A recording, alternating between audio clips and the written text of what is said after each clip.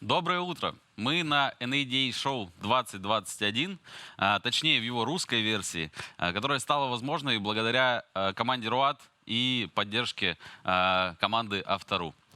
Сегодня уже третий день нашего мероприятия, и этот третий день, хоть он и последний, но во многом будет таким самым острым, потому что сегодня мы будем обсуждать две темы. Первая тема — это digital retailing или цифровые продажи, цифровая торговля. И рядом с ней всегда идет тема персонала. Мы редко об этом говорим, но для того, чтобы запускать цифровые продажи без изменений персонала, без трансформации нашей команды, без новой мотивации, без новых навыков диджитал ритейлинг невозможен. Поэтому было принято решение поставить эти два потока рядом и так, рука об руку идти с ними. После каждого дня, как вы знаете, у нас проходит панельная дискуссия, и в этот раз обсуждать результаты сегодняшнего дня и семинары сегодняшнего дня к нам присоединится Сергей Кожухов из компании «Бизнес Кар», Владислав Рыдаев из компании «Прагматика», Олег Масеев, вице-президент РОАД, и Александр Зверев из команды Авто.ру. Я думаю, что команда обсуждающих в этот раз снова у нас подобралась интересная, будет много дискуссий. И я думаю, что вам очень понравится, поэтому обязательно сегодня по завершении трансляции семинаров не отключайтесь. Мы проведем час в очень хорошей компании и с классной атмосферой.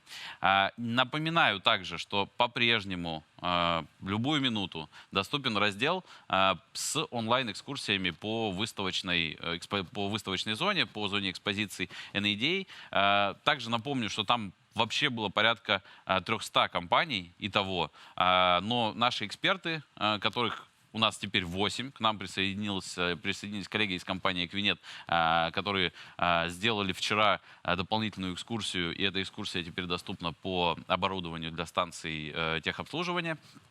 Так вот, 8 экспертов показывают всего по 3, 5, 7 продуктов, кто сколько выбрал. И таким образом, всего за 20 минут каждый эксперт создает определенное представление о каждой сфере. Например, там, темы, которые там есть, это цифровые продажи, это онлайн-маркетинг, это управление репутацией, это управление складом, финансовые услуги, ну и там новинки, которые только появились, те продукты, которые только появились в рамках этой идеи впервые. Ну и перейдем к первым семинарам, к первым сессиям. В потоке цифровых продаж мы решили сделать сдвоенную пару семинаров такую. Первым мы решили повторить вчерашнюю, даже не вчерашнюю, а в первый день у нас была Lissette Gole из Google. У нее очень классная, очень емкая и такое на злобу дня выступление о том, как дилеру можно меняться, смотря на другие индустрии. И оно довольно короткое, поэтому у нас нашлось время, куда его вставить. А Брайан Паш перед ней расскажет о том, каким образом по-новому нужно делать мерчендайзинг в мире цифрового ритейла. В свою очередь, в потоке персонал нас ждет Джаред Хэмилтон. Джаред — это лидер американского рынка с точки зрения технологии HR, найма, адаптации и мотивации персонала.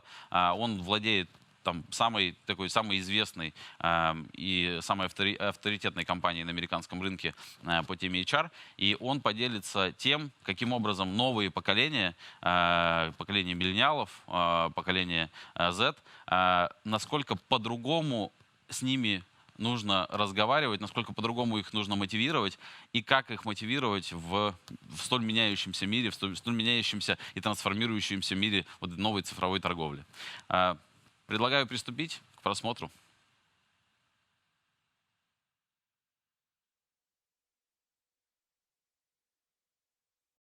Hi, this is Brian Pash, and welcome to an exciting NADA workshop. Really pleased to have Jason Monahan as my guest to share his experiences on marketing and merchandising remote retailing strategies. Some of you may also call it digital retailing.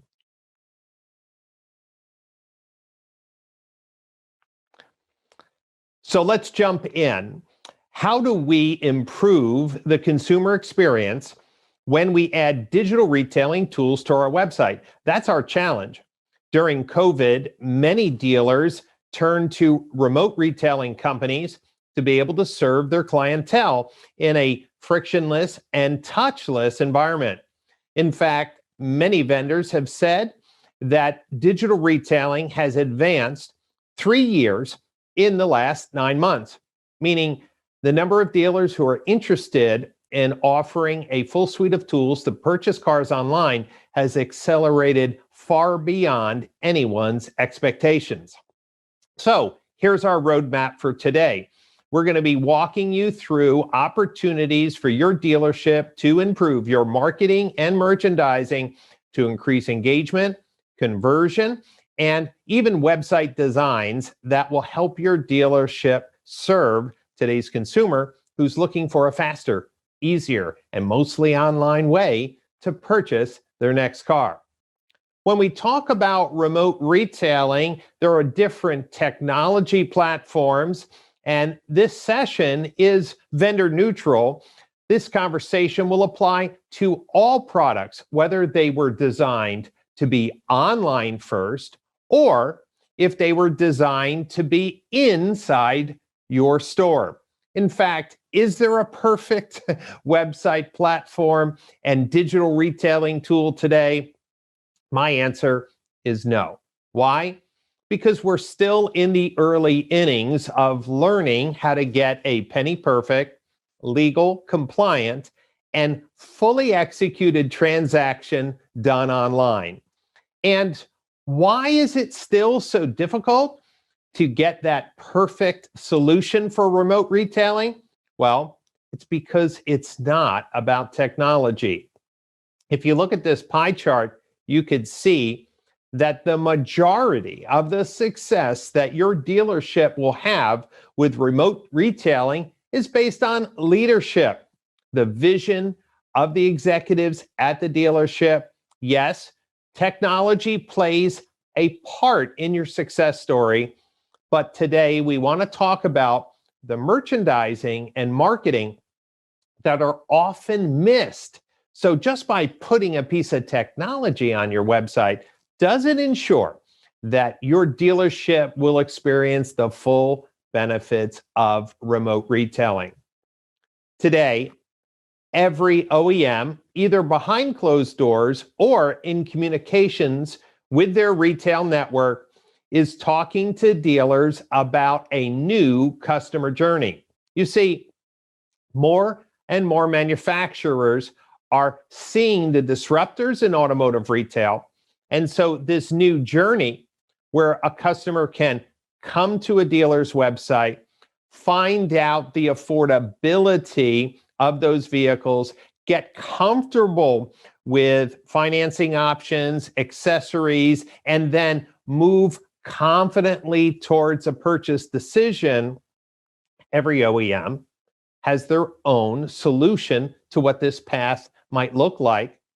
And so depending on which franchises you represent here in your local markets, each OEM has their own vision on what that path looks like.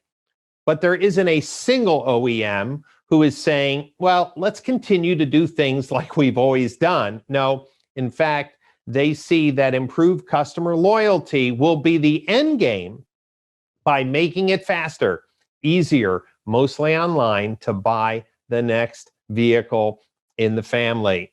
Now, when I talk about digital retailing and the leadership opportunities, take a look at this graphic.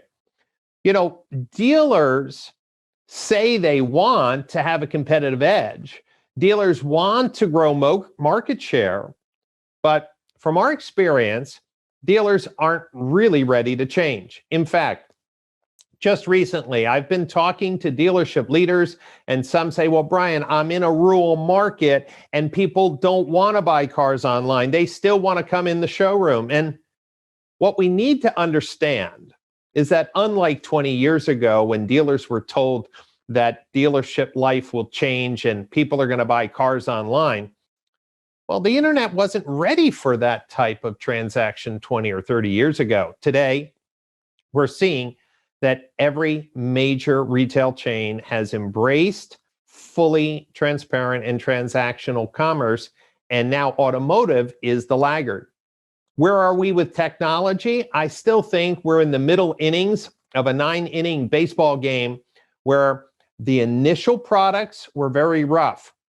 The products being unveiled at NADA 2021 are more accurate, allow more transparency, more flexibility, and compliance with state laws, even in regards to e-signatures. We know that consumer interest is high. So how do we get the dealer community, the technology community, to catch up with the needs of consumers? And that's the focus of today's workshop.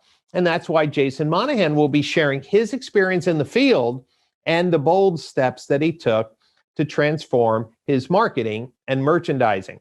Now, if you take a look at this graph, you'll see that every OEM is embracing the need to be more transparent online. But what has been missing in the digital retailing success story is a clear brand message that educates consumers in their local market that there's a new way to buy a car that's faster and easier and solves some of the problems that are traditionally associated with buying a car at a local dealership.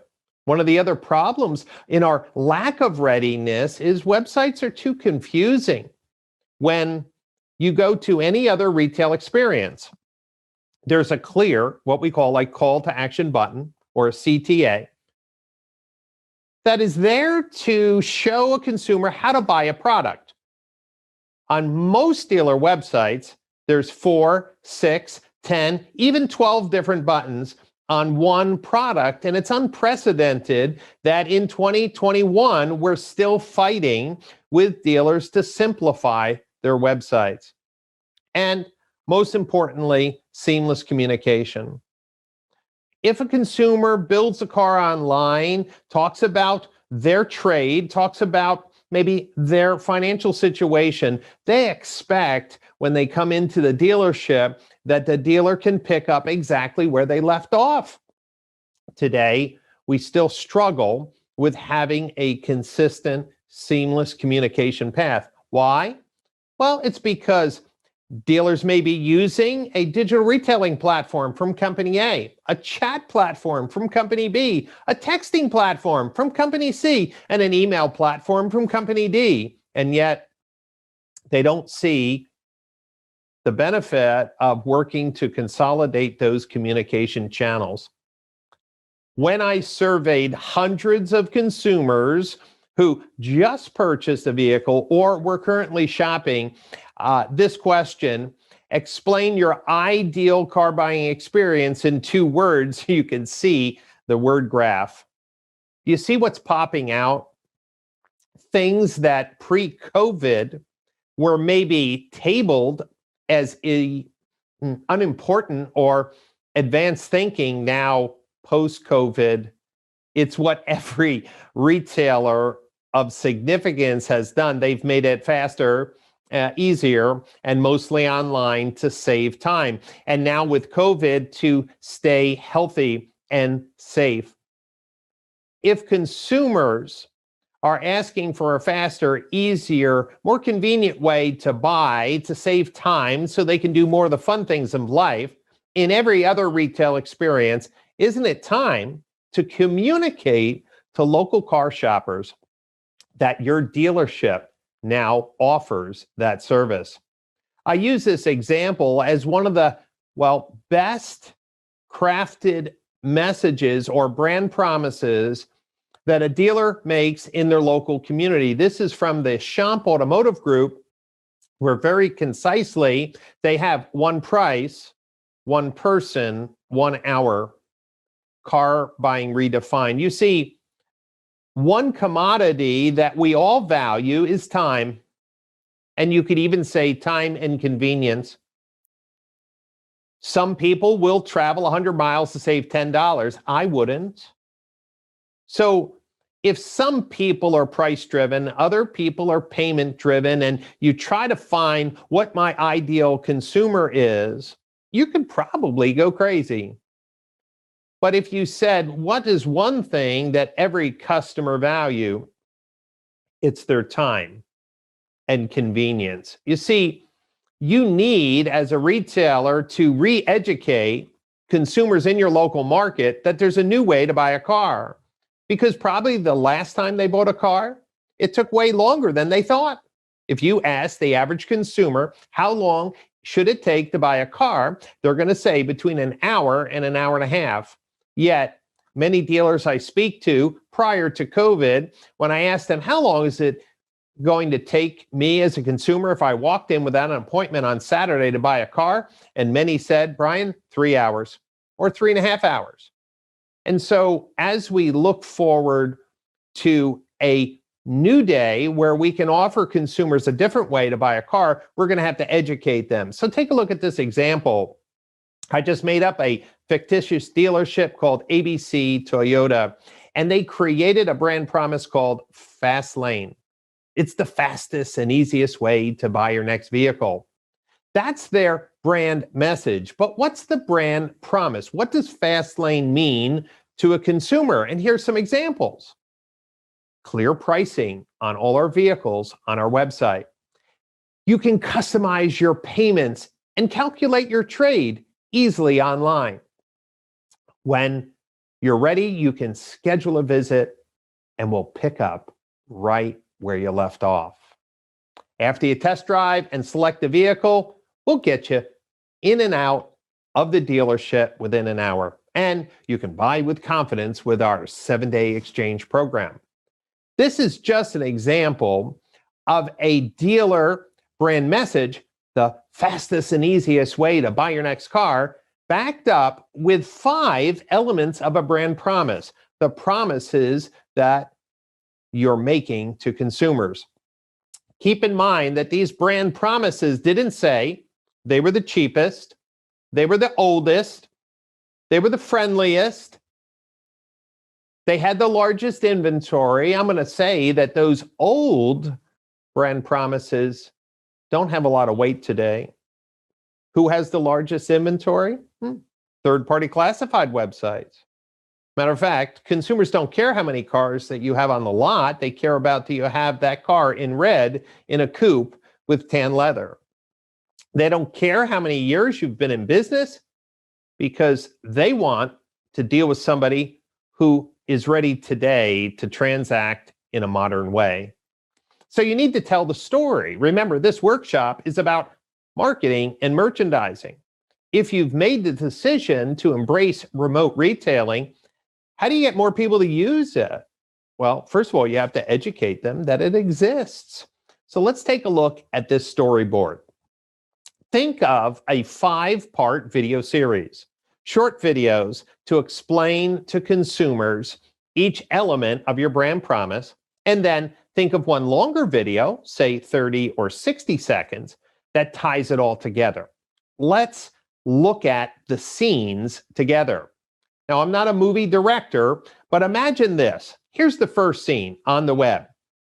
Camera comes in, it's a woman on an iPad, she's in her kitchen, and the camera goes over her shoulder and she's on your website searching and researching cars. And the voiceover can say, at ABC Toyota, our fast lane technology makes it so easy for you to find the exact car that meets your needs and to check the affordability of it. And then in the home, maybe it's on the mobile phone, and there is the husband looking at the same car and saying, hey, no matter in the office, in the home, on a mobile device or desktop, you can find exactly the car that meets your needs and know its affordability. Do as much of the work you want online and we'll pick up where you left off. How about the third scene? Now, this is the family coming into the dealership, into the front door, coming up to the receptionist, being greeted by the receptionist. And the word track says, when you come into the dealership, let the receptionists know that you're a Fastlane customer and will pick up right where you left off. Moving then to the showroom experience, test drive as many cars as you want. When you find the car that you love, we'll get you in and out within an hour. And then the last scene, take as much time to learn about the features of your car. And then when you're ready, get on the road and start enjoying your new vehicle. That's life in the fast lane. You see what I'm doing? I'm visualizing for the consumer what the experience looks like. If you just are on the radio saying ABC Toyota Fastlane, the fastest and easiest way to buy your next car, how do consumers know what that means?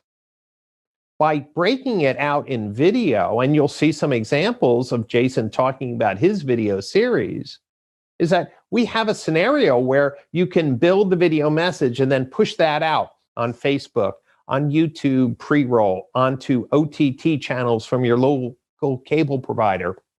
And guess what? Now consumers know that there's a new way to buy a car. I spend tremendous amount of time working with dealers, consulting on process. I don't sell digital retailing software. I just help dealers put all the pieces together. And where do I find dealers need the most help? Well, it's the topic of this workshop. Number one is website merchandising. How do we make it simple to get consumers to fall in love with our business and the vehicles that we have? How do we get that ad strategy out? We just talked a little bit about that. And then how to communicate there's a new way to buy a car. And it's my experience, and the data shows that video is the best way to communicate to consumers that there's a new way to buy a car. And then, of course, sales process. How do we connect the online experience with the in-store process? How do we stop chasing customers and start serving customers who visit our online showroom? We're going to talk more about that in a minute.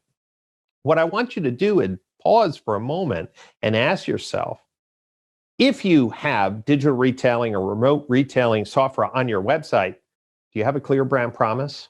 Do you have a clear brand message? Is it merchandised on your website? Is it explained in video? And does the sales process that you're marketing match the consumer experience? So let's talk about good and then better and best, meaning we have to start in steps. We can't expect someone to change overnight. And more importantly, there may be some dealers watching this workshop who've not embraced digital retailing, are not putting more transparent buying tools on their website because you're afraid that you're going to lose gross. The good news is, I haven't worked with a single dealer who've embraced digital retailing with a clear brand promise and clear sales process that have experienced lower gross profit. Their PVR is up in every case, and there's a reason why. Because with less labor costs, less chasing, more serving, the customer experience better, the employee experience is better, and guess what? Consumers are willing to pay more for a better experience, especially if you've shown them that there's clear benefits from doing business with your dealership in a new way. So what we wanted to do is talk about simplifying your vehicle detail pages. So your product pages. If somebody goes to your website and searches through your vehicles and clicks on a particular vehicle, what does that page look like? And you can see from this chart, and I'm not going to read through the whole experience, is that are you clearly showing a consumer where to click? How many buttons are on that page? Is it clear? We call this a clear color violator. Is it clear where someone should click to actually start to customize their payments and understand the affordability of the car? Remember, when someone comes to your website, once they fall in love with a car, the next question is can I afford it? And what's my trade worth? And so is it clear on how to get that information from your website? Are we driving people through the digital retailing experience? I can't tell you how many times I look at a dealer's website and they have 2 or 3 finance applications on the VDP. That's right, 2 or 3. Guess what? All from different companies. It's not uncommon for me to see 2 trade tools on the VDP. Maybe one is trade pending, the other is KBB. They're going to give different numbers, maybe in a general range. Why would you have 2 different competing trade tools on a page where a consumer wants to know, what's my trade worth? And how about this? Is your brand promise and your brand message clearly stated on the VDP? So if somebody heard on radio or saw your video, when they come to your website and you've talked about Fastlane, is it clear what Fastlane is again? Are you marketing and merchandising in a consistent way? Here's an amazing stat that I want to challenge everyone who's viewing today's workshop, that the data is clear. When you reduce your call to action buttons and move those buttons to conversations, not forms, you can double the number of sales opportunities you have per month. Let me say this again.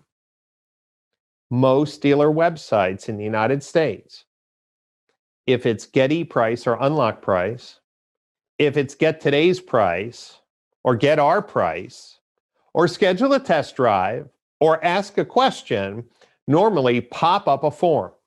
And that form is basically saying to a consumer, no one's here to help. I can't help you now. So fill out this information and we'll chase you down later. Isn't that funny? When someone walks into your showroom, you've developed a process to serve them. Could you imagine the receptionist telling someone who walked into your showroom, please sit down in the chair, someone in the next few hours will get back to you. Someone will come over. I don't know when. It could be 1 hour, it could be 2 hours, it could be 3 hours. We're kind of busy, but just sit and wait. We would never say that. Matter of fact, we've built a sales process to handle that. Why, when somebody is on the website, landing on a car, is asking questions about the affordability, why would we tell them that no one is around to help when we have a BDC or not? We have people waiting for someone to show up in the showroom, standing around. When dealers were forced during COVID to close their showrooms and do by appointment only or remote retailing, here's one interesting thing they found. They sold just as many cars with half or less the number of sales associates, and sales associates were able to sell twice as many cars as they traditionally did per month because they were forced to do communication in a new way. Think about it. What if I told you right now you don't have a traffic problem or a lead problem, you have a service problem, in that instead of serving people on your website, you're telling them no one's here to help. And so that's why I wanted to bring in Jason Monahan. Jason was someone who followed the advice in the books I've written on digital retailing, who wanted to simplify their website.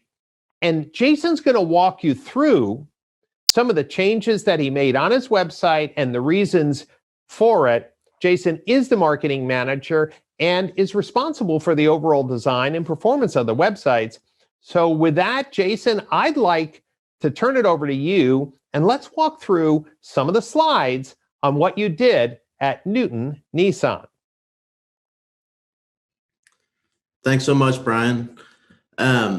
So when this all started for us, it seemed a little overwhelming, knowing that we had a lot of changes to make and knowing that what the potential was. It got us excited, but it was almost unsure of where to start. And so from reading Brian's books and some guidance from Brian, we realized, okay, let's start with our VDP pages. And as you can see here, we have 3 call to actions on our page. One, to jump into our Newton FastPass tool. That one's green. It helps it to stand out, and we knew that that would draw more people in. Typically, there's other questions that people have, and instead of trying to assume we would know what those questions are, we wanted to give them an option to be able to ask us a question, so that's one of our other buttons. And if the customer is excited about getting into the store and getting into to do a test drive, we have that button as well. The Ask Us a Question button and the Schedule a Test Drive button both pop up our chat tool so that they can immediately speak with somebody about answering whatever questions they have and getting into the dealership to schedule a test drive. When you jump into our digital retailing tool, when you click the green button, it will also have the option to have a conversation. So as you're walking through that process, you can ask questions. Hey, I don't know what this means. And we're staffed on the back end to answer whatever questions they have. And to be completely honest, Brian has talked about it. That was a difficult part about getting things set up, was getting our team to buy into, hey, you're having a conversation with a customer that you don't have to chase them. They're going to ask you questions. And if we're catching them when they're on our site, the chances of us closing them are so much higher than an hour later when they're somewhere else doing something else. So that was a big first step. If you go to the next slide, Brian, we wanted to be able to market it in the easiest, simplest way is, how does our website tell people about the tool? And so something as simple as a banner at the top here that says, hey, you can learn how to do this, and we'll walk you through that process. You can also see at the bottom of the pictures that we have, you'll also see that it talks about FastPass. And that's beneficial in many ways, because all of our pictures are going to get pushed out to third-party sites, and that will also help spread the word for you. So this was just some basic first steps that we took. And if you also notice the bar at the top that says, why choose Newton Nissan? When that drops down, it talks about what makes us different, but it also talks about why FastPass is important. And so we wanted to be able to touch customers in a bunch of different ways, and this is how we started with that. Like I said, again, at the bottom, you can see the picture. We're tying it together on the VDP as well. We really wanted to be consistent. That was the key. You'll notice, obviously, we're a Nissan dealer, so the red is what stands out. And if you pay attention, you can see that, throughout the entire process, there is something that mentions FastPass through the entire thing. From our homepage to our VDP to even on our service pages, we want customers to know this is what we want you to do, and this is how we can make it easier for you. And so this, I guess before we get into the commercial too much, I'll kind of tell you what the premise was. In our minds, when you're buying a car, there's a stigma that's associated with that a lot of times to a customer, and we wanted to kind of break that stigma. So when it came down to writing our commercial, we wanted it to be something fun, but let the customer know, hey, here's a new way that you can purchase your car that you've not done before. And so we like the idea of the car being able to talk, and that was kind of the direction that we went with this. And then are we going to walk through the commercial here? Yeah. So after we ran that, we started that before COVID happened. We had commercial shot. And just to tell you a little bit about that, we have 4 stores, and we shot 3 commercials for each store. So we got 3 30-second commercials and then 3 15s for each commercial, so that we could push it out not only on TV, but we push it out on social media. And those 15-second ones, it's one of those videos where you have to watch the whole thing in order for, to move on. And so we wanted it to be simple and entertaining and catch their attention. And we did that. So like I said, we started in January of this year with our launch. We average about 850 engaged shoppers per month. And at first, we had about 25 appointments per month from the tool, which is great, because these customers are engaged customers. They're customers that are interested and they're ready to buy. And so our closing rate for those leads were through the roof, like easily out of the gate, one of our highest close rates of any of our lead source providers. And we realized quickly that any process that we have in place had to be a little more fluid, regardless of how we started out and what we thought the process would look like at the beginning. That changed. And the best part is the team that we had set in place to be able to answer these leads and to talk to the customers, they took the time to read the leads. And I can't emphasize enough how important that is. Even though it sounds very simple, you want to make sure that you're reading through those, because that's how you're going to make sure that your close rate jumps even more. Hey, this is what our close rate started at, and it will jump. It is not, you can see it's not something that we just let exist on our website. We, every single month, we're reevaluating how can we improve this some more. We want to be transparent. We want to be clear, and we want to make it, as simple and easy as we can on the customer. And so it can't just be, hey, here's our template for you to write an email to, and to be completely honest, at first it was a little crazy. We had those canned responses, and honestly, they were getting sent out to customers it was like input your information here, and it would get sent out that way. But, with a little adjustment, we have made it so that, hey, this team knows these have to be responses that are answering their questions and engaging them to come back with more information for us. And it can be as simple as, how they're responding to the customer, instead of just calling and saying, hey, I saw that you submitted this lead. Hey, we saw that you submitted, and how can we help? I noticed that you didn't have any trade put in when you submitted through the tool. Is that something I can add to this so that I can get this deal as complete for you as I can before you come in the store? The customer's thinking, hey, they're helping me. Let's keep the ball rolling here. And so we wanted Jason, to be.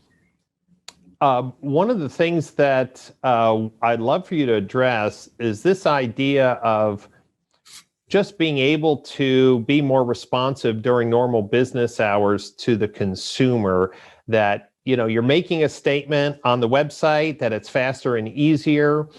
Are you handling those website conversations yourself during the day, outsourcing it after hours, or is your outsourcing partner doing the first crack at those interactive engagements?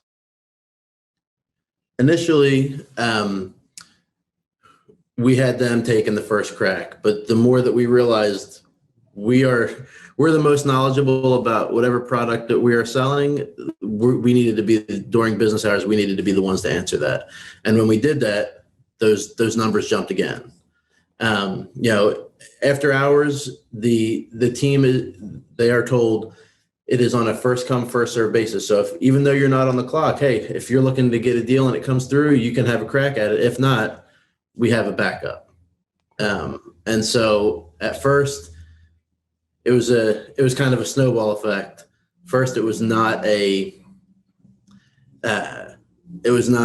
process that was really thought out, because it wasn't something we had to do before. Like, people were answering chats, but it wasn't a customer that was this far down the line. And the number of chats in general that we've gotten in, especially in 2020, has jumped significantly on all of our sites.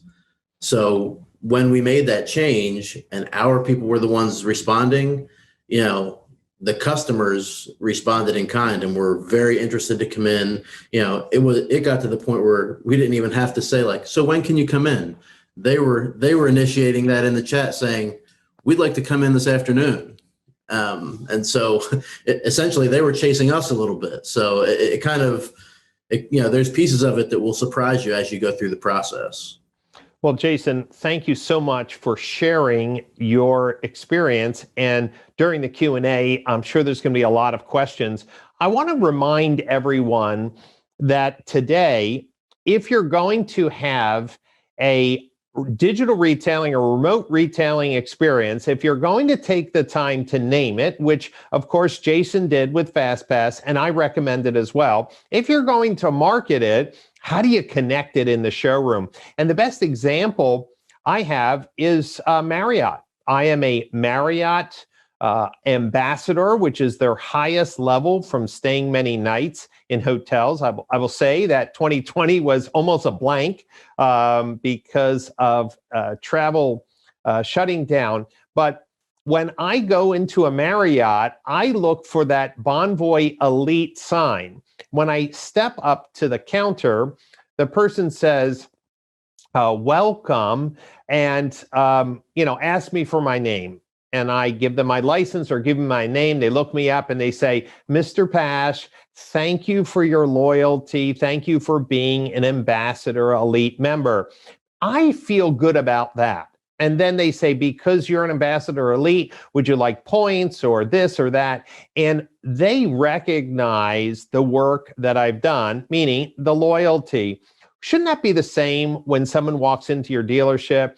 If they've spent an hour with your digital retailing tools and have had some conversations from your internal team, shouldn't they, in a sense, go to the head of the line? And that's why I want you to think about how to change your showroom experience. Many dealerships, like this one shown here, have a reception desk. Why wouldn't you have 2 lanes in your reception desk? Meaning, why wouldn't you have a fast pass lane and a regular lane? Just like Marriott has the regular check-in line and the Bonvoy Elite line. In fact, it could just be something like this, a simple red carpet that says Newton Nissan Fast Lane customers, right? And of course, the nice thing about that is the other mat can just be for guests. When someone walks into your showroom, how do they know to go into the fast lane? Guess what? It's your salespeople. Think about it. A consumer's on your website using your digital retailing tools, going back and forth with questions, and your salesperson says, okay, I'm looking forward to your appointment tomorrow. And since you've done so much work using our fast lane technology, when you come in to the front door, you'll see 2 lanes. You'll see the fast pass lane or the fast lane customers and our regular. Go into the fast lane and we'll pick up right where you left off. Do you see the beauty of that? I'm connecting the online experience to the showroom experience, and the first impression the consumer will get is, wow, they really are making it faster and easier for me to buy my next car. You know, actions speak louder than words. So dealers can advertise anything online or on the radio or on television. But if their website doesn't show it, if their processes don't support it, and if the showroom and online experience are disconnected, you can't say that it's truly a faster and easier way to buy a car. What I want you to do, those of you who are watching this workshop, would you take a moment to look at your website from a consumer's eyes? Go to your homepage. Is your digital retailing experience named? Is it described? Are there any benefits communicated? When you do a search results page, is a clear call to action evident to a consumer? Do you have banners encouraging them what to do next? Go to your VDP. How many buttons are there? How many forms pop up? Do you serve customers or do you chase them? This is a profound opportunity for you to realize that just like you wouldn't ignore a consumer who comes into your showroom, why are we ignoring the consumers who come to our website, click on a button that's super important, like, can I afford this car? And why are you telling them no one's here to talk with you? So what are your next steps? It's very simple. Here's a checklist. I don't need to go through the checklist. You have the opportunity to pause and come back to this list, but it's just a reminder of everything that we've gone through in this workshop. And of course, it's our opportunity now to hear from you. Jason and I are ready and willing to answer all your questions. So if you want to double your sales opportunities, if you want to step into modern retailing, this is your opportunity to ask questions. So what are we waiting for? Let's start answering what is on the top of your mind right now. Welcome to Google's workshop at NADA. I am honored to be speaking with you today. My name is Lissette Gole, and I manage the automotive retail team at Google. Our team specializes in digital marketing for dealers, focused specifically on how dealers and dealer groups can best use Google's solutions. After nearly 20 years in the industry, this past year has been one of the most challenging, and I hope everyone is staying safe. But if there's a silver lining in our industry, it is that these challenges are accelerating change that has been lingering for some time. Change has come fast in the last year especially. At the beginning of the pandemic, we experienced 10 years of change in just 6 months. And for the auto industry, for the first time in decades, automakers are forced to change what they sell, the way they sell, and how they sell, resulting in all of us reevaluating the way we have always done things. As many state regulations continue to adjust, dealerships across the country shut down, challenging the ability for dealers to move metal.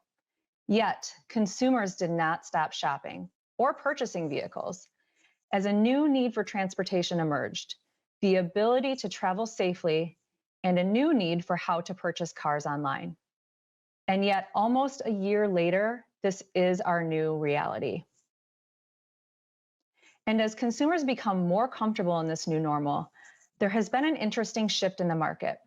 People are buying cars for new reasons, such as personal safety and health reasons. And new demographics of auto shoppers are emerging. A Cars.com survey reported that 20% of respondents who didn't own a car were considering purchasing one at the beginning of the pandemic. This has implications on long-standing principles of marketing in auto, like loyalty. What has changed is not just who is buying cars, but how they are purchasing. Here, we have some data from Google Trends. Search trends reveal that the customers are still interested in both visiting the physical dealership as well as experiencing online options for shopping and buying. Dealerships are not going away. I don't believe this is surprising to any of us here. Truly, e-commerce has become second nature to so many of us. For me personally, I know I relied on the ability to shop online, to set up remote learning for my sons, and to finally furnish my home office. For example, this pandemic has accelerated industries that were just starting to dip their toes in the e-commerce model, from Starbucks coffee to at-home grocery delivery. And we've seen online fulfillment of groceries really take off. At first by necessity, but now it has sustained because of the convenience. A Gallup poll from August 2019 revealed that 81% of Americans say they had never ordered groceries online. This included me. But now we see the opposite trend. Over 80% of Americans have shopped online for groceries. Coffee and groceries are just two businesses that have accelerated online transactions in today's reality. Now let's pivot back to auto. Making the shift to online retailing is not going to be easy for a host of reasons tied to legacy. Auto, mattresses, and real estate are some of the last industries that have adapted in an e-commerce first model. And we can learn from the mattress industry who went all in on e-commerce during these last 12 months. When we look at the mattress industry, there are actually some remarkable similarities to the auto business, with the exception of online purchasing. The number of brands considered, the number of physical locations visited, demographics of 25 to 54-year-olds making up about 50% of sales, and length of ownership. When it comes to online purchases, in 2018, e-commerce made up 1% of vehicle purchases, but made up 10% of mattress purchases. From Google's perspective, we have seen many industries accelerate adoption of e-commerce models, then reach a tipping point where it is the new normal. For example, mattresses went from 10% of sales online in 2018 to doubling online sales in just 1 year. And now, especially with 2020, over a third of mattresses are purchased online. Just imagine if a third of the vehicles on your lot were purchased online. We don't think we're quite at the tipping point for auto just yet, for many reasons you're mostly familiar with. However, change will come and it will come fast. It will be a lot of work, but what encourages me is that I have seen dealers pivot faster in this year than I have ever before. And we need to all start preparing for auto's tipping point. In March of 2020, already 1 in 10 car buyers in the US said they made their purchases online, compared to just 1% in 2018. So this change has already begun. 63% of purchasers said they would consider ordering their future car purchase online and have it delivered to their home. And 73% of auto shoppers say they are comfortable negotiating purchase, lease, or financing terms completely online or through a mix of online and offline channels. But the experience has not yet changed. Customers have said they are willing to move online, yet they are still spending on average 2 hours and 46 minutes in the dealership. The more pieces of the shopper journey that are moved online, we see the overall satisfaction of the auto shopper increase. As a dealer, you can start to plan what steps of the shopper journey you want to move online. For instance, you could consider at-home test drives, transparent pricing, and pre-approved financing. We believe at Google there is an unprecedented opportunity to be ready for whatever comes next. And our new Dealer Guidebook 2.5 will provide recommendations to help you get results and help you build the foundation for larger shifts at play. Brands that will develop an e-commerce foundation, access the power of an OEM program, and deliver cross-tier marketing will succeed in the future.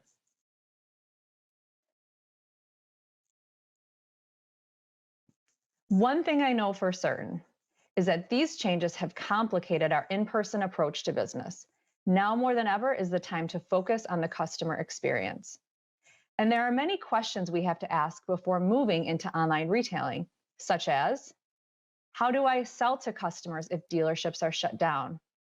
Or if customers are not comfortable visiting in person? Who should I partner with to enable the online selling of vehicles? Or even just where do I start? We can simplify this complex purchase process into 3 steps.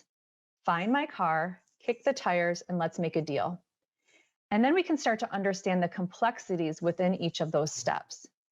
Even if you cannot move all of these steps online, starting somewhere is necessary right now. For example, Google your dealership right now and focus on the mobile experience. Does it load in 3 seconds or less? If not, that's your starting point. We have seen that OEMs and dealerships who lean into online retailing reap the benefits. Pre-COVID, our friends at Paragon Honda made home deliveries for only 7% of their vehicles sold. However, with the showroom shut down, all 775 of their vehicles sold in May were delivered to the homes of new buyers. You might even say the ability to offer that last mile delivery helped them offset some of the impact of the pandemic. And roughly 60% of Infiniti sellers are bringing test drives fully sanitized to the customer's front door. Their research found that 70% of Infiniti customers who are aware of the remote offering want it to continue after the pandemic. Hyundai has also leaned into their own digital transformation with a focus on online retail. While other automakers pushed selling cars online into the 5-year or later plan, Hyundai doubled down on online retailing when less than 1% of sales were online. Hyundai launched their click-to-buy program a year and a half ago, which allowed dealers to sell vehicles online through the Hyundai sponsored program. And today, 96% of Hyundai's dealers are enrolled in the program, saving the dealerships almost 30% to their bottom line.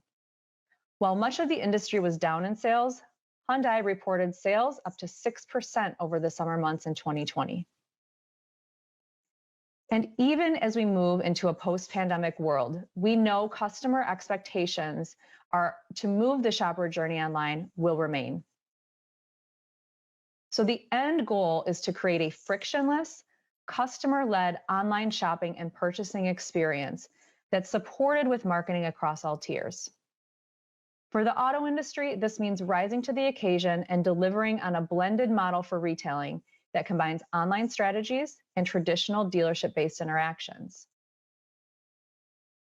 Customers now have higher expectations. Our survey of recent vehicle purchasers tells us that 67% expect enhanced dealership communication online, and just about the same, at 65%, expect more online purchase process options for vehicles in the future. We mentioned this before, but it's worth me saying again. Your customers are ready. Our recommendations today will focus on the basics that need to happen before you can deliver that frictionless experience. It's important to begin with establishing a foundation for online retailing solutions. As the industry continues to digitize across the entire vehicle purchase journey, we recommend preparing for the future with a holistic approach that constantly innovates across these 3 areas of focus. Rethink your measurement, align your efforts across tiers, and lean into the power of OEM programs. To start, rethink your measurement strategy. For OEMs, focus on actions during the research journey.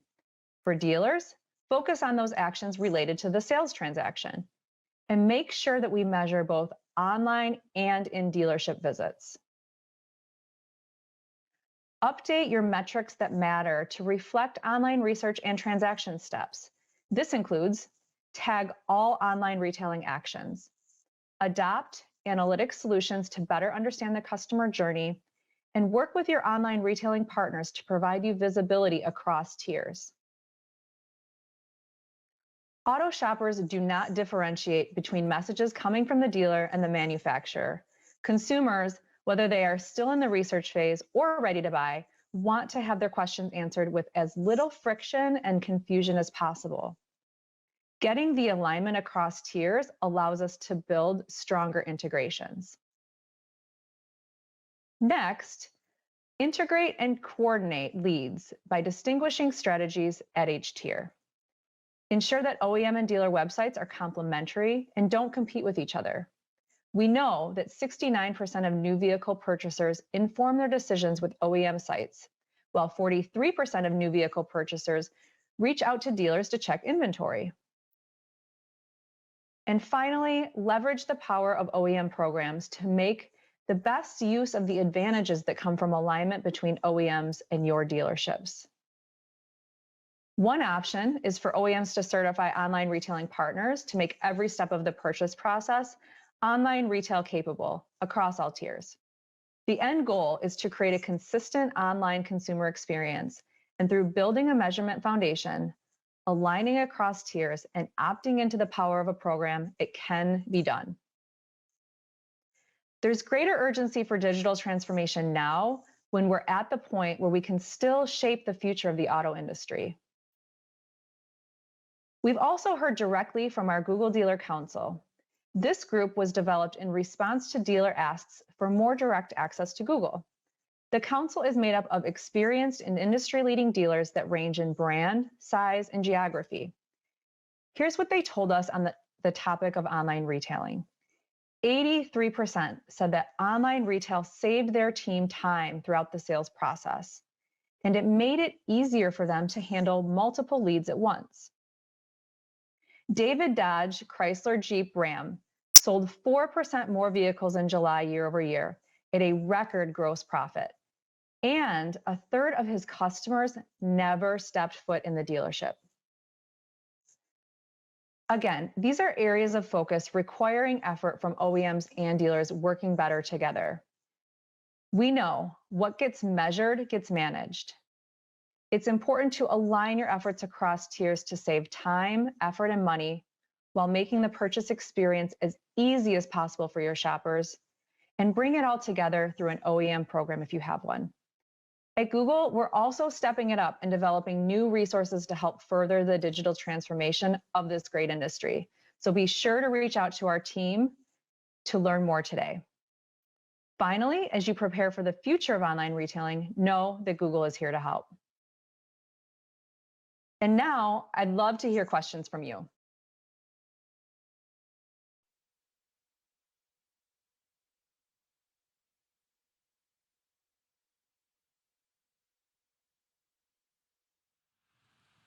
В продолжение этих двух замечательных и содержательных семинаров мы запускаем следующие два. В потоке цифровых продаж, или digital, как мы его назвали, у нас будет Стив Roessler. Стив поделится тем, каким образом можно использовать текстовые коммуникации и видеомаркетинг для того, чтобы существенно, просто в разы повышать конверсию ваших входящих обращений в реальные визиты в дилерский центр, ну и логично, что в продаже.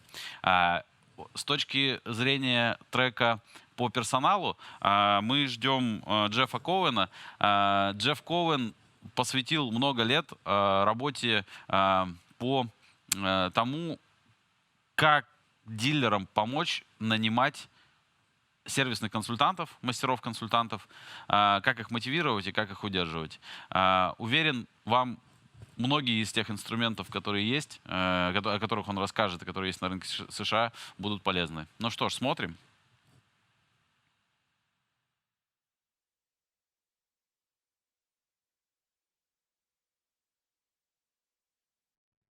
Hey, everybody. Welcome to NADA Virtual.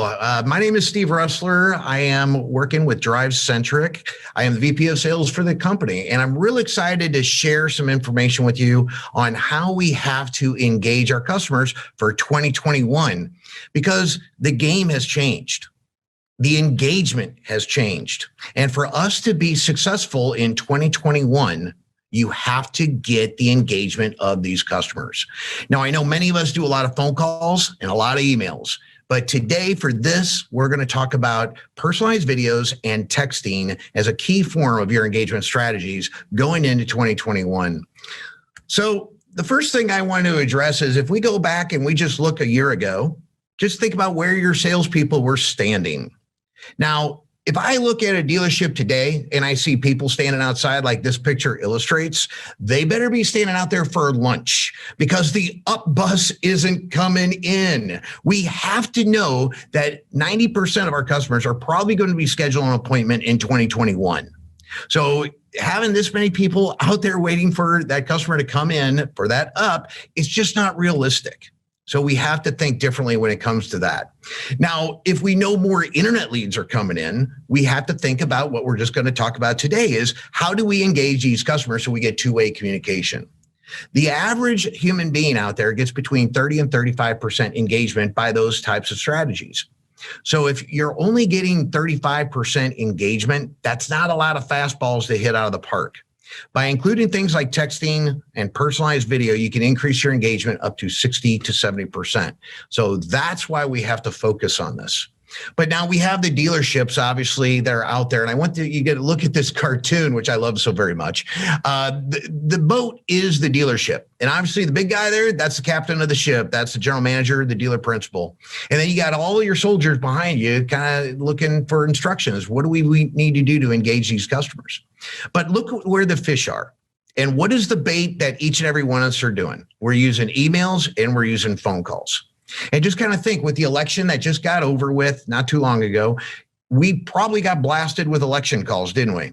And technology now with phone calls, you can slide it over. And if there's any unknown customer that calls your phone, it could go right to voicemail. So now today we have technology fighting the phones for customers picking up. And emails, let's face it, we get a lot of emails that are going to spam. They don't even get there. And they're templates. So we have to be very, very different and think about the customer because the customer has all these tools at their fingertips. The average customer is shopping 15 to 17 hours. They probably know more about the car than the salesperson does. Let's be real with all the information that's on the web. We can do things like virtual meetings now via Zoom. I mean, look, NADA, we're all virtual, right? This is a different day and age that is catapulting us up over to 2021 to help the customer with a buying experience. And then you have tools like VR tools where they can do virtual test drives. So these are all the tools that the customers have at their fingertips to have a better buying experience. So what do we call these customers today? We call them the digital showroom customer. They just don't want to come in the store. They want to do more of the deal remotely. What they want to do is come in and do the fun part, the test drive. So how do we acknowledge and communicate to these digital showroom customers? And that's what we want to do today. We're going to talk about strategizing as texting as the number one form of communication. This should be something that be implemented today.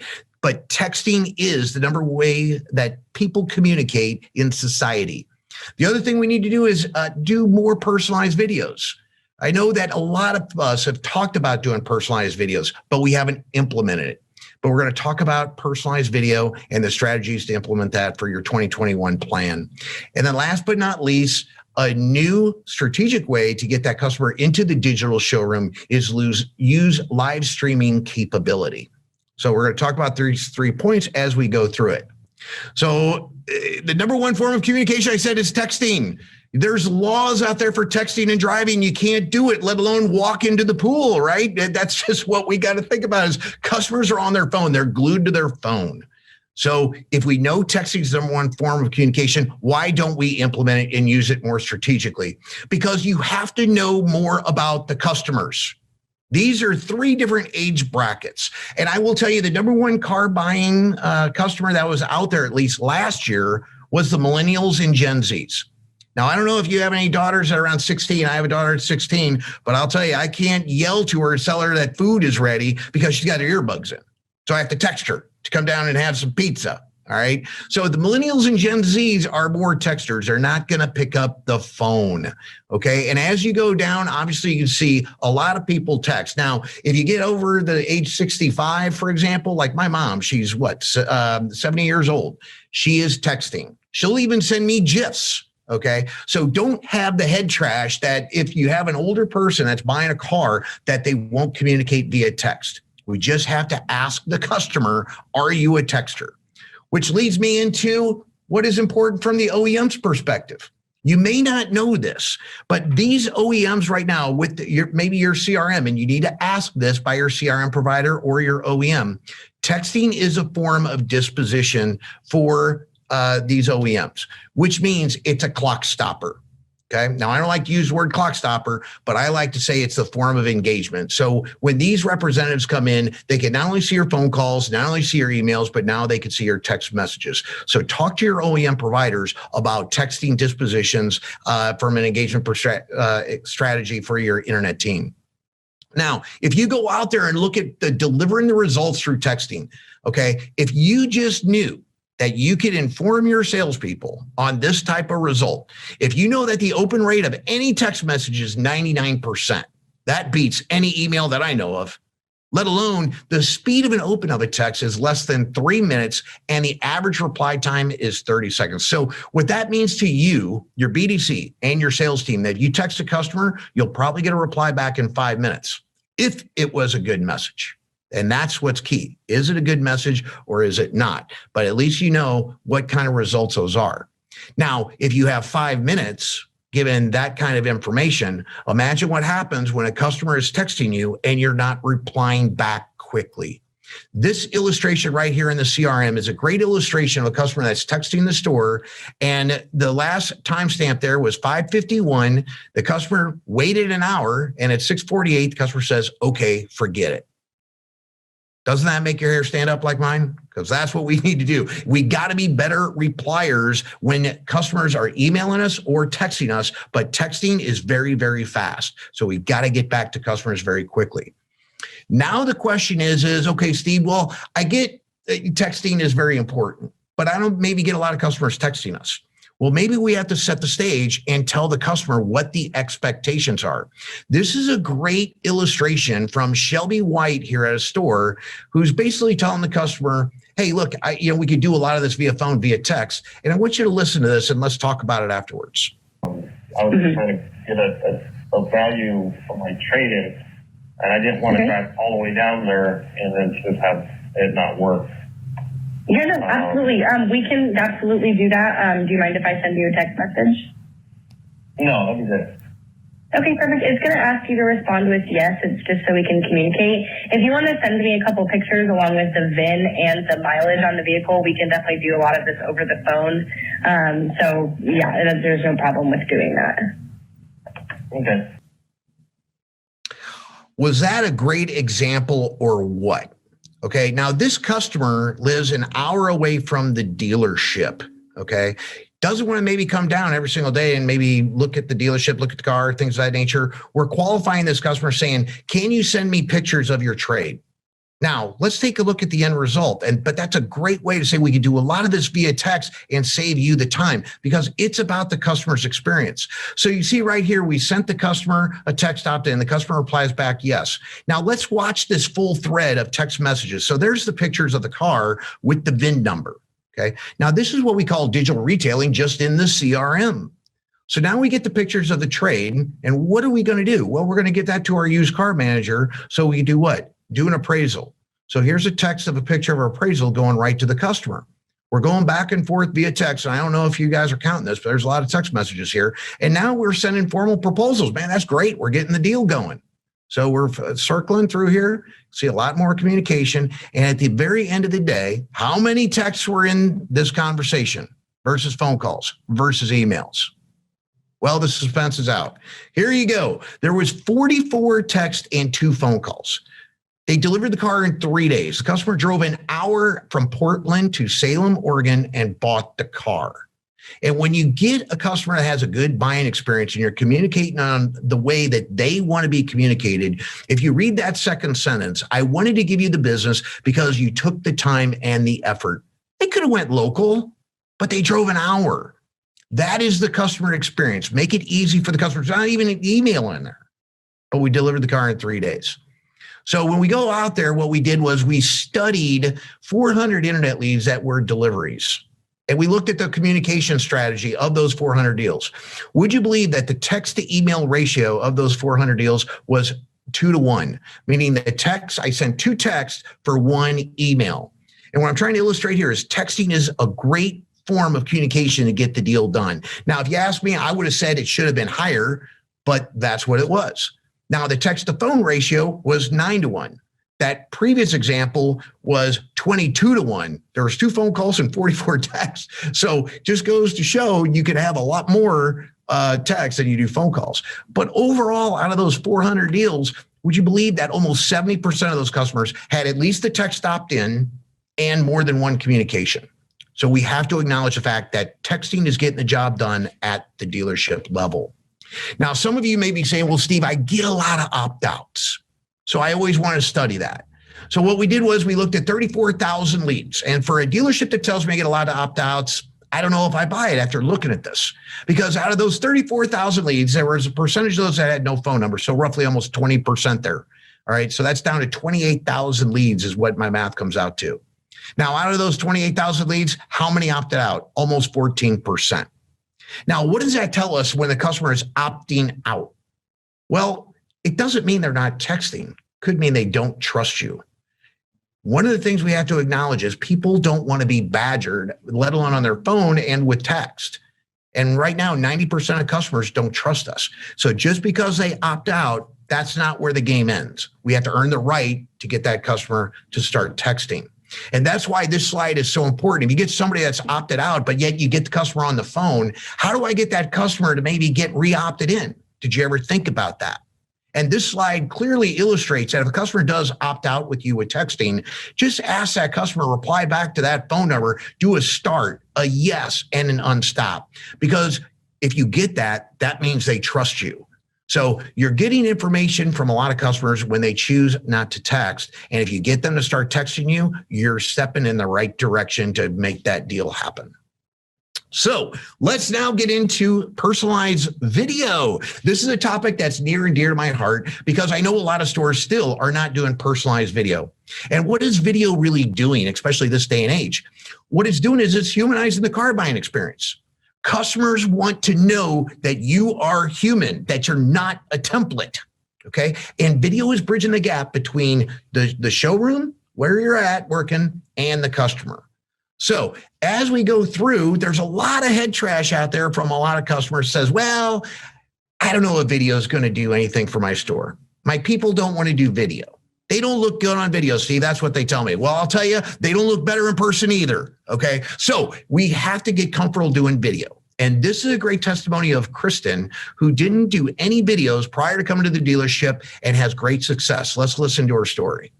Hi, my name's Kristen. I've been shooting video for about 3 to 4 months now. And initially when I started, I was really reluctant on being nervous and not really knowing what to say or if I was going to say it right. And with time, I got comfortable with it and knew that you could reshoot video and do it as many times as you needed to, just like a simple Snapchat. You can constantly reshoot the video until you get it right. The moment I started incorporating the videos, I felt I got a more genuine response from the customers, knowing that it was a person on the other end. It wasn't a generated response, and it led to higher engagement, positive feedback on the videos and getting those appointments. Nowadays, video is heavily immersed into our culture, so just be yourself and don't be afraid to do it.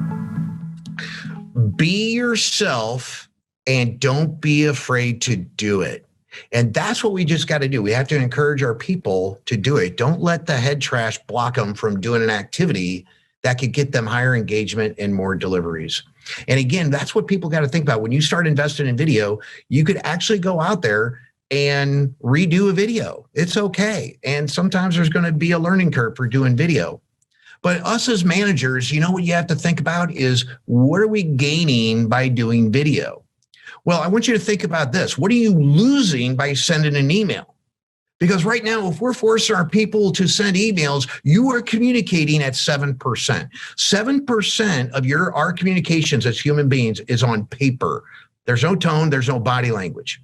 Now, you as a manager, general manager that's watching this video, you know what you're going to say: get him on the phone, get him on the phone. Well, that's great. You know why? Because you increase your communication to 38% plus 7%. 45% of the ways we communicate are tone and now words. But now us as managers, you don't say, get them in the store, get them in the store, come on, get them in the store. You know why? Because we're great. Because more than half, 55% is body language. And that's why we are great. When the customers get in the store, you got great salespeople. We got 100% of our communication. And that's what video is doing for your dealership. It's going to bridge the gap and humanize that car buying experience so they know who they're dealing with and there's no miscommunication. Now, if you say, well, people don't watch videos, Steve, well, let me tell you, with everything that happened last year, a lot of people are watching Facebook videos. Here's the stat that came out right around the first of the year after all the COVID stuff happened. More and more people are watching Facebook Live videos. So don't let head trash stop you from doing videos, because people will take the time to watch the video, especially if it's a great video and you're helping the customer out. Now, with everything that's going on, I want you to think about, what are we doing to bridge the gap of customers that may live a distance away? Maybe they couldn't come in because they were sick. Did you ever think about doing a virtual test drive video? Now, this is a great example of a dealership that was in Chattanooga, Tennessee, and the customer was in Pensacola, Florida. Now, it was a used car, but the customer didn't want to drive all the way up to Tennessee to test drive the car and maybe purchase it. So this store is very creative. They did about 6 or 7 personalized videos to this customer and did a virtual test drive. Let's watch what one of those videos basically showed here to the customer. How's it going, Wes? I got Chandler. He's going to be the one helping me with this. We're going on a little test drive. I want to go ahead and show you, as far as with the backup camera, how it works and everything. So he's going to start backing up with me. There we go, as we leave the parking lot. Now I am going to pause the video for a second, and when we get out on the road, I'm going to start it right back up. So hold tight with me. So now what we're doing here is, so you can hear the motor and everything, we're going to take it out to the interstate here as we're driving down the road, but we'll be quiet for here just a little bit so you can kind of hear everything. So there you go.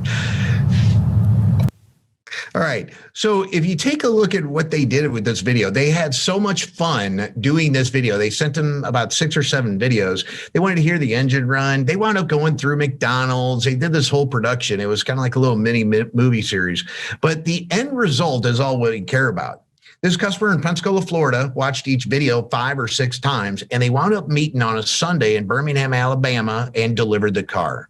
And that's what video can do. You can sell cars now anywhere across the United States or internationally by the power of video. So it's a really good illustration. Now, when it talks about engagement of video, because I'm going to send a video to a customer, and obviously we're doing this virtually, so I'm going to role play with myself here. When you send a video, you get a lot of information about engagement or non-engagement. And you're going to get tools in your video tool that says like this: not opened. Okay, so what would I do if I was calling David Hoffman, the customer? I'd say, hey, David, did you get my video? Now, I know the answer as a salesperson because it clearly says not opened. So he's going to say, no, I didn't get the video. Well, when I send emails today, you always got to point them. Maybe it shows up in junk. Maybe it shows up in promotional. Sometimes these email providers, they can flag it to where they got to look around and make sure that it's not junk. So that's good information for us as salespeople to point the customer on where to look. Now, let's look at this situation. So now, hey, David, did you get the video? He's going to say yes, because he opened it once. Okay. But hey, David, did you watch the video? No, Steve, I was at work. Okay. You kind of knew that answer, but you're going down that whole rabbit hole with him and making sure that he didn't watch the video, right? So that is great information to sit there and role play with these customers when they're on the phone with you. Now, let's take the last scenario. Okay. Hey, David, did you get the video? Yeah, man, I watched it. Okay, great. He watched it 3 times. Now, you don't want to say that, but he may have showed his wife, his kids, his friends, his family. Hey, man, do you like this white truck behind me? Whatever it may be, but he watched it 3 times. And that tells us he's highly engaged in watching your videos. So keep sending this customer videos, but that's great information. You surely don't want to call up the customer and say, I saw you watch it 3 times, or I know you didn't watch the video. Do not do that. That is information for us as salespeople to have a better phone conversation. Digital world is power when it comes to knowledge. Now let's take a look at some stats with video versus what we know as e-blast. You can see right there with e-blast, a typical e-blast get open about 10% of the time. And if there's like hyperlinks in there, you can see it's about 1%. Now, if we go out there and do, let's say, a blast of a video or send targeted campaigns with videos, the average open rate of these videos was 51%. Now the click rate was 26%. But if we go out there and do personalized videos and you see about the same amount of open rate, but more than double of the click rate. The question from each and every one of you is, well, why? Why is that? Well, if I take the time to send you a personalized video, I'm going to make sure you get that video of that walk around. I'm going to be sending you an email. Did you get the video? I'm going to send you a text. Did you get the video? So what we have to do by looking at this stat is point the customers to the video so they watch and listen to the message. Because at the end of the day, that's what's going to sell you a car. When we send an email, we don't know if they read it. That's the whole goal with videos. Make sure they watch your videos. So that's a really good stat. Now, I know a lot of us are going out there and saying, well, what types of videos are being done out there from other dealerships? Here's a list of different videos that you could learn to implement at your store. Obviously, the ones that we all know about are your typical BDC type videos, internet introduction videos, and obviously the walk around. Did you ever think about doing a confirm appointment video? Have you ever thought about doing a birthday video? I mean, when was the last time you got a birthday video from your friends, your family, or a potential customer? Probably never. So these are all the reasons to shoot video. Now, there is some education. If you go hashtag video gaga, what I have been doing is reactionary videos to dealerships that are doing video and critiquing them, because that's what we need to do as managers is when you're going out there, you're doing personalized videos, got to make the team better. And it's a way to have fun at the dealership. So by all means, that's a great resource to start watching and maybe having fun in your Monday morning meetings by educating people on how to get better doing personalized video. Now, just one of those videos, one of our groups did, the Capital Auto Group, they went out there, they started making a phone call with a video to confirm an appointment. And if you knew that 88% of those customers showed up to the dealership, would you implement a confirmation video? I would hope the answer is yes. So that is way we could use videos to impact the customer's buying experience. So, hey, it's raining. I'm going to meet you in the service drive so you can get rained on. Whatever it may be. Hey, make sure you bring this, and this to the dealership to give the customer information about the experience of what they're going to be doing. All these things can help drive that customer successfully to your store for that appointment. So this is something new we're going to all talk about. Maybe some of you on this are doing this. Have you ever considered scheduling a virtual appointment? And many of us are here probably saying, no, we haven't done that at all. But think about the opportunity, especially with what all happened last year. How can we schedule virtual appointments and beat your competition to the punch? Now, I know we could do FaceTime, right? You can do FaceTime with customers as long as they have, an iPhone, but can't do that with an Android. But the opportunity to get face-to-face with that customer in a live stream could be very valuable to your dealership for 2021. But we have to think differently, because right now, what many of us say at the store is, get them in the showroom, right? I said that plenty of times in this presentation. I think we all know that the goal is always get them in the showroom. But the digital showroom does exist. We have to acknowledge that. So it's an old way of thinking to say, get them in the store. If there's a new way that says, get them in the digital showroom. Can we acknowledge that is a new way of thinking that a customer visited your store. It's kind of interesting to think about that as we go into 2021. But we know it's been said to death back in January, this was in automotive news, that the customers want a better buying experience. We've known this probably even before this. And what are we doing to change it? Because you see these customers right here waiting. There's no salesperson working with them. Customers want to come in. If you go out there and read this article, I thought it was great because customers just want to do the test drive. They want to have fun. They shouldn't have to be like going to the dentist is equal to going to the dealership. We have to do a better job of enhancing that customer's experience because word of mouth travels fast. I don't want to say I've been at the dealership for 4 hours and I bought my car. That's negative. So how can we help do some of these things remotely and increase the buying time or the less time of the customer being at your store? And that's why this live streaming with the customers is such of a great idea, because you do a lot of things with the customer and be face-to-face with them, just not have to be in the showroom. So these are all potential opportunities that I can tell you that stores are looking at doing. And that's the virtual showroom appointment. You do the customer interview. How would you like to get that customer when they send it an interview? You would like to do an interview with them. Schedule it. Maybe it's a credit app interview. They send in a credit app and maybe some of the information you got questions on. I'd like to schedule some time with you. Obviously, you could do a virtual walk around. We all know that. But did you ever think about scheduling an appointment to do a virtual trade appraisal? These are all things you can do. Maybe you can do a proposal walkthrough. The other thing, and probably the most important that a lot of dealerships are starting to look at, is doing F&I remotely to expedite that customer's experience. So really good opportunities. But what I would encourage you to think about is just start with one. Let's work with one, master that, then go to the next one. Now, here's a great video at Classic Chevrolet. I'd love to thank them for sharing this. But this is a virtual appointment for a walk around. Let's watch what he does here. And this customer is 3 hours away. So here's your new Equinox 2020. I'm going to do a quick walk around, then I'll get into the details, okay? So he does this 8-minute walk around. Obviously, he scheduled this appointment. So he's going to show the details of this car, very thorough, in about 8 minutes. Now he's obviously going through and showing the features of the car, which I think is really cool here. Let me know if you have any questions. Again, I'm here till 8 p.m. today. So now he's asking the customer, do you have any questions? Spend 6 minutes with this customer answering questions.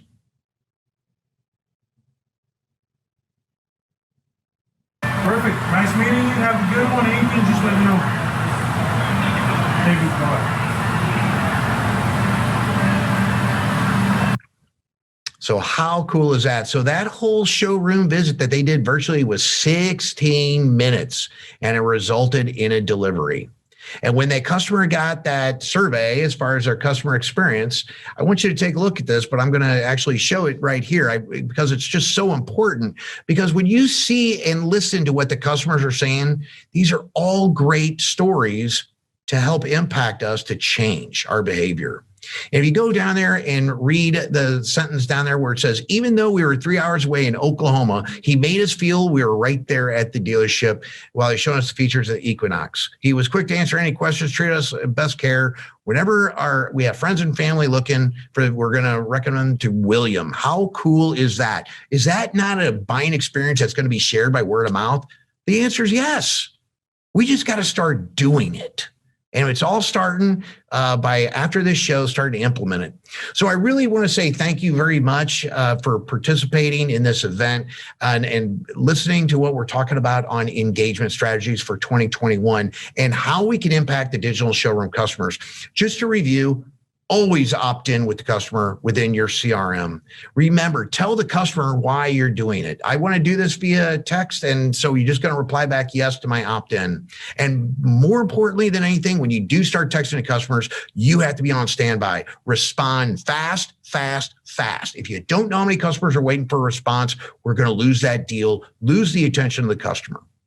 Personalized videos. If you're going to start, obviously you're doing probably things in the BDC and the walk around, but think about doing that confirm appointment video because that's what we're seeing is making an impact of increasing your show rates. The one thing I want to just say when it comes to videos, make sure the salespeople always smile. right? It's so hard to lose that. Sometimes you just got to practice, just smiling for the camera and try to target your videos to be around 30 seconds.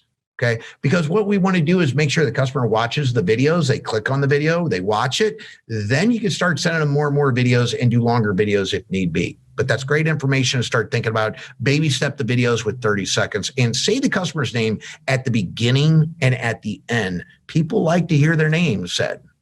When it comes to doing live streaming with that showroom customer, definitely think about that. If you're going to start doing that, count that as a visit.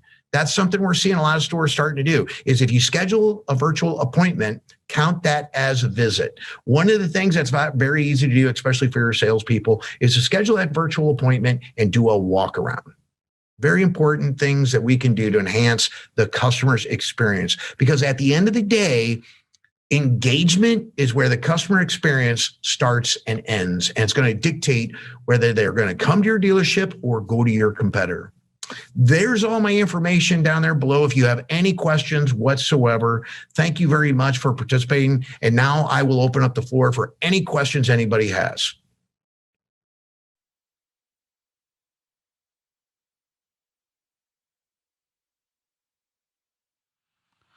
Мы продолжаем трансляцию NADA 2021, организованную командой РОАД при поддержке и партнерстве Авто.ру.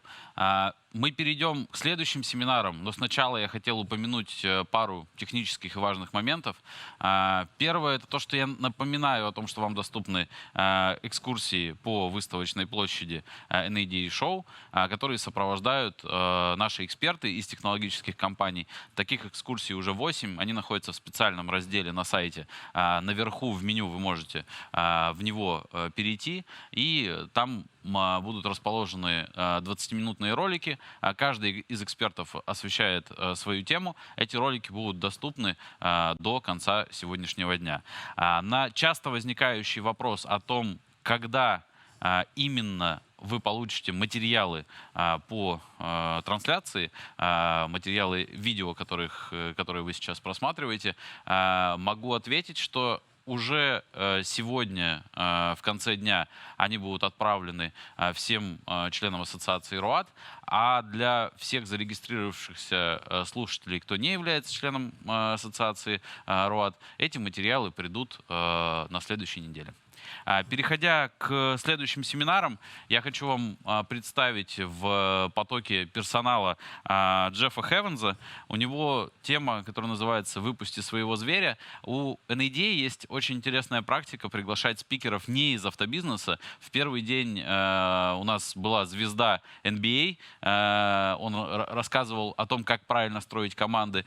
Сегодня Джефф Хевенс поделится истинами насчет, может быть, стоит это назвать, мотивации самого себя на результаты, на успехи. В свою очередь, в потоке цифровых продаж и диджитал мы ждем сначала Джима Додда. У нас тоже будет сдвоенная в очередной раз секция без перерыва. Первый у нас будет Джим Додд. Джим Додд — это сотрудник NADA, то есть сотрудник Ассоциации дилеров США. Он поделится взглядом, таким собранным взглядом и основами, как NADA и дилер, в широком смысле среднестатистический дилер, воспринимает технологии цифрового ритейла. Сразу же после него, я вам очень рекомендую, будет Деннис McGinn. С Деннисом мы познакомились 3 года назад. Каждый год, встречаясь с ним, я получаю истинное удовольствие. Он помогает дилерам. Во-первых, он автор пары книг по этой теме, по теме предпродажной подготовки автомобилей с пробегом. И он помогает дилерам налаживать и настраивать процессы, чтобы предпродажная подготовка от момента выкупа автомобиля до момента его вывода в продажу составляла минимальное количество времени, а значит, оборотный капитал компании использовался более целесообразно и, соответственно, снижались расходы на хранение склада. В общем, очень классное выступление, рекомендую. Что ж, приступим.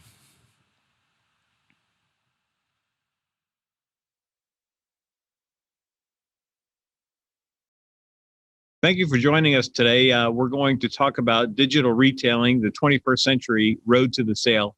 My name is James Dodd. I'm the dealer management consultant for NADA 20 groups and a digital marketing technical specialist. When you have an opportunity, if you could take time to read through the disclaimer here, we would appreciate it. But so that we're not holding up the presentation, we'll go ahead and march right on. Today, we're going to talk about some areas that are top of focus for most dealers, and that is all based on digital technology, digital retailing. So we're going to dive into some of these topics, what digital retailing really means to a dealer today and to the consumer. We know that the consumer has gone through an evolution of their journey online and in the dealership. And some of those transitions and changes we need to be prepared for. So we'll talk about some of those in the scope of the full journey or to the road to the sale. How do we meet consumers and their virtual expectations? One of the areas that frequently we talk about in 20 groups and when we're working with dealers is, what are the expectations that consumers have? How do we know that, especially when we haven't communicated with them? So we'll talk about that as well. How do we identify and respond to online engagement? That's our first engagement with the consumer today. So we'll talk about some of the best practices in reaching out to consumers and following up and responding to their requests.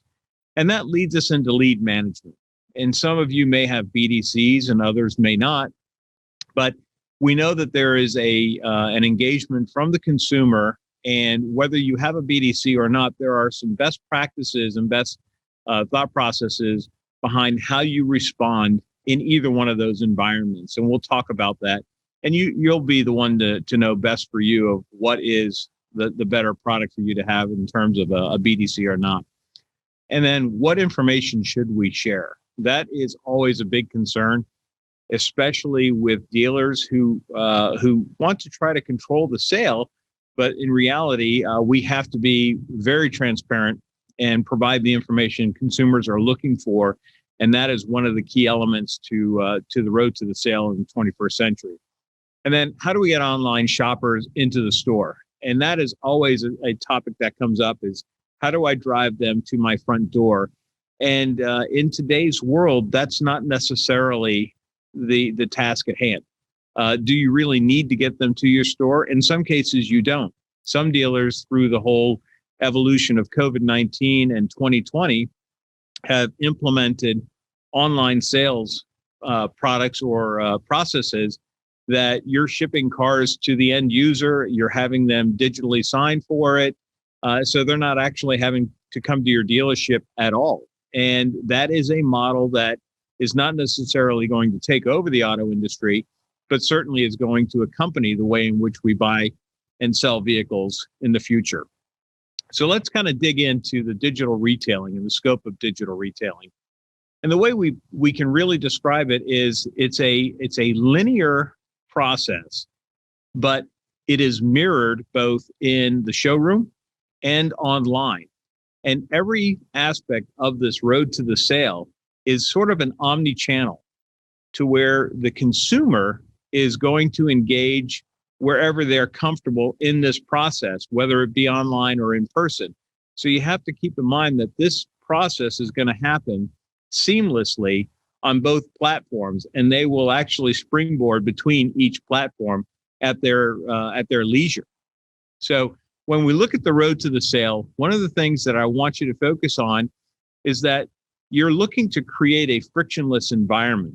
And what I mean by that is that dealers have a tendency to just put all of their effort into an online platform and not realizing that sometimes they're putting too much information or too many roadblocks in that platform to where it becomes a very friction-rich environment for the consumer to shop. And when we especially look at websites, and we all know what pop-ups are like, we all deal with pop-ups, but most of us don't realize that I'm no different than the consumer. And when that pop-up comes up, it's actually a roadblock. And I have to click X to get out of it. Yet we still continue to do them, and that's creating friction. So we really want to look at creating a frictionless environment to where the consumer is able to gather information is able to shop, is able to get their quote, is able to even finance their vehicle through an online portal if they so choose. So that's really the key thing, is how do we create that frictionless environment? One of the virtual expectations is your digital showroom must be effortless. And the best way I can describe this is your digital showroom or your website is no different than the building that you house your dealership in. It's the virtual building. And when you develop that building, you incorporated engineers and you looked at patterns, you looked at traffic patterns, you looked at the doors, the windows, the desk placements, and you made sure that you were able to have a frictionless environment in that building. And that's the same thing that we have to do in looking at this. And those virtual expectations are simply that. Must be easy to navigate, find the information that they need, be able to get to the vehicles, get to the VDPs, have pertinent information on there, and as few roadblocks as possible. Dealership representatives have to be attentive, and they've got to answer their questions. And this kind of leads us into that BDC and the responses that we have with consumers, is that we have to be more focused on answering a question and continuing a conversation. Okay. The problem is when we have an agenda of get the appointment, that doesn't necessarily play into what the consumer's objective is. And their objective may be just to get a simple question answered about a vehicle or about a lease payment or something regarding a deal or some sort of a special going on.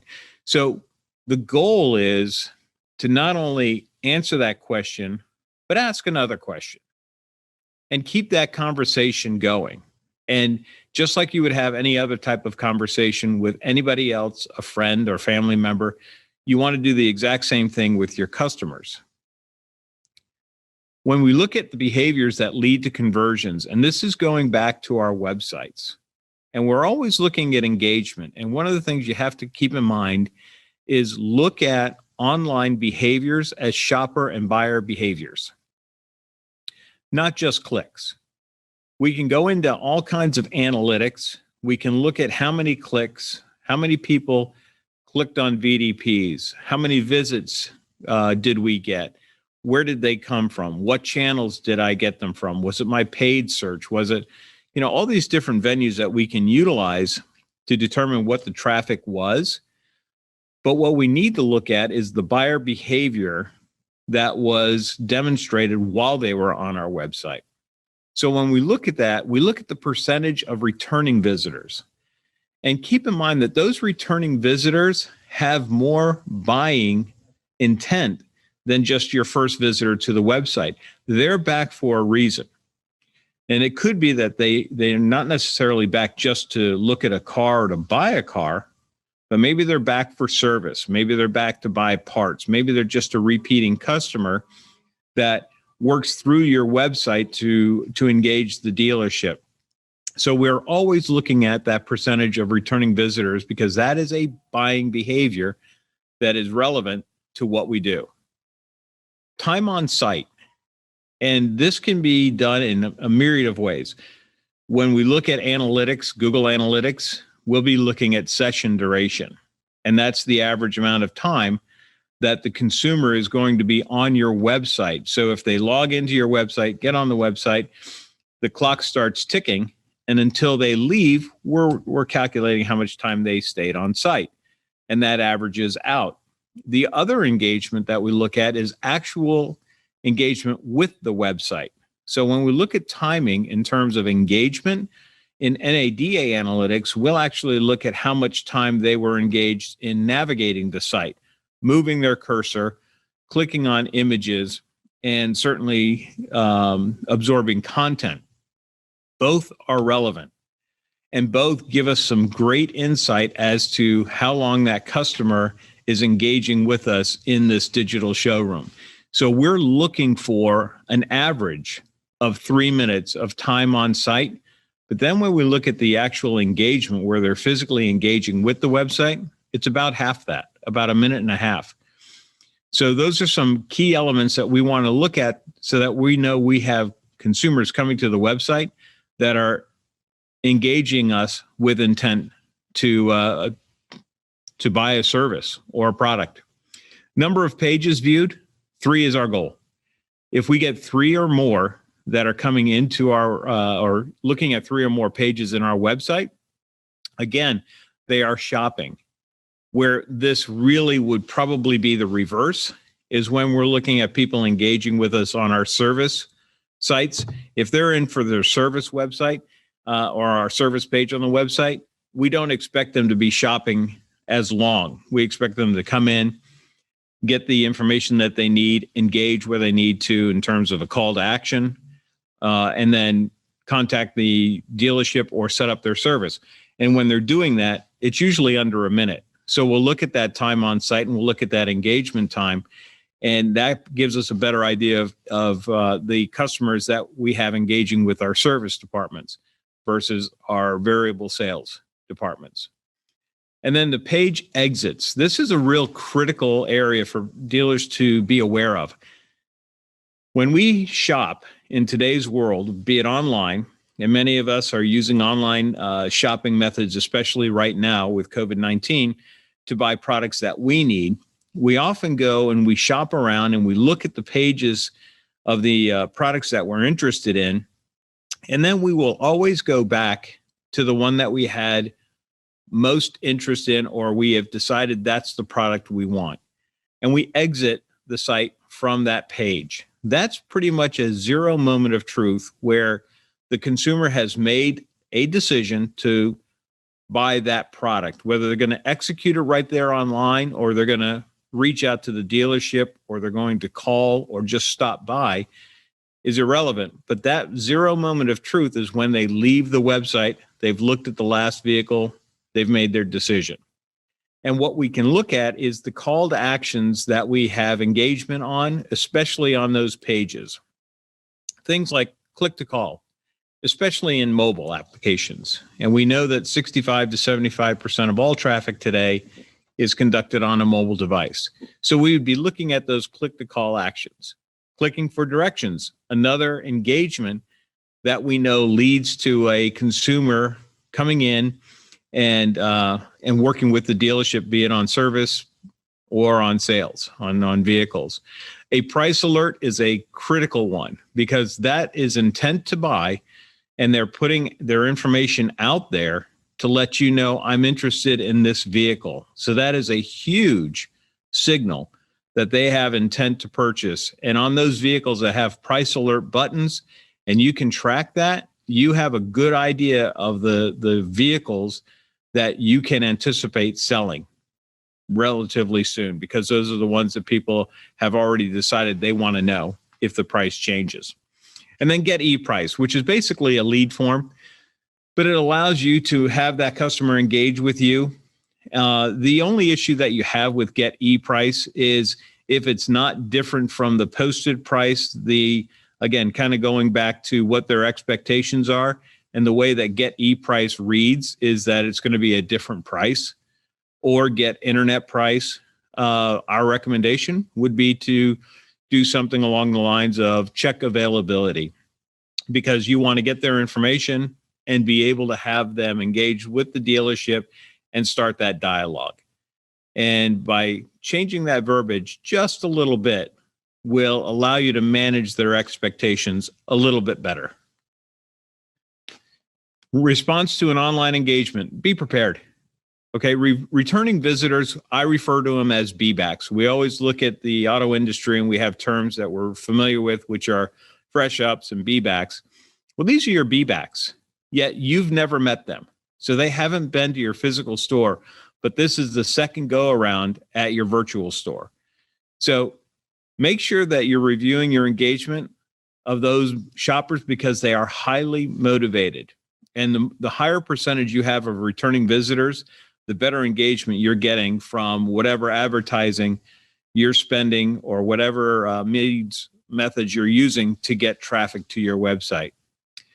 The VDP views and the exits, know which vehicles your consumers are really looking at. always look at the vehicles that have the highest quality clicks. And again, when you're looking at quality clicks, it's the ones that are going there and spending a little bit of engagement time. My recommendation for the ones that you've identified that are exit vehicles is have those vehicles ready to inspect, ready to drive. We have a couple of programs that we utilize through analytics that we call a crystal ball report, and it shows us the 5 vehicles that we can anticipate having engagement on by consumers just by the online behavior that they've shown us. And what we're able to do is to have those vehicles clean gas up front and ready to drive, anticipating that somebody will either email us, text us, maybe call, but more often than not, just show up on their lunch hour. So be prepared for those. Know the vehicles that you anticipate to have the highest engagement on, and then alert your sales staff to anticipate that. It's a great way for them to realize that these are the vehicles I can anticipate somebody contacting me on today. And when they do get a contact, it's a great way for them to say, we've had a lot of interest in that vehicle.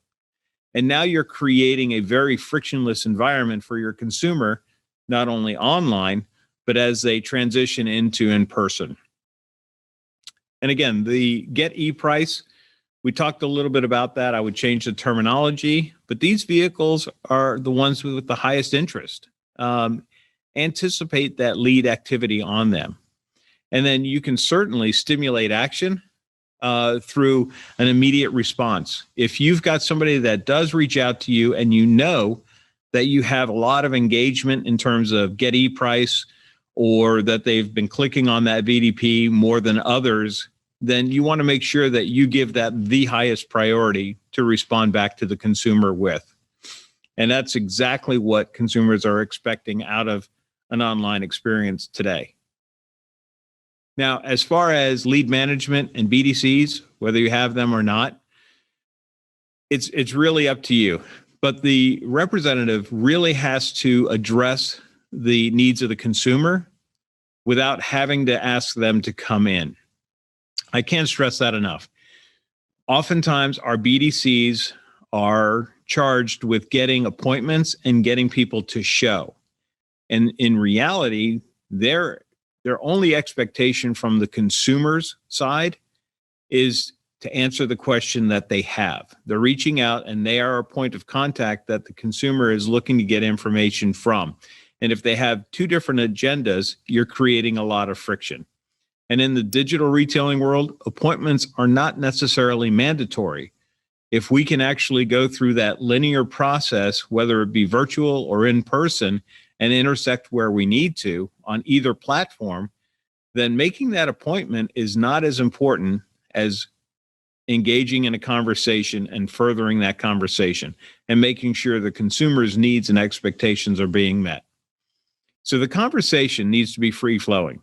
That's exactly what we're looking for, is to have that engagement and interactivity where the consumer is asking for information, you're responding, and certainly asking them for further information. And that engagement will actually help lead to those sales. So again, what information do we share? It's not about getting the appointment. It's about showing them and giving them the information that they asked for. When they've reached out to you, they've already made a decision that you're the dealership that they want to work with. You have the vehicle that they're interested in. They don't do that until they've done all their shopping. And it's interesting when we go back and we look historically how much time consumers are spending online. It's an average of 23 to 24 hours before they even reach out to the dealership. And it's no different than I was shopping when I was younger, and we would take Saturdays and go out shopping at 4 or 5 different dealerships all day long. If you did that 3 weekends in a row, it's the same 24 hours. They're just doing it virtually so that they don't have to go from dealership to dealership, and it's more efficient. So if they reach out to you, it's because they've decided you're the one I've already decided on having the vehicle and I would like to do business with. And your representative should be empowered to help them with their questions. And if they're not, know where to bring them or send them to the person who is. And keep in mind, consumers want to work in a myriad of different platforms. We need to be able to adjust to their platform of desire. If they text us, we need to be able to text back. Oftentimes, they may reach out to us with a phone call, or they may reach out to us with an email. And we know texting is probably one of the most utilized methods today. And several dealerships will send out a text with an opt-in right off the bat. And consumers will engage within that platform because it's very easy. And we know the response rate is much quicker with that. So that's one of those areas that you may want to be able to emphasize one or the other, but be sure that you can perform on all platforms equally. And then keep that conversation moving forward. Give them what they're looking for and ask them if there's any other information you can provide for them. And again, when we look at this linear process of the road to the sale today, they may decide that they're looking for a vehicle and they may want to go to the dealership to start building the deal. Yet they may want to go back and look at finance and compliance through an online portal. They may want to actually do their contracting through an online portal. You have to look at it as any one of these areas of the road to the sale, of the sale itself, can be conducted on either platform, and oftentimes are conducted on multiple platforms. And it's based on the consumer's availability and their schedule. And what they're doing is they are engaging us in the platform that best meets their schedule. And we have to be there and be able to provide that level of frictionless service when they do that in either platform. We can't mandate one or the other anymore. The market has changed that much. So I encourage you to look at your processes and where you can support an online or an in-person seamlessly.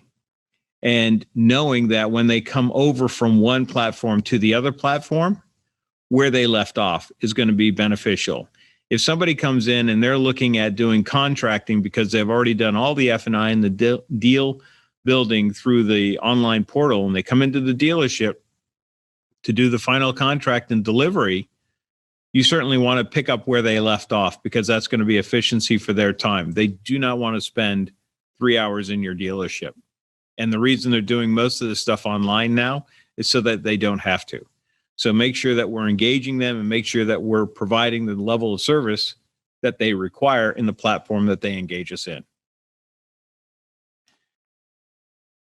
And I'd like to open it up for any questions that you might have. Certainly feel free to ask anything about the presentation that we've had today. Hello, everyone.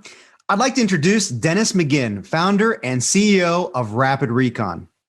He started Rapid Recon in 2010 and is the creator of Reconditioning time-to-line workflow systems. He actually wrote the book on reconditioning. He authored 2 books on how to achieve ultimate reconditioning workflow and speed to sale. And I'd like to introduce Anthony Martinez, and he is the Rapid Recon Director of Customer Performance. And I'd like to just mention his background a bit here because I think it's extremely relevant. First of all, he managed a reconditioning center feeding cars from 3 different brands, 3 different stores into an operation that was doing 1,000 cars a month, mix of new and used, in under 3 days. And he put all this together and tuned it till it got where it was there. Now, this is a big group, but they have over 50 stores. So it was a big job, and he's got some amazing stories to tell that you'll hear about. He also came to us with a lot of qualifications having to do with quality, process quality improvement. So he's a Six Sigma guy. He knows all about continuous process improvement. Again, we're going to really go and drill into that a little bit as we go through because it is essential. And then last but not least, he was a combat veteran in the Army. He actually commanded a group of tanks. And so I thought that was particularly appropriate for knocking down barriers in dealerships having to do with process limitations and even people from time to time. Like I won't say anybody in particular.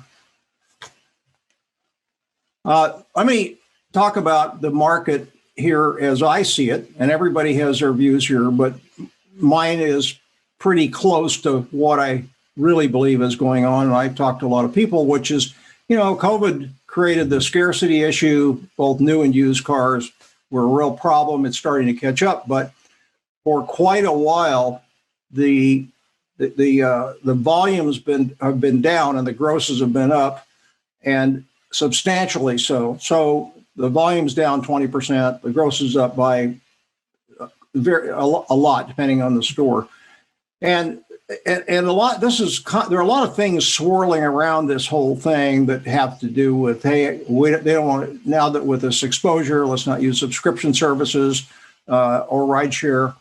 You've got electric vehicles coming down the track here. They're coming in everywhere. So there's a lot of anticipation and planning to do that.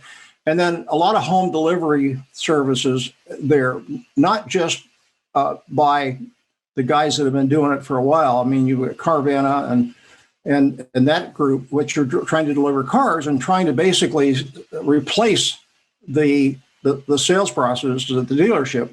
And now the dealers are scrambling, trying to do the same thing. So we've learned a lot about what things we can help here as this whole thing goes forward, that you can do to move ahead yourself with this situation. So what will you take away from today? We're going to go over how to create process tractability, how to set up and manage accountability, how to reduce your time to line, best practices to improve inventory turn, and how to know where your car is at all times. Actually, I'm going to take a moment to share a funny story with all of you that I believe you would relate with. One of my dealers had a serious problem to solve in his body shop, a wasted bathroom trip problem. I know, but seriously, he noticed how often people at his body shop would waste time walking across the whole building to find that the bathroom was occupied. This wasted time and movement away from their stations and all the chit chat and water cooler on the way. His solution was simple. He found a light and he put it above the door, just like you would see on an airplane. When something is occupied, you can see that it's in there. And now from across the bay, no one would waste a trip because you would know when the bathroom was available. In keeping with this same toilet talk, he also realized that messages were not being read when they were distributed through email, break room posters, general correspondence. So he decided to install a message board above the toilet for all pertinent information. This way he knew people would see it when they were conducting their business. So these two clever problem-solving ideas, which are deeply rooted in Kaizen and lean problem solving, prove that some of our best ideas happen in the bathroom. Okay, Dennis, that's enough potty humor. We can move on. Thank you. Well, what is time to line? Taking a step back, and you're going to see a number of slides here that show you the layout of it and how it evolves and so on. But really, in the big picture, it is the time from the time the car becomes your asset to the time it's frontline ready. We started with average days in Recon and the problem of accountability and measuring and managing that particular time, which had to work with the individuals doing the work, because it didn't work to have people trying to monitor them. Nobody had real information and nobody really wanted to know exactly what it was. So it was all guesses. And that's just not good enough. We found out now that those guesses were off by a huge margin. And so now we've got time to line out there, and it is really designed to be the return on the capital invested in your inventory. So the general manager is the guy in charge of making sure that the owner, whether he's a dealer principal or part of a group, that money that's being put into that inventory is being turned over as quickly as possible and as profitably as possible. So if you can measure it, you can manage it. So we're going to talk a lot about the processes and how things get put into a culture that make this, to capture what's happened over this period, this difficult period, how to capture that and use it to your advantage going forward.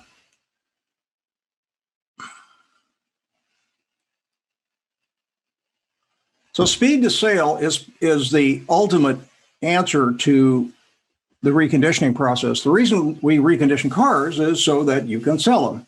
All the parts in between are important. You need to understand them. You need to be able to measure and manage those. But it is ultimately the speed to sale, which is what comes after time to line. So average days in recon, speed to sale, and time to line and speed to sale kind of build upon each other. And when you manage it, you control it. Everyone does better when they know where they stand and when you give them the ability to control their own accountability. Now, that may sound a little counterintuitive, but believe me, it's not. If you want people to be part of the improving and the processes that you have on a continual basis, you've really got to give them the ability to participate in it. And that's going to help everybody all the way up and down the line. Everybody's going to have more time, less stress, and the profit's going to be there. This is how I look at the reconditioning process.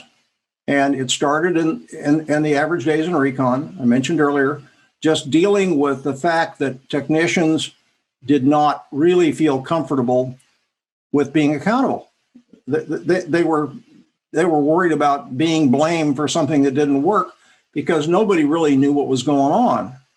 And so it was always best case information tossed around for 20 group meetings and all that. So that was what started this 10 years ago, was that just doesn't work.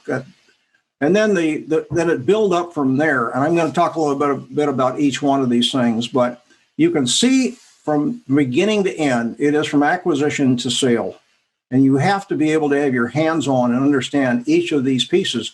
And you have to understand that they don't always happen in this order. So you have to have the systems that can support a lot of confusion and a lot of changes that go on through this process. So down a little bit down here to the individual processes. So this kind of goes from the acquisition. Now it could be a street purchase or a trade, a rental acquisition or an auction. All these sources are there, but it could be a few hours or it could be a few weeks. It depends. If you are buying a lot of Volkswagens for the market in Minneapolis, you're going to find that most of those good cars are available on the West Coast. So, and you can't get them there in a few hours. So then the inspection and approval process, everyone's got a little different one. This is really important to make this part of the workflow and the communication between all the parties. Of course, service, the wrench turning, the parts hole, body shop, detail, and then the front line. So all of this is tied together. You can't start to sell cars until all of this is done right, and done quickly. So let's look at this a little more carefully now. Jump on top of this chart. We have the term speed to sale. The goal here is obviously to sell your cars as soon as possible, and the acquisition part is something that is usually partitioned out in an operation. Various people can be doing the acquisition part. But what's happening here and what we've seen as a result of this scarcity is there's more interest and demand from buyers very early on, but they're very fickle. They don't want to spend much time waiting for anybody to call them back or to get information to them. So there's a point here, a trust point that happens very early on. So the speed to sale really starts to happen when a salesperson handles a customer inquiry. Those photos go up, the car goes online, and those calls come in. And my vote is never return a phone call. You're always going to have somebody handle that live. You have to start to build value and personalize it right from the beginning. The other metrics inside this that drive speed to sale, average days in recon, time to line. The average days in recon is about everyone that puts their hands on the vehicle, whether they're a vendor, whether they're a lot person, whether they're a manager, whether they're a technician. Everyone has a button either on their desktop or on their phone that says, okay, I can see here, I can see the things I need to be doing. I can see what's in my bucket and how long it's been there. And my job is to get it done and get it out. Now, I'm going to need approvals. So I'm going to need to be able to list the things that need to be done to this car, get my manager to approve it, make sure all that's recorded, but it moves very quickly. And literally, I think the best practice dealers that we've seen literally have cars up on the rack and are getting the approvals done through their software right then and there. So they're not even having to stop what they're doing. They're not having to bring the car down and put another one in. So average days in recon, knowing where cars are, why, how long they're taking, and having all the people that are involved with that process continually look at ways to improve that is the right way to go here. Time to line is the addition of the acquisition and the transit time in here. And as I mentioned, it could be hours or days, or it could even be weeks, depending on some of the cars that are harder to get and more exotic. But it's all money. It all is going to impact the gross that you realize from this car. So it, and we're going to talk about holding cost here as well. Anthony, I think you got this one, right? Yes. So the reconditioning process, both of these timelines, average days in recon and time to line, can absolutely be managed. Both will help your speed to sale. Sometimes it can be managed down to the hour, especially when all the different departments are communicating and in sync with each other. So now that we've covered the what and the why, let's start talking about some of the hows. Let's go over some best practices and some examples. We have been fortunate enough to engage with over 2,400 dealerships over the last 10 years, and we've learned a lot from them on what's successful and helping reduce their time to line, reduce their average days in recon, speed to sale, and all that. And we're going to share some of those best practices with you today. So, return on investment. The effort is rewarded. Trust me, there is a significant ROI for organizing and standardizing your recon. Large dealers can gain $50 in gross profit for every $1. Smaller dealers, $15 for every $1. A smart recon center can save money in holding costs while earning profit in quicker inventory simultaneously. So what should my dealership time to line be? Yeah, that's one of the biggest lessons we learn when dealing with customers is that perception is not always reality. A lot of times when you ask a dealer, what is your time to line? They might think it's 5-6 days or whatever. In reality, it's, after you create a baseline, you might be double and sometimes triple that. You have to ask yourself, how are you measuring it today? Is it from when you open up a service ticket repair order to when you close it? Well, are you including vendor time? Are you including detail, the time it takes for photos, or even to get the car on the sales lot? So that's one of the biggest lessons that dealers learn when updating their reconditioning is, what is my actual time to line? We would recommend, from all of our experience, a time to line to be from acquisition to front line 3 to 5 days. And we've seen it done in 48 hours. Just really depends, again, on that communication and unification between the different departments. Everyone's on the same page. Tractability and detailing. So here is a crucial best practice. Tractability and detailing, or more specifically, variable detailing. Too often I see detail shops and recon centers just hand the work over to detailers with their own processes, methods, outcomes, and now all the cars might have different levels of quality and they may take longer to clean than others. Detailing should be standardized in how you inspect, dispatch, execute, and quality control. You want to eliminate the variation. In this example, you can see detailing has been broken down into 3 different stages, both interior and exterior. Those stages are triggered by either what's wrong with the car that needs to be repaired or what tools and what process needs to repair it. So in this example, maybe we have a car that is just really rough on the outside. That would be a stage 3. Pretty good on the inside, stage 1. So this complements a flat rate system for the detailer where each stage is assigned an hour of labor. So in that example, 3-1, we've now assigned 4 hours of work to that detailer. The results in your ability to forecast the cost, the sale, and for the detailer to know how much time and what tools they will need is going to pay off. But don't just stop at detailing. All of your recon processes should be standardized. Your used car inspections should all look the same to add efficiency to the estimate and approval process. You don't want a used car manager or a service manager or any approving authority to have to translate technician notes, circle scribbles, diagrams. You want it always to look the same so everyone is trained in the shorthand of there's my cost, there's my parts, there's my labor. And that way you can efficiently get answers quickly. Variable detailing, as mentioned before, is also crucial to the sales department, not just fixed ops. The standardization process adds trust and security between the departments.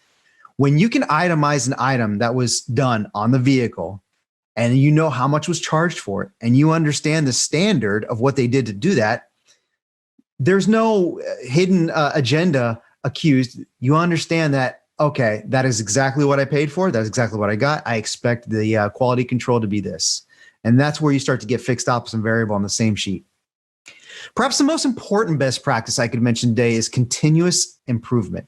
I found in all of my experience in process improvement, there's one thing to be true. Good ideas can have an expiration date. What I mean is you don't have to keep evaluating and making sure that you're holding true to an original standard. You want to challenge yourselves to improve the standard. Ask yourself, is this still the best way to do it? An established continuous improvement program is crucial. It can be as robust as a Kaizen culture or as simple as a best idea of the month program.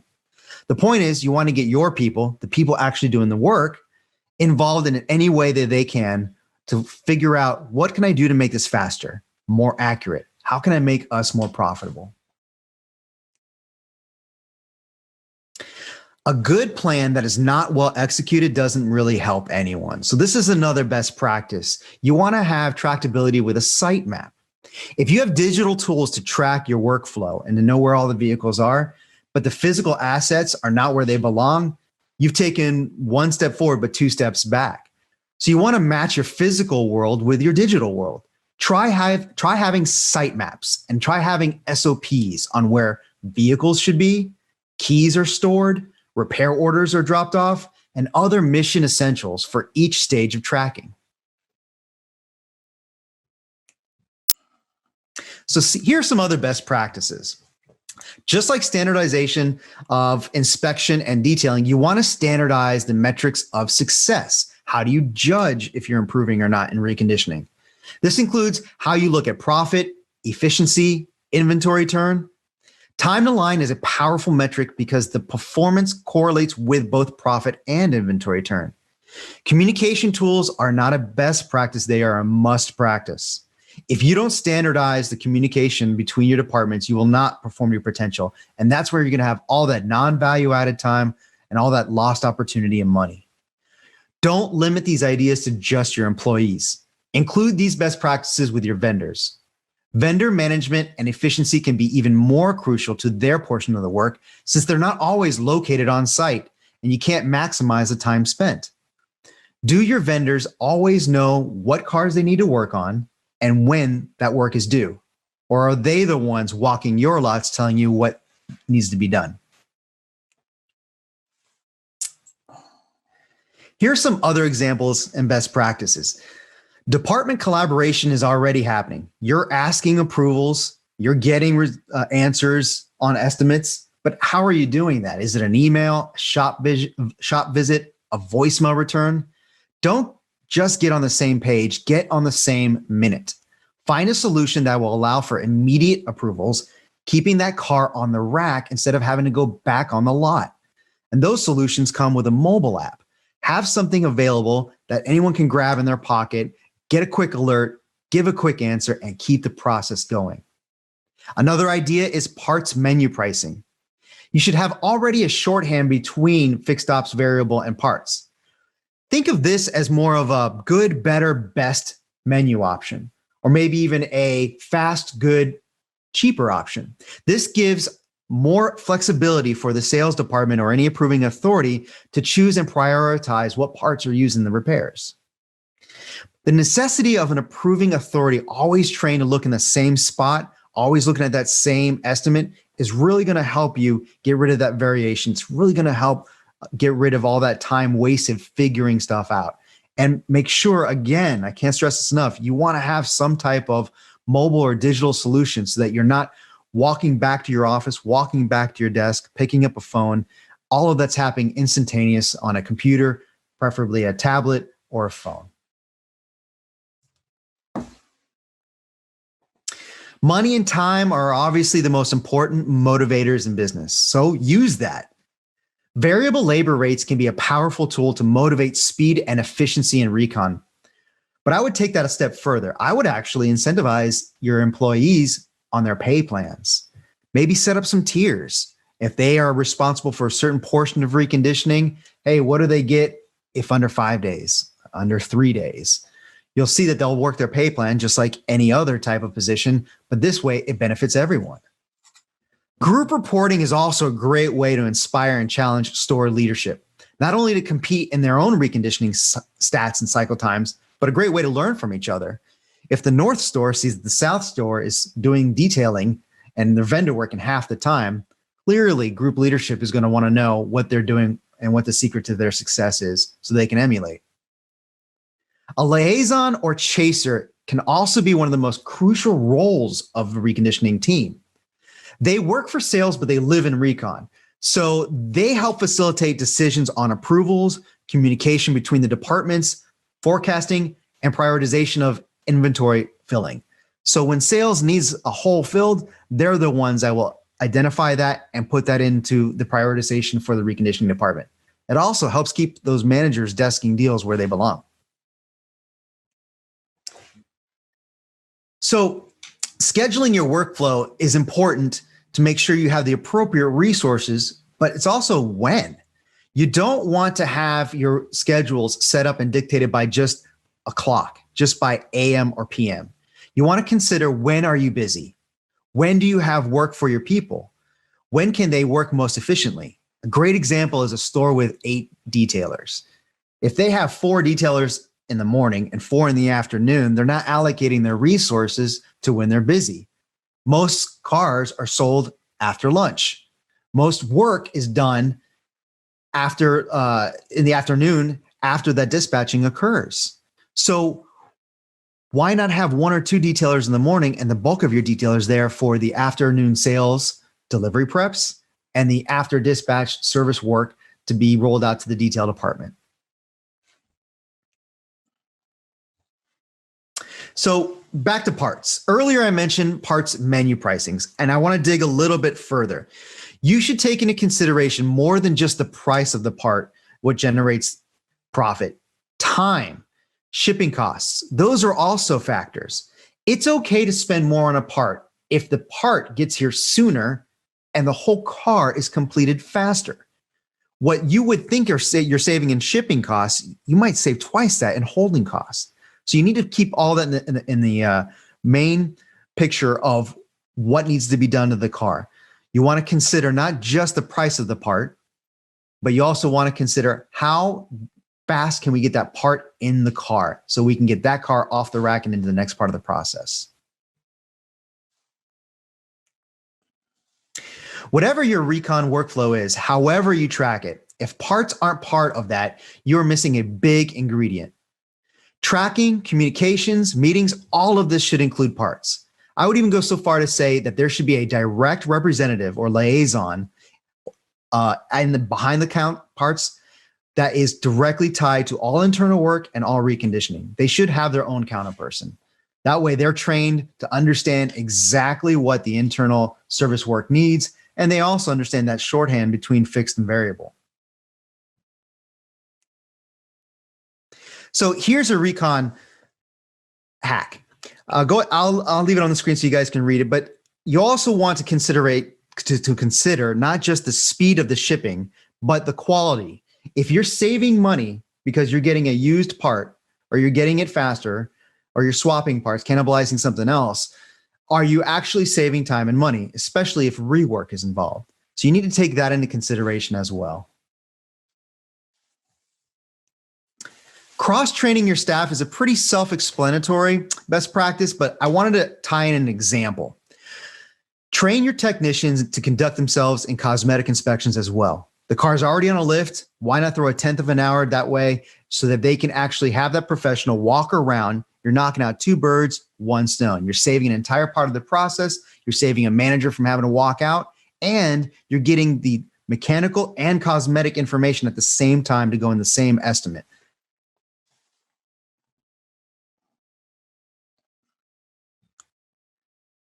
Okay, Dennis? Okay, so where are the cars and why? If you're trying to improve your speed of sale, starting with the average days in Recon and time to line, you need to be able to equip your people with a way to handle every customer inquiry with certainty, knowing exactly where things are. Well, it's not here yet. It's on its way in. It's in transit. It's at a offsite recall repair, or it's here, it's in the building, it's on its way into detail. It'll be photoed out in 2 days. All that should be visible from anywhere, from in your hand. It can be your desktop, but more now, almost totally being done through people's mobile phones. And we've all become used to getting information that we don't have to go find it. It just comes to us. I like to use Amazon as the example. I don't have to look out front anymore to figure out if the things I ordered yesterday are here. They tell me. So I don't have to worry about going out there.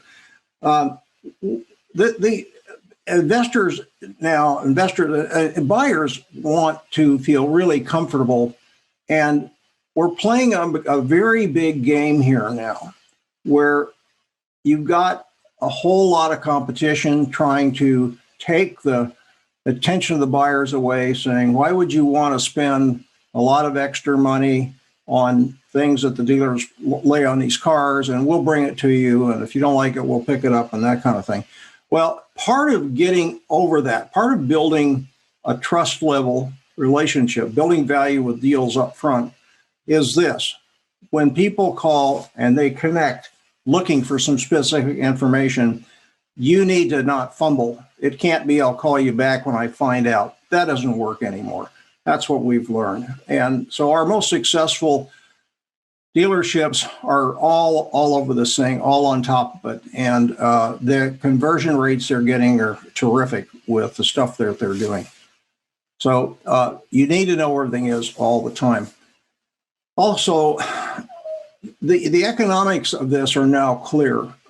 When I started this 10 years ago, I think people were generally feeling that the holding cost wasn't a big deal, that it was just the interest and the money. So maybe it was $5 or $6, $7 a day or something like that. But I think that NCM 20 and others came along and said, hey, that's not true. You have to actually calculate it. Well, that's what this does. So these numbers for domestic, typical average domestic, $35 up to $85 for Highlines. This is real money. I mean, it's not just opportunistic. It is real money. And if you don't manage to that, it goes away. So you can imagine any one of these sitting there for 2 weeks, you've lost your upside on your profit really fast. So that's managing the inventory. It's all got to flow together smoothly, and the accountability and measuring and manage has to be part of everybody's agenda, all part of the DNA of the operation. You know, and another factor of managing your inventory is understanding what the needs of the inventory are. All this talk on reconditioning, it's easy when you're managing recon to focus on the mission of first in, first out. But you need to keep the goals of the store in mind. You remember, the used car team is your biggest customer. You are servicing the used car inventory. So that's why it's important to be in sync with sales on how much recon is needed per vehicle and what should be prioritized. Great opportunity for the chaser to tell the reconditioning department, look, I know these other cars are older, but they need trucks today. Please put the trucks ahead of schedule. So keeping in mind of what sales needs in their inventory should also be a reconditioning priority. But if you've got a really good tracking solution and you understand where all your cars are, that shouldn't be a problem to do that leapfrog to make sure sales is serviced.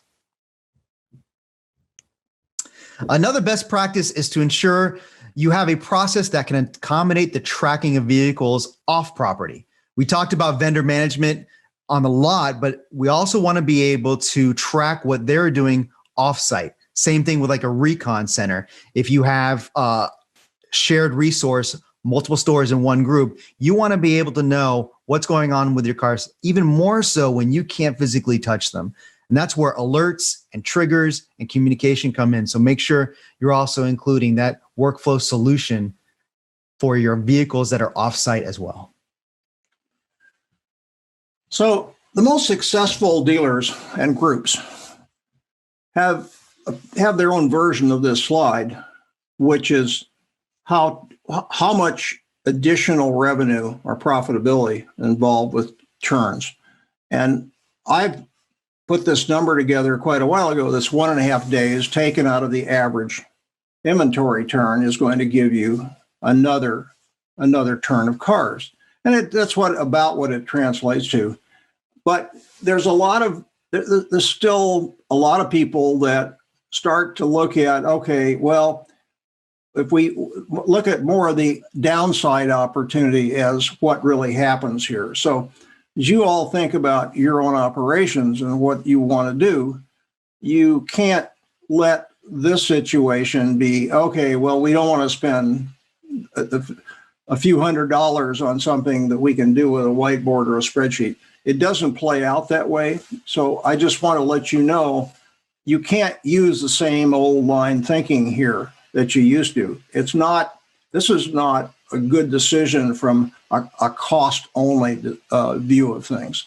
There is a huge upside. I'm talking about millions of dollars here. And so you really have to look at the whole picture when you decide, is this something that you need to do in your operation? We've worked with a lot of folks, and we've got so many successful dealers that have helped us figure this out. Of course, that's the only way it works well, is if your customers tell you exactly how things are going to work and how to improve them. And that's our business. Our business model is continuous process improvement. And we really are in the collaboration business. You could call us a workflow collaboration company, because when everybody communicates and everybody knows what the plan is and everybody does their part, it all works better.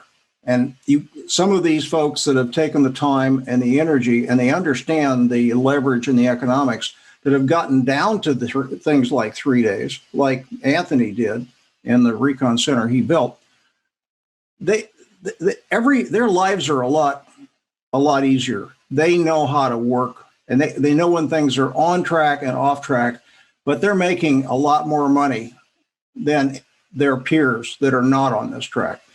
So please pay attention to this. I think these best practices are really important, and we really have had a lot of opportunity to get this tuned up, and we have a lot of customers that have helped us get there.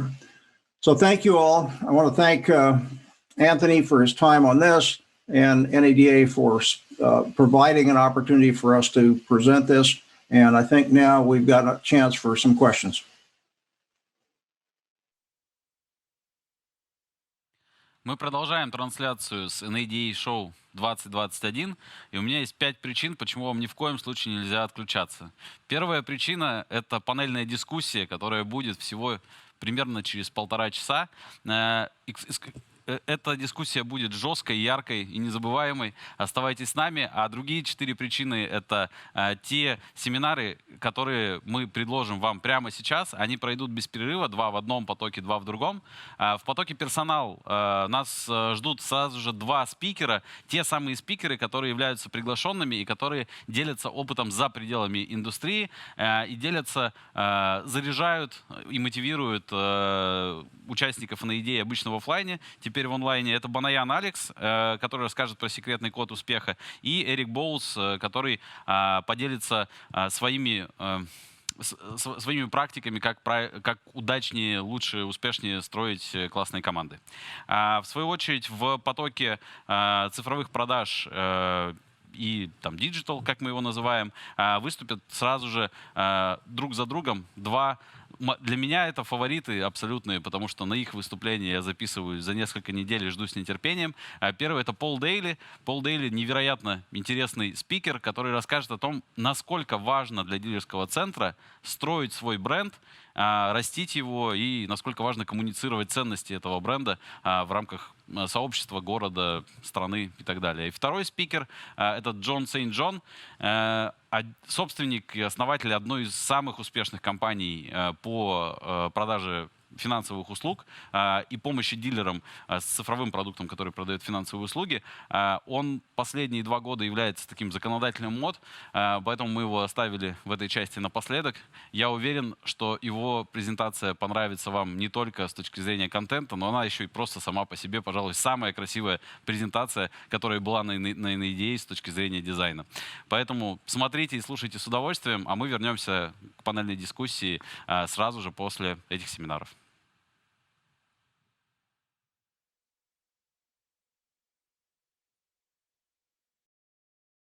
Hey, everyone. Thank you so much for joining this workshop. I know you have a lot of options. My name is Paul J. Daly.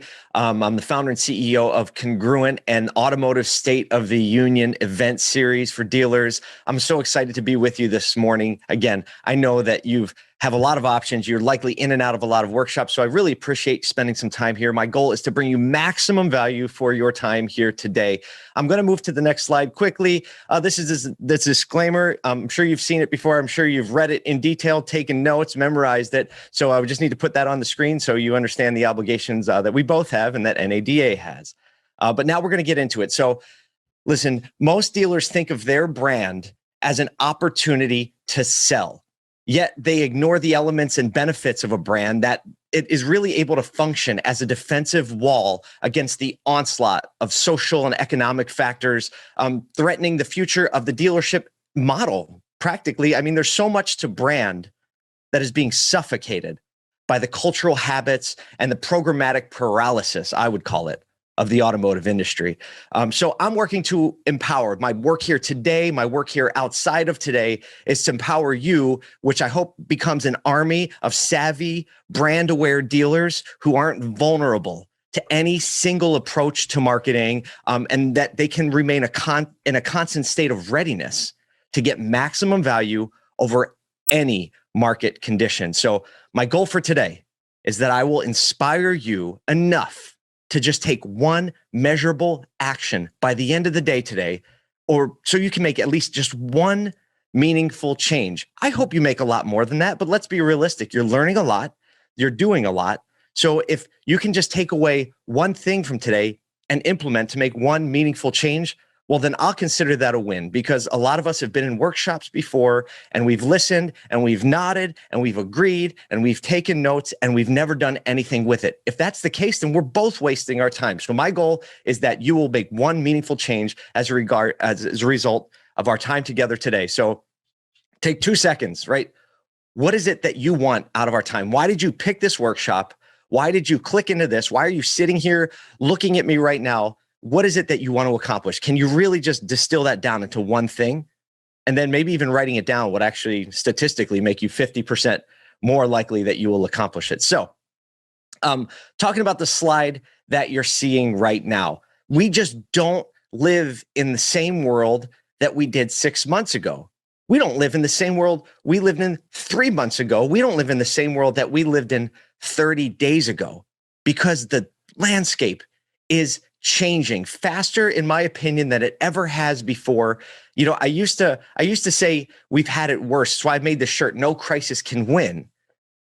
I set this out, I made it, I sold them, I put them out into the auto industry because we've been through so much as an industry over the last 100 years.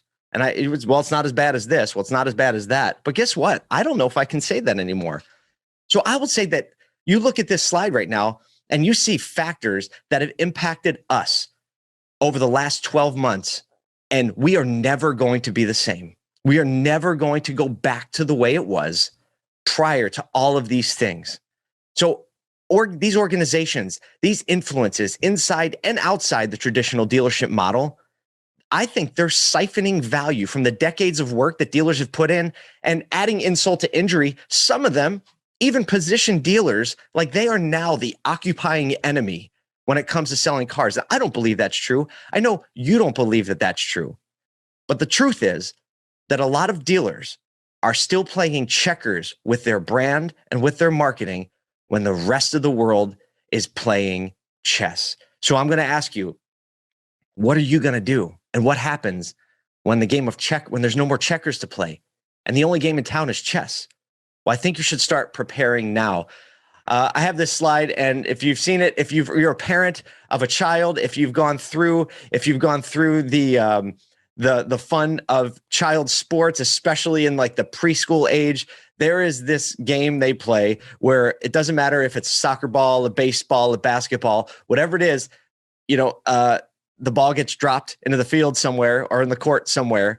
And then wherever that gets kicked, you just see everyone chase the ball around. No one, you know, you can just tell them stay in your position, wait for this. It doesn't matter. I call this flock ball. I've heard people call it swarm ball. And basically the principle is, well, wherever the ball is, everybody runs regardless of the position in the game, regardless of how the game is structured to be played. And they just end up chasing this ball around. So that is what happens often in automotive marketing. We get a new widget, we get a new programmatic tool, we get a new bit of snake oil. Sometimes it's introduced into the market and everybody chases that one thing. And before you know it, everyone's doing the same thing in the same spot. The goals are open, no one's playing defense, and that's where we end. So I'm going to ask you this question because it's still not too far in the history or probably in your memory, but like, what happened to your marketing when the pandemic hit? Right? What happened? Well, I'll tell you what I saw across the country. I saw panic, cancellations, people pulling out of their marketing altogether, people feeling stranded. And really that highlighted a lot of things, right? That's what happens when you put stress on something. It exposes what was being covered up by other success or the fact that we had so many extra marketing dollars in those times pre-pandemic that we were able to spend on different types of media. We were able to waste money because we were making money. I'm a little concerned that we're moving back there again because at the end of the year, everybody was like, hey, we'd have record years. But guess what? We all know that's not going to stay. We all know we really didn't do anything to make the market swing back like that. Like, what did you do to make it happen? So when the pandemic hit, what defensive wall did you have for your marketing and for your brand? What I saw was everybody becoming a branding consultant, right? And these are SaaS businesses, companies that aren't marketing businesses, just everyone in automotive all of a sudden started talking about brand. So basically everyone's content started to look the same. Well, it's a great time to start talking about your brand. And the companies who never did before, well, they were just beginning to say, okay, well, what do we talk about? Our people. Let's talk about our people. What else? Our mission. Actually, let's just empathize, right? And you start to see these matrix. We have this slide, and it's called the COVID. I call it the COVID messaging matrix. And basically, any marketing message that you saw during COVID looked and felt something like this. So you just take a line out of each category on this matrix, and if you move on to the next slide, you'll see. I'll read one for you just by selecting randomly lines on this. To the communities we serve, or usually some piano music, to the communities we serve in these uncertain times, right? Our top priority is America. But while we're waiting this out, we're also here to help. And together, we'll get through this. Now more than ever, something, right? I know a lot of you maybe made messages like this. Here's another one. To our extended family in these challenging times, our top priority is serving the communities we protect. But while we're staying safe, we're also making all the things, and together we can help save bookstores or whatever. And now more than ever, something, something, something, something.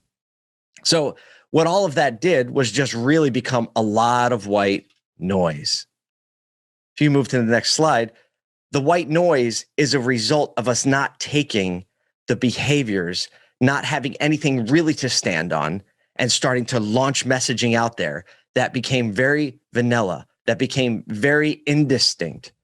And that although maybe it felt good to some people because they never made any messaging, brand messaging before, because it was always like, buy this car, $200 payment, $1,000 off MSRP, whatever. Because dealers had never transitioned from that, maybe making a branding message felt really good, and it should feel really good. And the point is, when we don't think strategically about our brands, when we just chase the next marketing widget that is going to help generate leads or save us from our low sales or fix operational problems, right? A lot of us try to fix operational problems with marketing, and that never works. Sometimes you can put a Band-Aid because everyone feels good when leads are coming in, but the operational problem still exists. So why do we do that? Why do we play flockball? Why do we do that? Well, I read a book by Charles Duhigg called The Power of Habit. And this book really is about human nature more than any specific industry. But that is actually what is happening in automotive at large. It's been happening. And I'm starting to see a lot of progressive dealers break out of the old routines to do new things and to really brand market like a retail company should brand market. And here's how the power of habit worked.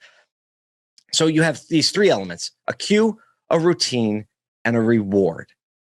And our personal lives operate on habits. Actually, our businesses, most decisions in our businesses are made because there has been an organizational habit that is developed. And that actually is the thing making the decisions for us. And it's really scary when you dig into it, but it's the truth. And if you can just be aware of it and identify it, well, then you can change it. So here's how it works.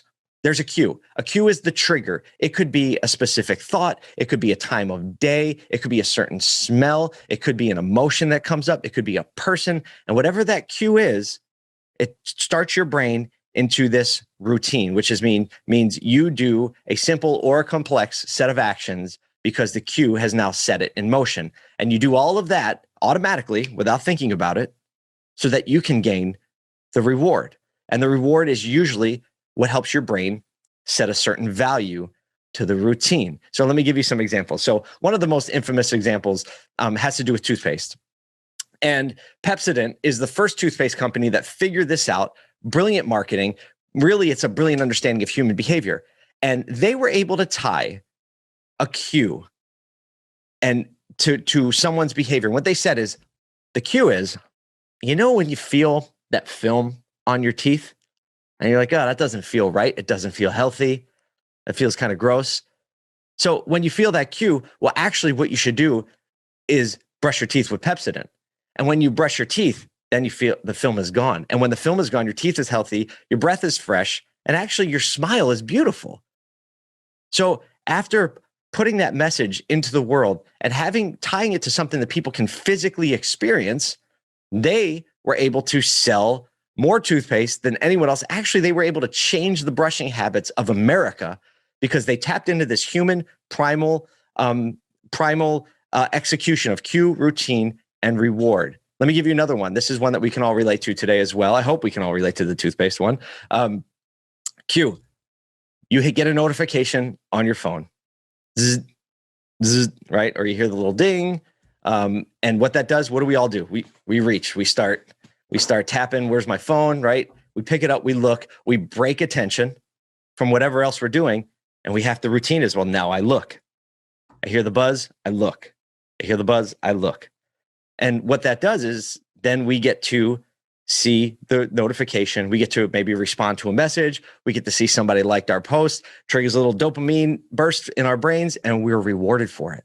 And all that does is hardwires that cue routine reward into our psyche even more. You all know what I'm talking about. You all know that this is your life right now. It probably happened sometime since I started until now anyway. So that's the second one. Another one, here's the one that relates to what I'm talking about right now. I'm going to call the cue the beginning of the month. And in marketing, in automotive, we live and die typically, historically, and I'm going to make a case against it, but we live and die on a 30-day cycle, 0 to hero, here to zero, right? Up, the new offers are out. Up, the new incentives. Up, my sales sheet just reset. Time to have a good month. Who cares what happened last month? Cue, first of the month hits. This whole routine of actions in marketing just falls into place. There's a pile of money that you see on the screen, and that pile of money gets allocated quickly, usually thoughtlessly, into certain channels. Are we going to make offers? Is our programmatic campaign going to just restart? Is our SEO AdWords going to just restart? Are we going to move money to media, traditional, right? And the reward is leads. Cue first of the month, we start running marketing and we get leads, which everybody initially feels good about. Hopefully they turn into sales.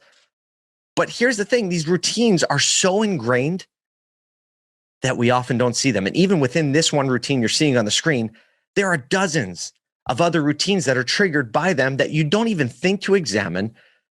It's checkers. I see a piece and jump the piece. See a piece, jump the piece, move a piece. You're not thinking 2 moves ahead. You're definitely not thinking 6 moves ahead, like the best chess players and like the best retail brands. So, I mean, they're great. One example that I love to talk about is, the fish says to the other fish, "Hey boys, water's great, isn't it?"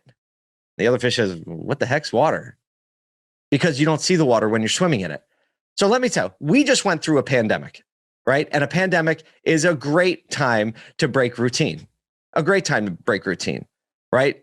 So during the pandemic, what happened was everyone canceled their traditional media. I saw it happen like we're never, ever going to see it again. People canceled traditional media and said, okay, well, we found out what people really believed was working. So there's a story in here about a dealer who actually felt guilty about saving $1 million in their annual marketing budget. And it's not a big dealer group. It's a small 2-store group. Saving $1 million. Would you feel guilty about saving $1 million? I know your first response is probably no, but as I talk through this, you might change your mind. So a lot of companies do feel guilty about saving money, especially when times are good. So this was a situation where we started to audit the media spend, right? We broke the routine of just spending the cash when the first of the month triggered. And what we did was we started shifting money to these very strategic digital spends. And guess what happened?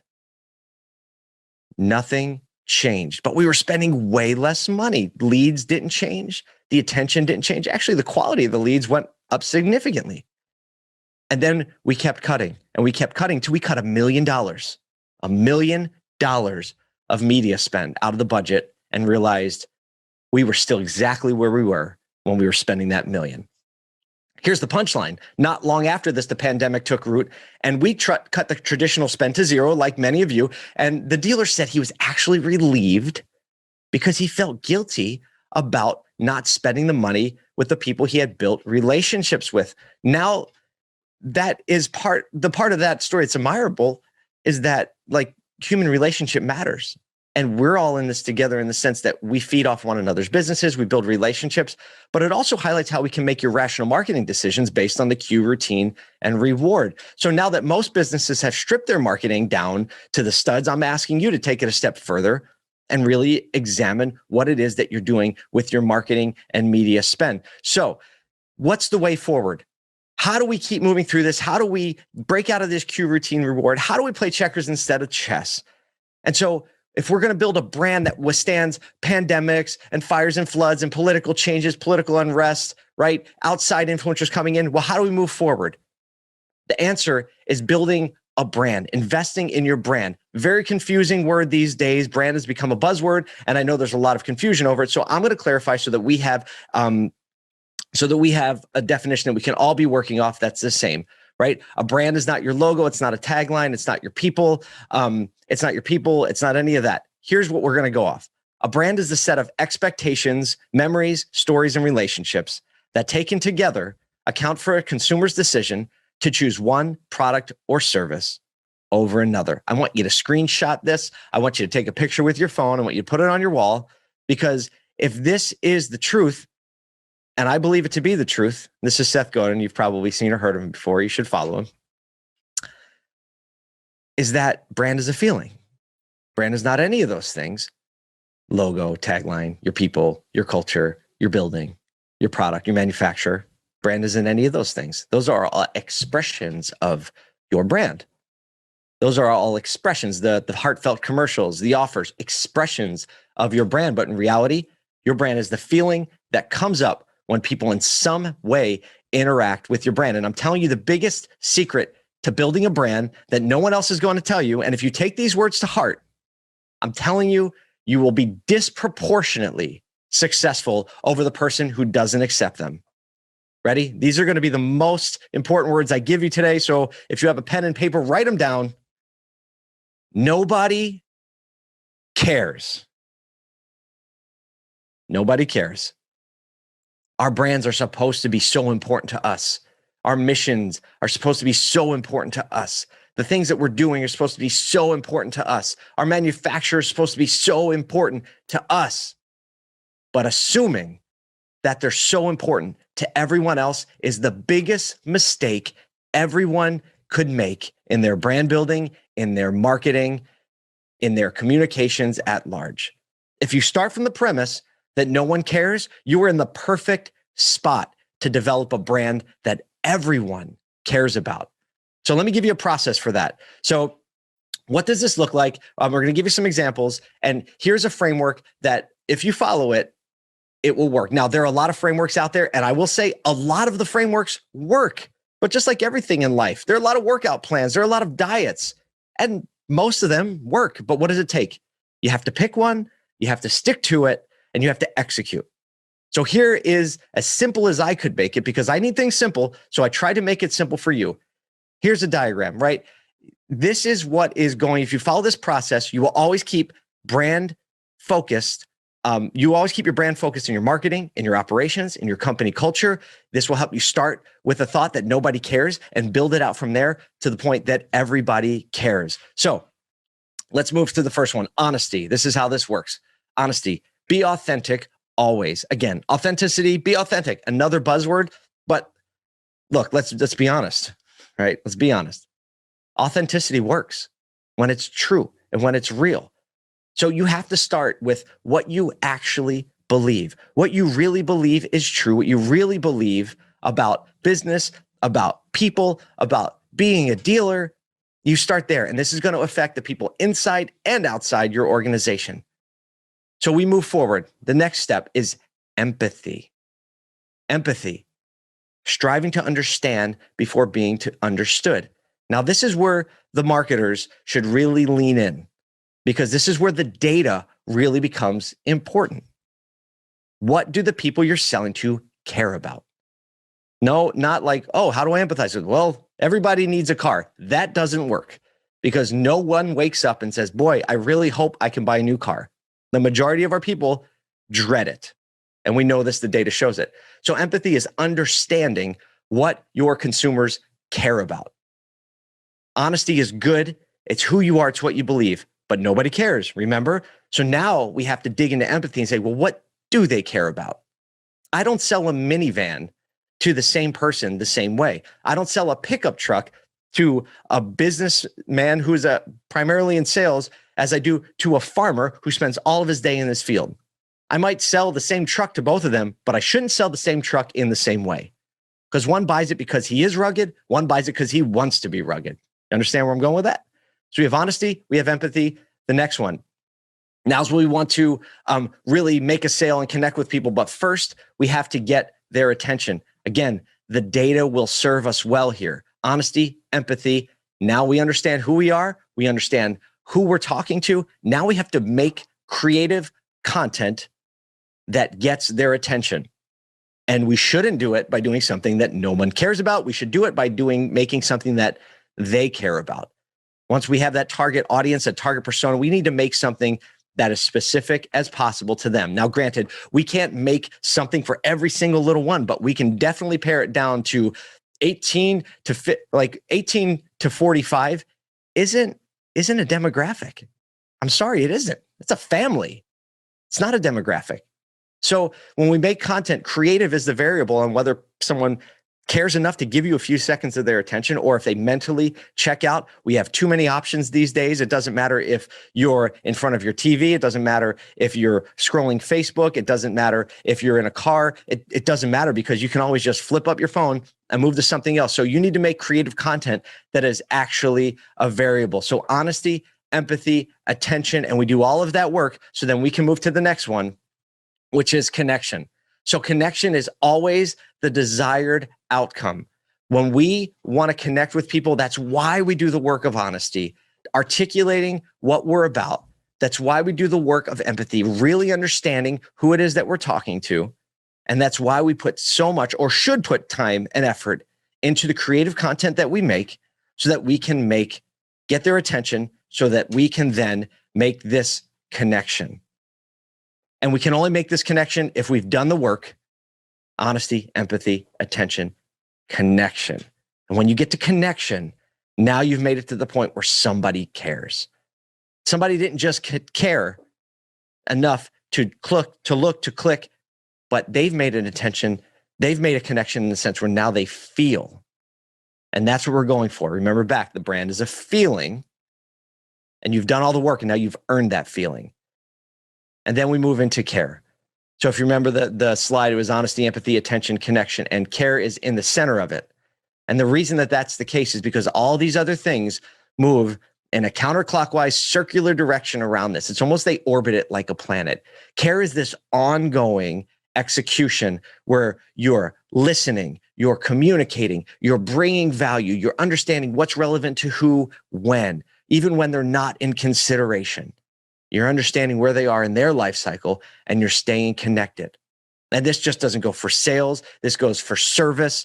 This goes across the board. This keeps people in your ecosystem. So let me give you some clear example of this, okay? So we had a client, and we made a Facebook post.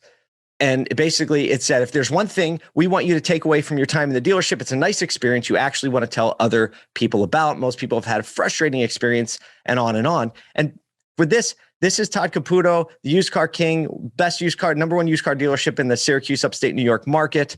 And he was Todd Caputo, the used car king, and he was rebranded. We rebranded him to Sun Automotive Group, simple, upfront, and nice. Todd had a heart to serve people. People saw him as a dealer. When you know what I mean when I say it, the bad connotation of a dealer, it's always going to be combative. It's always, I'm going to have to negotiate for my life, et cetera. So what we did was put this image of him up that said, most people have been jerked around at a car dealership. We said, let's run this. And he said, what if people think it's me? And I said, people already think it's you, because we did the work of empathy. We understand what people thought. And what that did was then spur on a great social conversation. So Angela jumped in, said, love the honesty. How about that? It's always good to see small businesses making changes, because they know customers need reliability, and that the business transaction is actually a relationship. Great. We responded. Thanks, Angela. We love to hear that. That's exactly where I made the change. Next comment. These are just a sampling of the comments. This was our best performing post. And we received, I want to say it's 40-cent VDP views. 40-cent VDP views. That's real traffic to a VDP from content that wasn't selling a vehicle. Lilybird said, I have an issue with a vehicle, brought it even after the deal was made and home with a vehicle, and they took it back, right? So that's, again, a validation. But it's not always great when you put yourself out there. Some things happen. And this next one highlights that. Edward jumped in. He said, bull, right? We went there once, met by pushy salesman at my door, left immediately. Okay, well, this is kind of the work of relationship. We said, Edward, we appreciate that, right? That's why our new business model is so that that never happens again. And the most important part of the slide is in the bottom right-hand corner. If you see Edward, like the comment, he didn't check out. So what do you think? How do you think we made him feel? Do you think we just moved a customer back into our ecosystem? Do you think we're going to get another at-bat at Edward? We sure are. So let's go forward. So Here are some really practical tips on how you can kind of structure honesty, empathy, attention, connection, care. Here are a good frameworks. Remember, I said I want you to take away one good thing from today. And if it's just nobody cares, right? I bet that makes a difference in your dealership if you just write that on your wall and follow it. But here's some other things. I know you'll have this on recording. You can go back to it. So number one, you have to lean in to what is truly unique about yourself. And this is the honesty phase. If your dealer is a world-class ukulele player, well, then you better make that known. All dealers, I know, it's like, well, they're very similar. They have family business. That's not true. Everyone has unique purposes, and dealers can go all the way from feeling like a trip to Disney World to feeling like a high-performance racetrack to feel like a family reunion. Everyone's different. You have to lean into what makes you unique. It exists. You have to find it and flesh it out. If everyone else on the strip of dealers near your house can say the same things that you're saying, or you unique that are saying the same thing as you are, like this is why we're unique, then it's not unique. Find something that no one else can say. The next one, I can't stress this enough. You have to value people's attention. That means when you put marketing in front of them, you have to value that like you're asking them for money, because we take our attention very seriously and we dish it out by pennies, not by dollars, not by hundreds, by pennies. And that's what I mean by seconds. So you have to realize all marketing is an interruption. When someone sees your marketing, it's an interruption. The only thing that's different between it being an interruption or them seeing as valuable is by you understanding what they care about and delivering something to them that they care about. That might be education, that might be entertainment, that might be inspiration, but that's what you have to do to value the attention. So offers above the fold on your website, let's talk about this. Real practical tip. Don't put any offers above the fold on your website. But that's all I have are offers above the fold on the website. Well, let me explain why. If a soccer mom with 5 kids walked in to your store and she's got this brood of children and she's keeping it together, she needs a vehicle, are you going to say, oh, great, so glad you're here. Let me walk you up to the pickup trucks that won't fit your family because they're $4,000 off MSRP. Would you do that? Walk her all the way out there, spend her time until she's like, my whole family can't even fit in this truck. You would never do that. Why are you doing it on your website? So next, you have to build your strategy on the foundation of measurable spends. If you can't measure it, you probably shouldn't be spending it. Now, there's some spends, long-term spends that you can do, public relations, things like that. But largely, you should be able to track the results of your marketing dollars back to a result. Marketing cost per unit sold is something that I want you to write down. Marketing cost per unit sold. Marketing cost per unit sold. That involves your creative. It involves your ad spend to buy your media. It involves the staff that you have. You need to take that number. You need to divide that by the number of cars you sold in that month. That is your marketing cost per car sold. And as your marketing improves, that number should go down. You should always be able to track it. If you do that, that will never lie. Leads lie to you. Traffic lies to you. Views lie to you. VDP views lie to you. The only thing that doesn't lie to you is sales. Finally, be realistic with conflict of interest. There's a lot of conflict of interest in the things that we do in this industry, paying lump sums of money to people who basically are incentivized for us to spend more in marketing, more in ad spend, to put our thing on more platforms, right? On Facebook, on programmatic, on OTT. So if there's an incentive, percentage-based incentive for them to have you spend more money in your market, well, then they're never really incentivized to help you reduce that marketing cost per car sold. So I'm not saying that they're evil people. A lot of great people have that pricing model. I'm just saying be realistic with the conflict of interest up front. Okay, so finally, I think we are out of time. So I know I gave you a complete fire hose. Let me sum it up with this. There is investment principles. Investment principles are ingrained into dealers' mind. We understand it in real estate. We understand it in blue sky when we buy dealerships, and we understand we have to pay the blue sky. We think of investment all the time. Fixed operations equipment. I'm going to buy this equipment and it's going to provide for me down the line. I want you to think of your brand the same way. Investing in telling your story, making good creative that connects with people and connects with what they care about, doing the work is actually an investment that will totally insulate you when things happen in the market that totally disrupt the cue routine reward mentality that you had.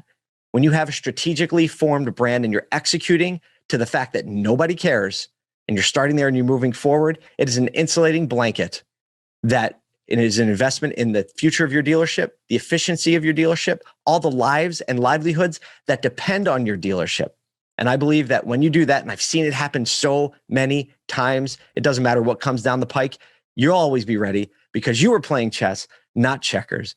Thank you so much for spending some time with me here today. I hope that you please execute one thing, even if that's just writing "nobody cares" on the whiteboard in your conference room and explaining it to your marketing team and your sales team. If you just do that one thing, I know it will change and make a difference. And we didn't waste our time here together. I can't wait to answer some questions. I hope you connect with me. I'm on social media all the time. I do a lot in automotive, have automotive State of the Union events, and I can't wait to see you and help you however I can.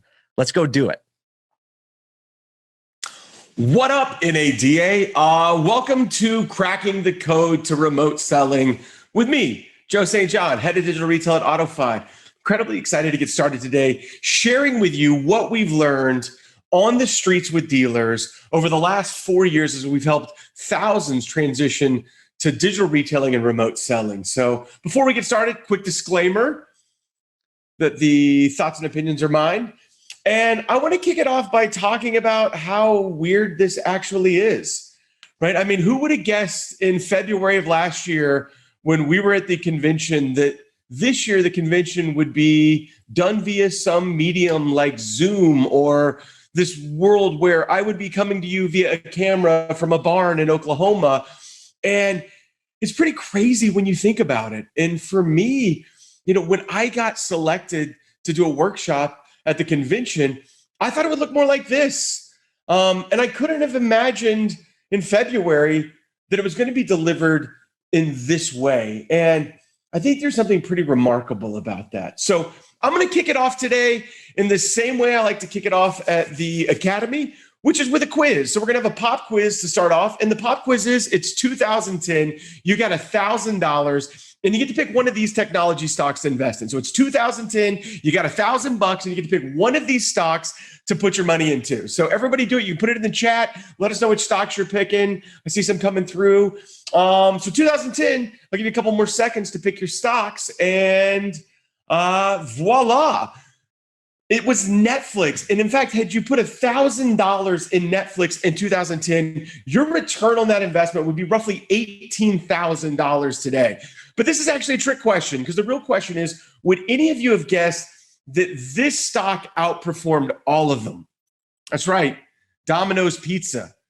And when you think about it, it's pretty crazy, because these others are all the technology companies that we think of as these like hockey stick growths and explosive revenue. And you look at it in Domino's investment, your $1,000 in Domino's would have roughly returned for you almost double what that same $1,000 would have returned for you had you stuck it in Netflix. And my question is, like, why, right? And technically, by the way, these are pre-COVID numbers. The post-COVID numbers for Domino's would have actually returned $55,000. And so my question is, what did Domino's introduce in 2010 that dramatically influenced the value of that organization? I mean, because is their pizza really that different today than it was in 2010? No, it still sucks, right? It's bad pizza. I mean, nobody orders Domino's because they're like, oh, I'm really craving some Domino's. It's so delicious. Like, why do we order Domino's? Because it's convenient. And because now you can hit a button and Domino's shows up at your house. And when that got introduced, it revolutionized the game. And we call it Pizza Tracker. So you're like, oh, like Jason's putting my pizza in the oven. And then like Sean's driving the pizza to me. And my question is, why does that matter? So the real question is not like, are these tech companies valuable? The real question is, Domino's introduced Pizza Tracker in 2010. Roughly 60% of their orders now happen through that app. By the way, it doesn't mean that all the orders happen through that app. It's 60%. There's 40% that still like to pick up the phone and talk to somebody. There's 40% that still like to like stop by and just grab a hot and ready and eat it in their car, right? But the question is like, why did Pizza Tracker matter? And I think that's a really important one.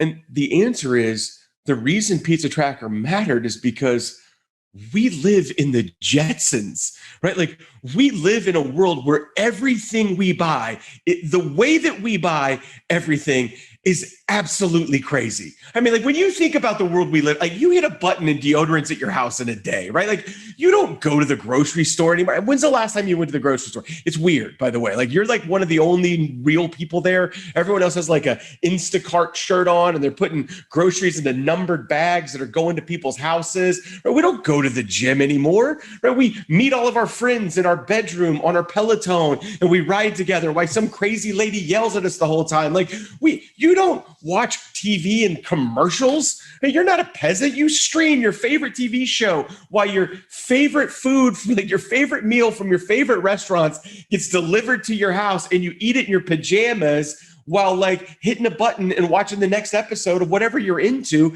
And that's the world that all of us live in today. I mean, think about it. Like this is so Jetsons that I'm on a video screen with you wherever you happen to be around the world. And my question is, if this is the world we live in, do you believe that it's influencing the behavior of consumers that are attempting to buy a vehicle? When a customer starts walking down the path of buying a vehicle, is this world influencing the way that they try to do that? And the answer is absolutely yes. And it's really reflected in the data of the consumer. And when you look at that data, you see that it's changing at a really rapid rate. So my first question out of this is our next quiz is, what percentage of today's consumers that are buying a car start that car buying journey online? Like what percentage of consumers actually start that journey online? You can put it in the chat. The answer is actually 92%. That's 9 out of 10 consumers. And I think most of us go, okay, yeah, I get that. That makes sense. The next question is, out of that 9 out of 10 consumers that start online, how much time is that consumer spending staring at a screen, right? Doing research before they walk into a dealership? You go ahead and put it in the chat. Yeah, I see some coming in. Yeah, the correct answer is 17 hours. So when you look at the estimates for most studies, somewhere between 14 and 17 hours, what it means is that today's consumer is literally staring at their screen for hours and hours and hours doing research before they ever step foot into a dealership. Yet when they come to our stores, how long does it still take us to sell them a car? Yeah, the answer is, according to most recent estimates, still over 3.5 hours or 187 minutes. So I've got 9 out of 10 of my customers starting online, spending 17 hours doing research and showing up to my dealership where it still takes over 3 hours for us to sell them a car. Now, the one number that is probably the most shocking to me, in 1998, when I started selling cars, I got sent to a training. I'm not going to tell you the name of the trainer because I don't want to get in trouble. His first name's the same as mine, by the way. His last name's Spanish for green. And I went to Dallas to go do training here, and I was super excited. And I got there, and the trainer was incredible. But he beat into my head this one stat that influenced everything, was that my customer was going to visit 5 dealerships before they made a purchase decision. That my walk around had to be better than 4 other salespeople because that consumer was going to visit 5 dealerships before they made a purchase. Anybody know how many dealerships that consumer visits today? Now you put it in the chat, right? That's a lot of you are getting really close. It's somewhere between 1.2 to 2.6 dealerships. And what that means is that consumer is coming to our dealership with the intent to purchase. That consumer is showing up to our dealership with the intent to purchase. And if we don't screw it up, they buy a car from us. Now, granted, there's a lot of ways we can screw it up, right? Like, I mean, maybe they show up because they want to see a gray interior. They take a look at it. They don't like gray. Now they want to see a peanut butter interior. And I don't have a peanut butter one in new, so I'm trying to find one in used to show them while doing a dealer trade. You know, maybe my salesperson is having a rough day. There's a lot of ways that car deal can get messed up, but they come to us with the intent to buy. And when you take this high level aggregated data and you roll it down to the individual consumer, you see that data really reflected in what we feel in the dealership environment in interacting with our consumers. I mean, think with Google did a study where they tracked a person buying a car. And as Stacy went through this car buying journey, it was 900 digital touch points, but it was really spread across 3 months, meaning that these consumers aren't cramming for a test right before they show up. They're doing little bits of research when they get time to do that research. 71% of it happened on a mobile device. So if your website isn't mobile friendly, you're costing yourselves opportunity. It was 139 Google searches, 14 YouTube videos. Who here is using video to sell cars? If you're not, you're missing opportunities. It was 69 dealership website interactions and 286 manufacturer website interactions. And she went from 14 brands, cut it down to 6, and then chose between 2 of them. And that's the way that today's consumers are buying cars. And the question that we have to ask ourselves in this industry as the dealers and the sales managers and the people that are tasked with the responsibility of selling those cars is the road to the sell that we're using, is the word tracks that we're using, is the approach that we're taking that much different today with this consumer whose behavior is completely different than that approach was back in 1998 when I started selling cars. And I think the question you have to ask yourself is, when a sales manager at my dealership goes out to take a TO on a customer, or a salesperson's using a close, is what they're saying really that different than what they were saying back in the 90s or the 80s? And the answer, and I'm going to prove it to you because I pulled a close out of an OEM guidebook to selling cars, right? So this is an actual objection handler out of an OEM guidebook to selling cars. My question is, any of you ever heard the objection from a customer like, man, my car's worth at least $1,000 more than you guys are giving me? Anybody ever heard that objection before? Anybody ever use this close? You know, Mr. and Mrs. Customer, I would love to be able to give you more money for your vehicle, but it's not really up to me, right? Because the price of a used car, just like everything else, is really set by the demand for it. And right now on vehicles like yours, anybody ever use a close like that? Okay, well, I pulled that close out of an OEM guidebook to selling cars. And my question is, when do you think it was written? It came out of an OEM guidebook to selling cars. You can put it in the chat. The question is, when do you think this close was written? I see some coming through. There's some 80s, some 90s, 2000s, 1926. When this close was written, you know how you started a car? You cranked it. A windshield was an option, right? In this close, the trade was actually a horse. That's how old this close is. So we have a customer that hits a button on a magic device and deodorants at their house in a day, and then they show up to our dealership, and we're using techniques on that customer that are over 100 years old. And what's crazy to me is that in March of last year, on March 13th, I was standing on a dealership showroom, and all of a sudden I got the messages that every conference that I was supposed to be speaking at was getting canceled. The salespeople in the room with me got the text messages from customers that their appointments were canceling. And what happened in March of last year is really that we were blasted light years into the future.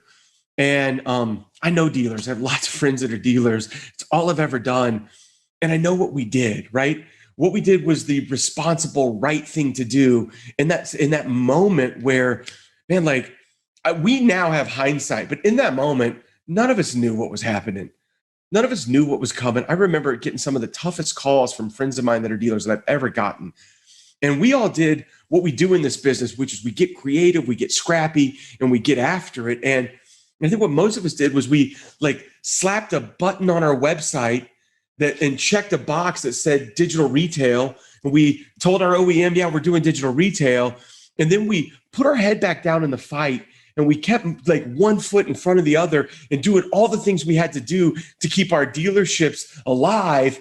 And then we looked up 6 months later and we're like, I put this button on my website, and how come people aren't showing up and giving me their money? And I think that there's a really simple reason for that.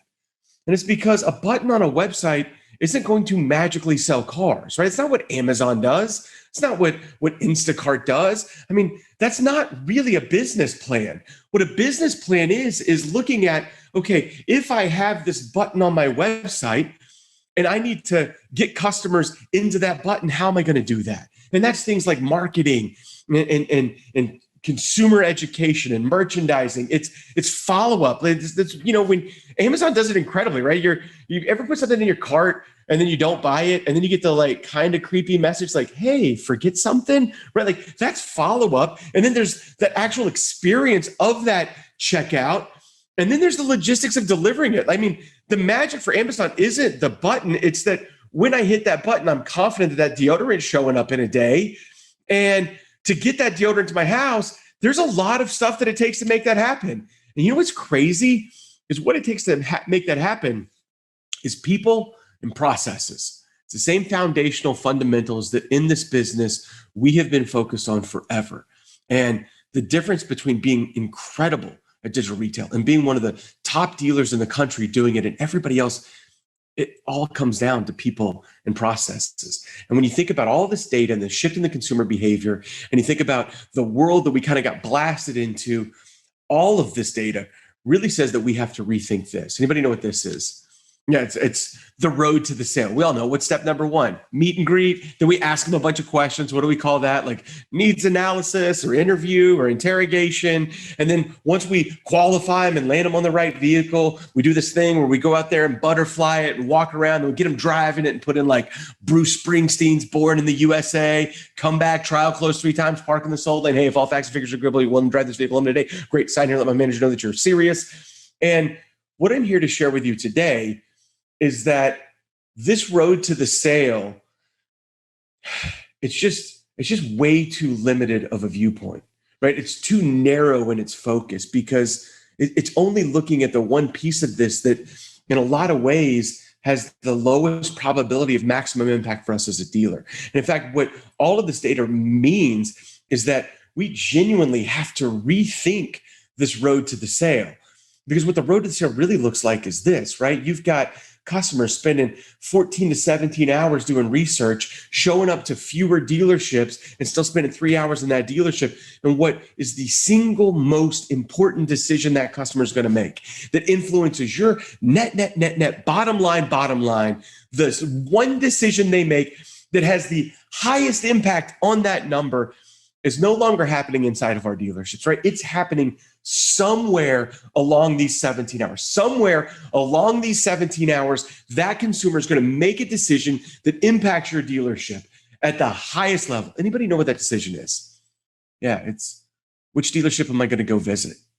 And what we're going to talk about today is the how to crack the code and really influence that decision for consumers. And there's really only 2 ways you can do that, right? One is passively. What does our website do? And within the constraints of my OEM requirements, what is my website and my marketing messaging and my branding doing to help that customer move themselves deeper into that sales funnel, develop a shared experience with our organization digitally, and create connective tissue and build trust in the things that we want to generate inside of that customer? And then the other way that you can influence that decision is actively in the way that our people at our enterprises interact with that consumer. And as we talk about this, there's going to be 3 challenges that you are going to face in trying to influence these decisions. And one is our addiction to leads in this industry. In fact, the way that we think about leads in this industry is clouding our judgment and keeping us from actually getting the level of outcomes that we hope for, which is an incremental unit of vehicle sold at a great gross profit margin. We're going to talk about the death of consumer engagement, or the fact that customers don't respond like they used to.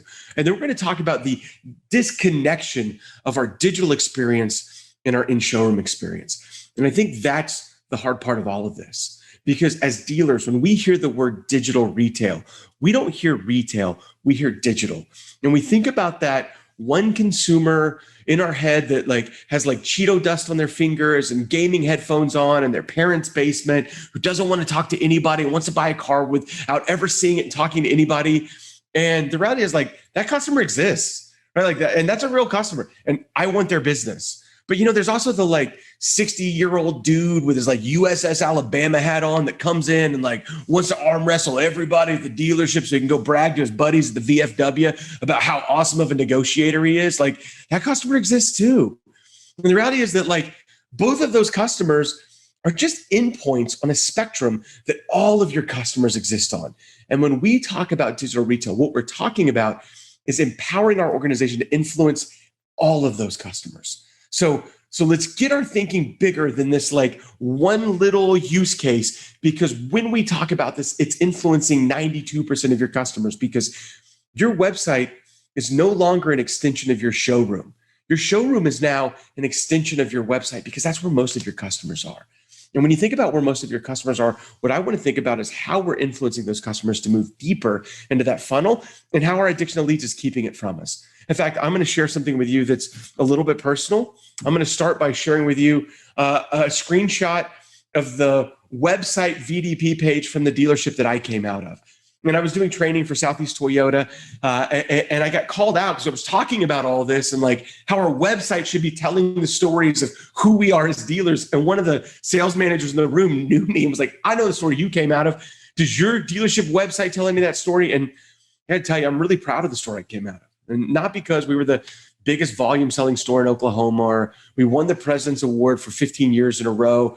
I'm really proud of the story I came out of because the man whose name was on the building actually cared about customers. And our joke used to be, if a customer, like, just give it to the customer, because if they're upset and they make it to his office, he's going to give it to him anyways. And if you just give it to him, you save yourself the heat of getting in trouble. And so I got called out and I pulled up my website and I was instantly kind of like, not just humbled, I was actually kind of hurt.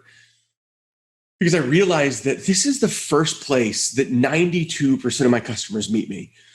And when I saw what we were doing, and I knew who we were as a dealer, and I saw what we were doing in this space, I realized that everything we were doing on this webpage was sending a signal to that customer that we were the opposite type of dealership that we actually were, and sending a signal to them that we were everything that they hoped we weren't when it came to buying a car.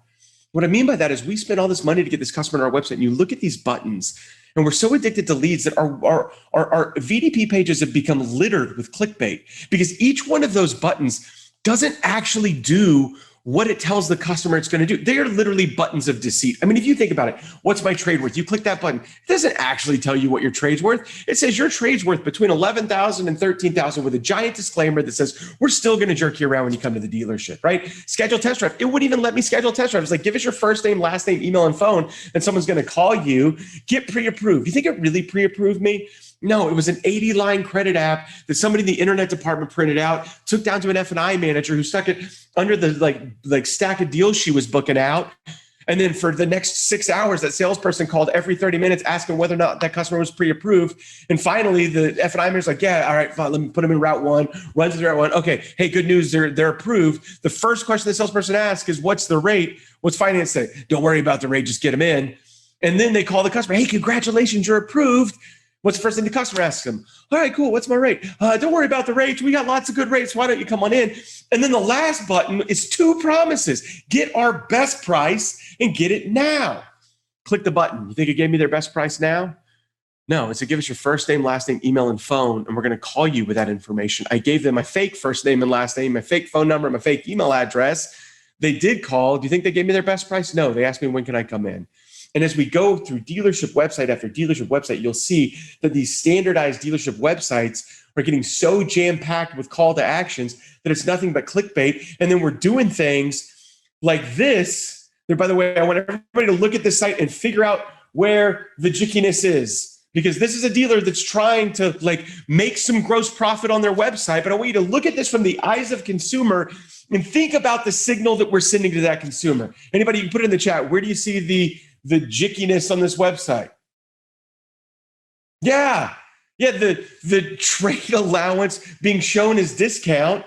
And then we're putting the cart before the horse, because we got dealers that are spending all of this money. This is a great dealer. He's super smart. I love him. And he's spending a ton of money to really advertise an experience for a consumer, and spending money to say, you can do this really easy. And in fact, right above their stack of call to actions, there's instructions. Step 1, select vehicle. Step 2, what does it say?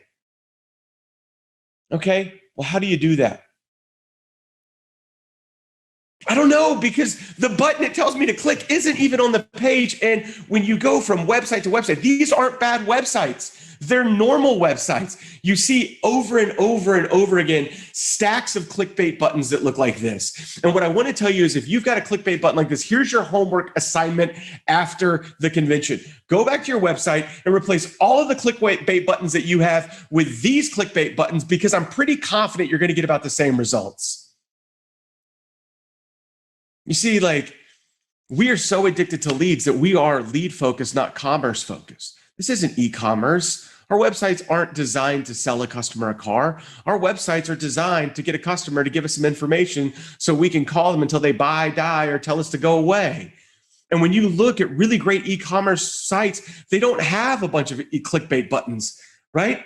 They have buttons that look like this, right? This is a great e-commerce site.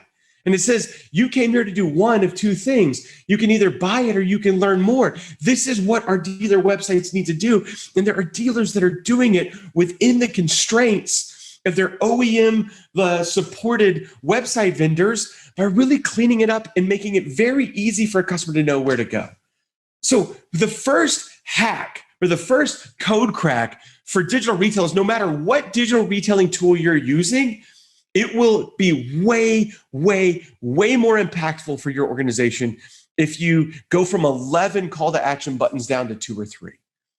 Now, what's the next one? Well, right now, for most of us, even if we're doing digital retail, we have a traditional brand promise that's based on a handful of pillars. They're very common, and it doesn't necessarily align with the modern pain points of today's customer. And one of the real hacks to getting like early success with digital retail is to leverage digital retail and remote selling to deliver a brand promise to your marketplace that actually aligns with those customer pain points. What's the number one complaint of customers on CSI surveys for every OEM, every make and model, everywhere? What's the number one? You guys can put it in the chat. Yeah, time. And when you think about that pain point being the number one pain point, what we speak to as a brand for our dealership and our marketplace should be letting the customer know that we solve that number one pain point. And what's incredible is over and over and over again, we've seen our dealers roll out branding messaging based on speed and convenience and transparency and not replace their brand identity. Your dealership you've owned for years. I mean, you may have a dealership. I've got a friend's dealership that's been in business in that market for over 100 years. I'm not saying scrap your brand. I'm saying bring that brand with you to the 21st century with a message based on speed and convenience and transparency. And why does it matter? Well, because when you do that, it automatically drives results. And we see it over and over and over again. When you look at vehicle detail page loads of dealers that through their normal channels, whether it's billboards, whether it's TV, whether it's YouTube pre-roll or Facebook, dealers that introduce a solid message tied to their brand around speed and convenience and transparency get automatic increases in consumers coming to their vehicle detail pages. And what's awesome is that all of this started before COVID. In fact, I'm showing you one dealer who did this back in 2017 and 18 and saw these massive spikes. So that message is aligned with your consumers. And if you want to be great at digital retail, don't just put a button on your website and not tell anybody about it. Tell your market and tell them in the channels that the competition's using. I was at a dealership the other day, standing on their showroom. They're on the side of a highway, and the dealer principal walked me out. And from their showroom, he pointed, and I could see a billboard on their highway advertising a car on the back of a truck being delivered to a consumer with a Carvana logo at the bottom of it. And he said, that's my competition. And now that's my message, and I'm winning with it. Now, who's doing it great? I want to show you a couple of examples, right? Here's one of my good friends in New Jersey, Matt Blatt, Kia. One of the most incredible stories I've seen of going from a very standard OEM-looking website to a bespoke OEM website, branded everything fast track, made it very clear you can shop or you can schedule service, gave their brand promise of, a love it or leave it guarantee. All of their TV ads were talking about it and really driving it. And then from that, they started to really see these incredible results. They still had digital retail, but pre-branding, pre-marketing to post, these are the type of results they got. Every single analyzable metric from a digital retail perspective, every single one of them shot up at rates that were incredible. I mean, not only were they getting more customers to interact, they were getting better qualified customers because their average FICO score on applications coming through their digital retailing tool went up by 130 points. So not only were they attracting more customers, they were attracting better qualified customers who were going deeper in the process remotely with them, and it impacted their volume and it impacted their gross. What's crazy is that after that, they kept it going, and even a couple of months after their branding exercise quarter results, the results kept coming in and kept coming in. Now, let's talk about the next challenge that we have as dealers, right? The next challenge is the the disappearance of customer engagement. Because if our website doesn't get that customer deeper into the funnel and doesn't build a relationship, and all we do is get the customer to give us information, now it's dependent upon our people to reach out to that customer and influence their decision. And at AutoFi, we're obsessed with consumer data. I mean, we're obsessed with data, period. It's kind of annoying, right? Like, I don't care what the 17, like what device holds less than 1% of consumer interactions. But we did a study not too long ago where we went out to 100 dealers nationwide, coast to coast, border to border, Fiat to Ferrari. And what we wanted to do was send them a really hot internet lead and see how they responded to it. So we wanted to do is send a lead that was going to be the highest closing lead that we know statistically they're going to get.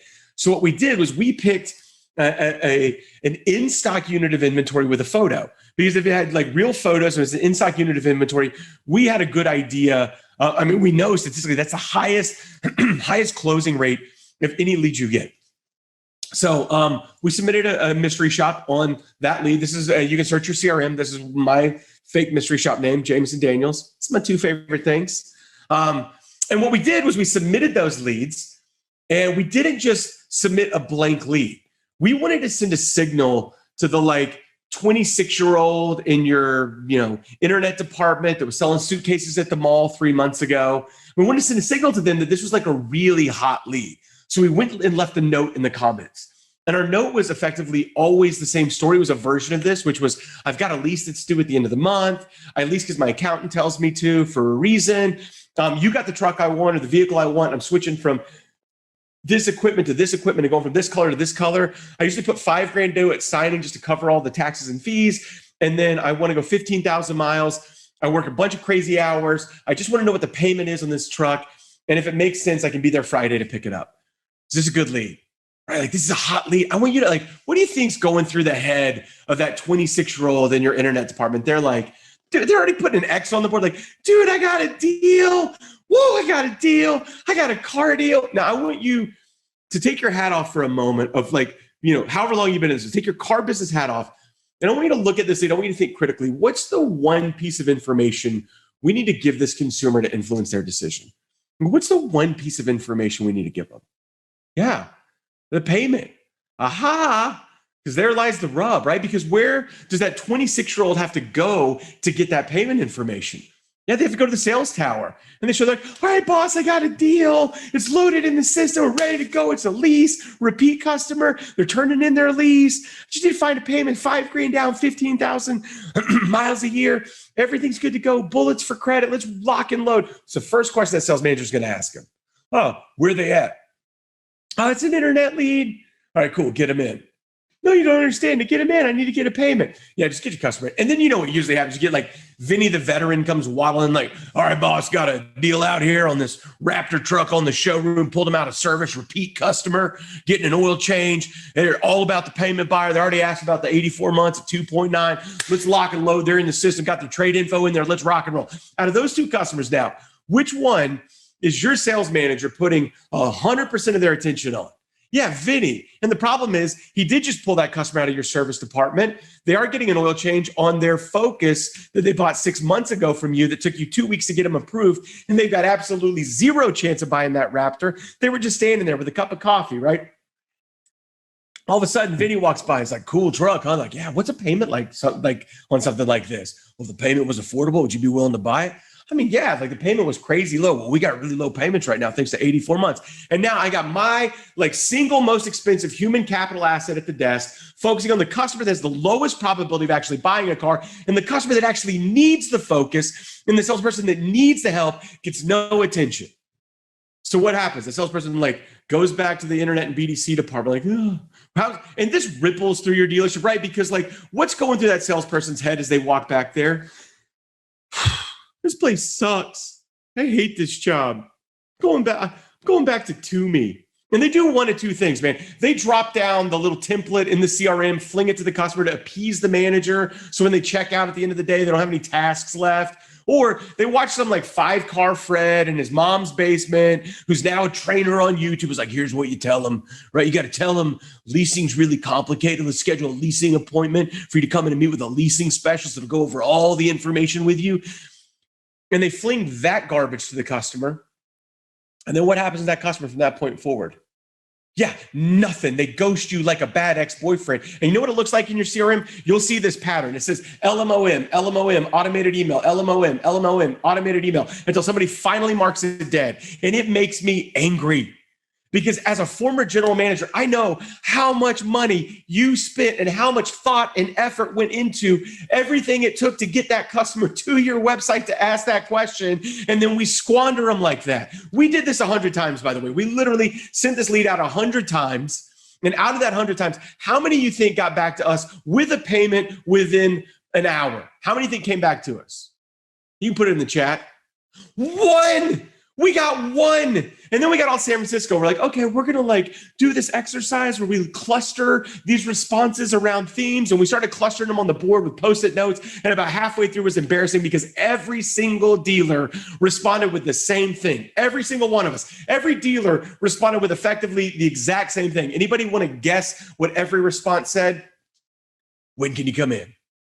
And so the question that we have to be asking ourselves is, are our people in the way that we interact with consumers being a resource or a roadblock? And it starts with addiction to leads, and it clouds the way that we think about interacting with them. I remember being taught when I first started selling cars, you can't sell a car over the phone. You can't sell a car via email. You know what? In today's market, that's the most important place you should be selling cars. This isn't about like setting appointments. This is about that point of sale becoming fluid and moving to wherever that customer is. So the customer feels in control and it feels more like buying anything else. And they see your dealership as a source of valuable, trustworthy information. And because of that, the last piece of this is, even if we crush that, even if our internet and BDC is a bunch of like samurais who are incredible at doing this and they're moving that point of sale, everything's fantastic.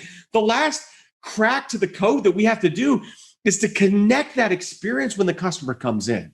What do I mean by that? Well, when you think of that road to the sale that we talked about earlier, when that customer moves from this like research stage to actually physically interacting with our dealerships, we have to bridge that gap in a way that is incredibly powerful. We have to build a bridge there, because if we don't, I know what happens. I see thousands of NPS surveys. What happens is this customer comes to your website, they go through everything, they think they buy it online, or they talk to somebody in your internet department or your BDC that sends them an automated deal where now they're building out their deal and they apply and they get an approval and they think they've done everything, and they show up to your dealership on an appointment to pick up that vehicle and they run into this person who's like, oh, hey, hang on a second. Hey, welcome to the dealership. What can I help you with today? And they're like, oh, I'm here to pick up my new car that I bought online. They're like, oh, so what kind of car are you looking to buy? Car, truck, or SUV? And they're like, no.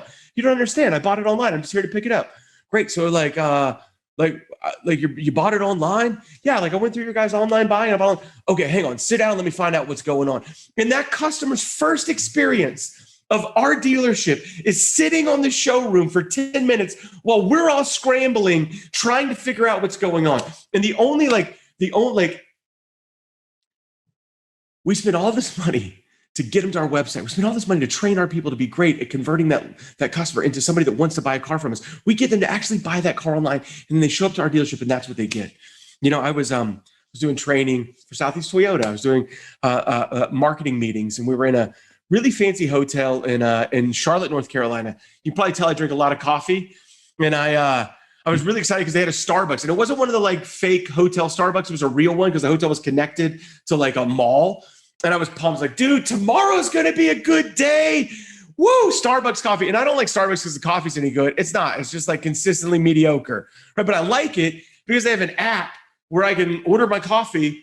And when I walk in, it's ready for me. So I'm all fired up. I'm going to use the app. I like come out like the next morning. I get up. I'm fired up.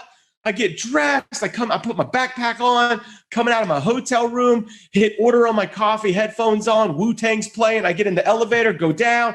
I'm pumped. I walk up to the Starbucks. I'm really excited now because I'm like, you're a genius. Because there's like 800 people in this line. It looks like a Beatles concert. There's so many people in line. And I'm like, yeah, walk up. I know what my coffee looks like. Comes out on that little weird tall table thing. It's like this big, has a sticker on the side. It usually says Joe. I'm just waiting. Right? I'm sitting there. Coffee's not there. And you got to time it right. So I timed it perfectly. Right? It's not going to be cold. It's going to come out right as I get there. Not there.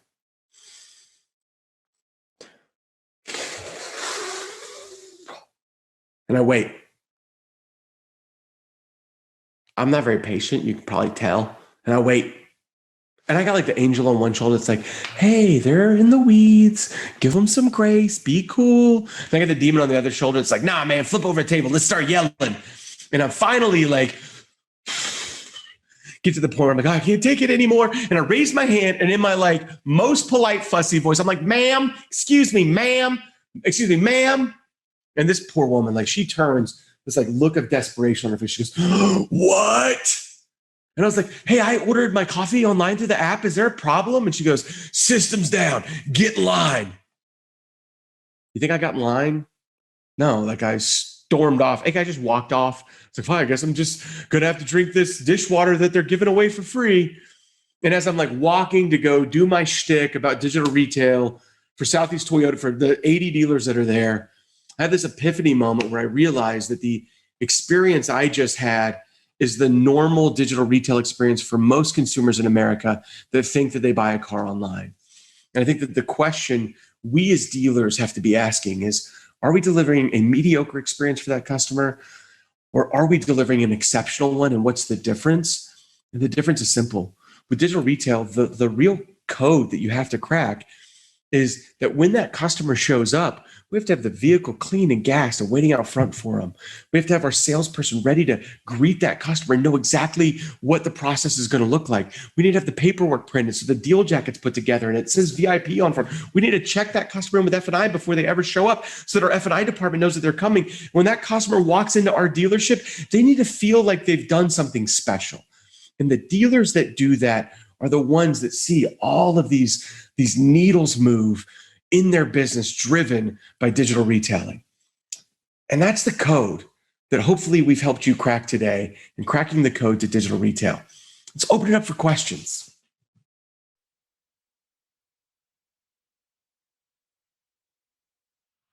Ну что, вот и закончились все семинары и воркшопы, и мы переходим... А их, кстати, было 33 в итоге, счастливое число. Мы планировали 30, а в итоге вместе с бонусами сделали целых 33. Напоминаю, что все они будут доступны вам по результатам дня. Для членов Ассоциации РОАД они придут сегодня, а для тех, кто зарегистрировался на сайте Авто.ру, они придут в начале следующей недели. Поэтому не переживайте, очень много вопросов в трансляции на тему того, когда будут доступны записи, они будут. Ничего экрана не надо было записывать, как некоторые делали. Все будет доступно для вас бесконечное долгое количество времени, все записи.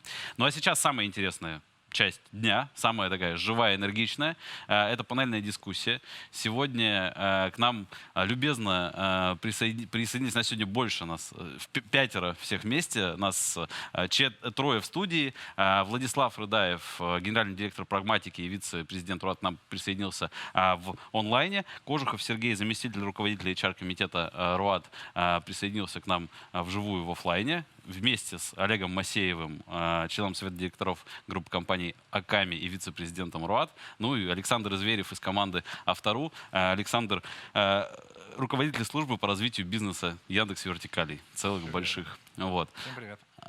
Всем привет. Всем привет. Рады, что мы здесь все собрались. У меня вопрос первый. Первый вопрос, он такой личный, поделиться. Олег, ты ездишь на NADA дольше, чем я. Я был 5 раз, ты, я не знаю, какое количество раз. Вот.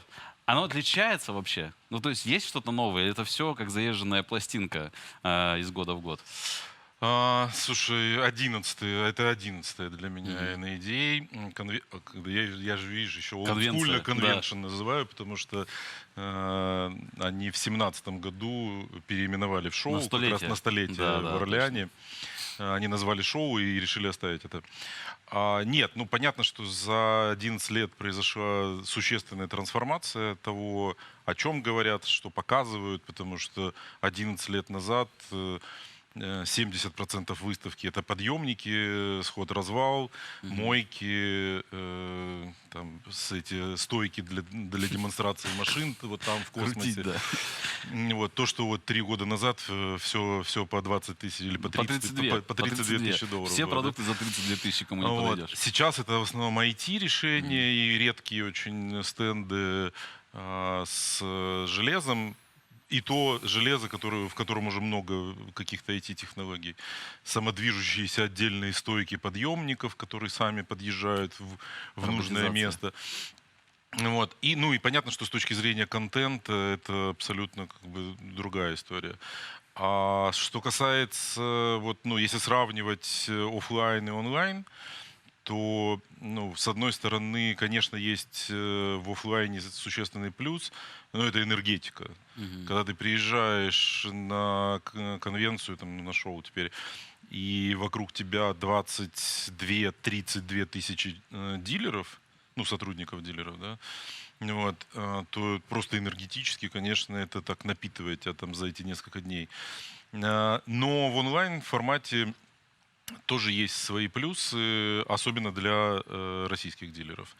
Я тебе могу сказать, что там, когда в октябре Совет РОАД принял решение не делать вообще NADA, и я в том числе голосовал за это решение, потому что решение было единогласным.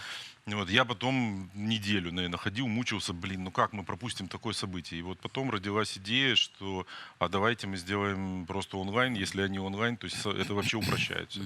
И, конечно, с точки зрения покрытия дилеров, это существенно увеличивает. То есть там самое максимальное количество дилеров было в 2011 году, было 150 человек в Сан-Франциско. А за последние 5 лет, в прошлом году 70 чем-то было, то понятно, что сейчас гораздо больше смогло посмотреть.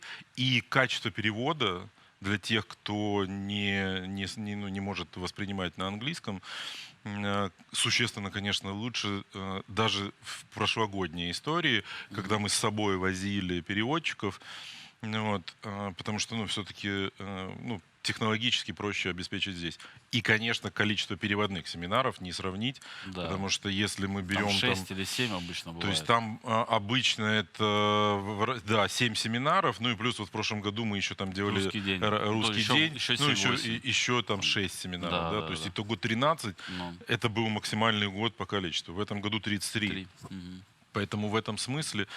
И плюс ты не тратишь на перелет, ты не тратишь на гостиницу, там, на питание и так далее, джетлэгов нет, то есть не ты сидишь комфортно, ты вообще просто... мне кажется, что стоит подумать уже насчет следующей NADA, что в принципе, наверное, надо там разговаривать с коллегами из NADA, что, ребят, мы давайте мы больше к вам ездить не будем, будем делать опять такую трансляцию. Но в Лас-Вегас я больше не хочу точно. Слушай, я знаешь, в Вегас съездил, потому что Гордону Рамзи сходить бургеры поесть. Это да. Ты со мной сегодня мыслью поделился насчет того, Брайана Паша, мы с тобой в перерыве обсуждали, с нее и хотел начать. Смотри, во-первых, что касается сегодняшнего дня, то есть три прямо классных выступления. Брайан Паш, я в принципе много его слушаю, потому что я считаю, что это один из крутейших маркетологов в автобизнесе. И в принципе то, что сегодня я услышал, меня порадовало. Друзей моих айтишников вряд ли эта мысль сильно порадует, но что показал Брайан? Что когда мы хотим что-то изменить, то в последнее, то мы упираемся в технологические решения. Типа технологии нет? Или технология есть, и мы только в технологию врезаемся. А на самом деле только 20% успеха в технологии. 50%. Нет, давай не так. Немножко сейчас я по-другому подведу. 30% это адвертайзинг и маркетинг, и 50% это лидерство, это то, о чем нельзя забывать. И, кстати, в прошлом году как раз тоже это было выступление, русской группе не зашло. когда человек говорил, что вы упираетесь в технологии, а вы посмотрите на своих сотрудников. Возможно, что он последним выступал на русском дне, и поэтому уже все уставшие были, но я думаю, что нет. Потому что все равно хотят волшебную таблетку. И понятно, что купить коробку с хорошим IT-решением, красивую картинку проще, чем заниматься людьми. Поэтому люди все равно остаются краеугольным камнем нашего бизнеса. Я вот очень много как раз слышал, когда была пандемия, о том, что мы внедрили онлайн-продажи. Я говорю, как? У нас кнопка на сайте «Оплатить» появилась. Вот. Я просто всегда удивлялся, действительно ли так? По поводу кнопки сегодня Джонс вообще просто зажег. Мы дойдем, кстати, до этого, это будет интересно.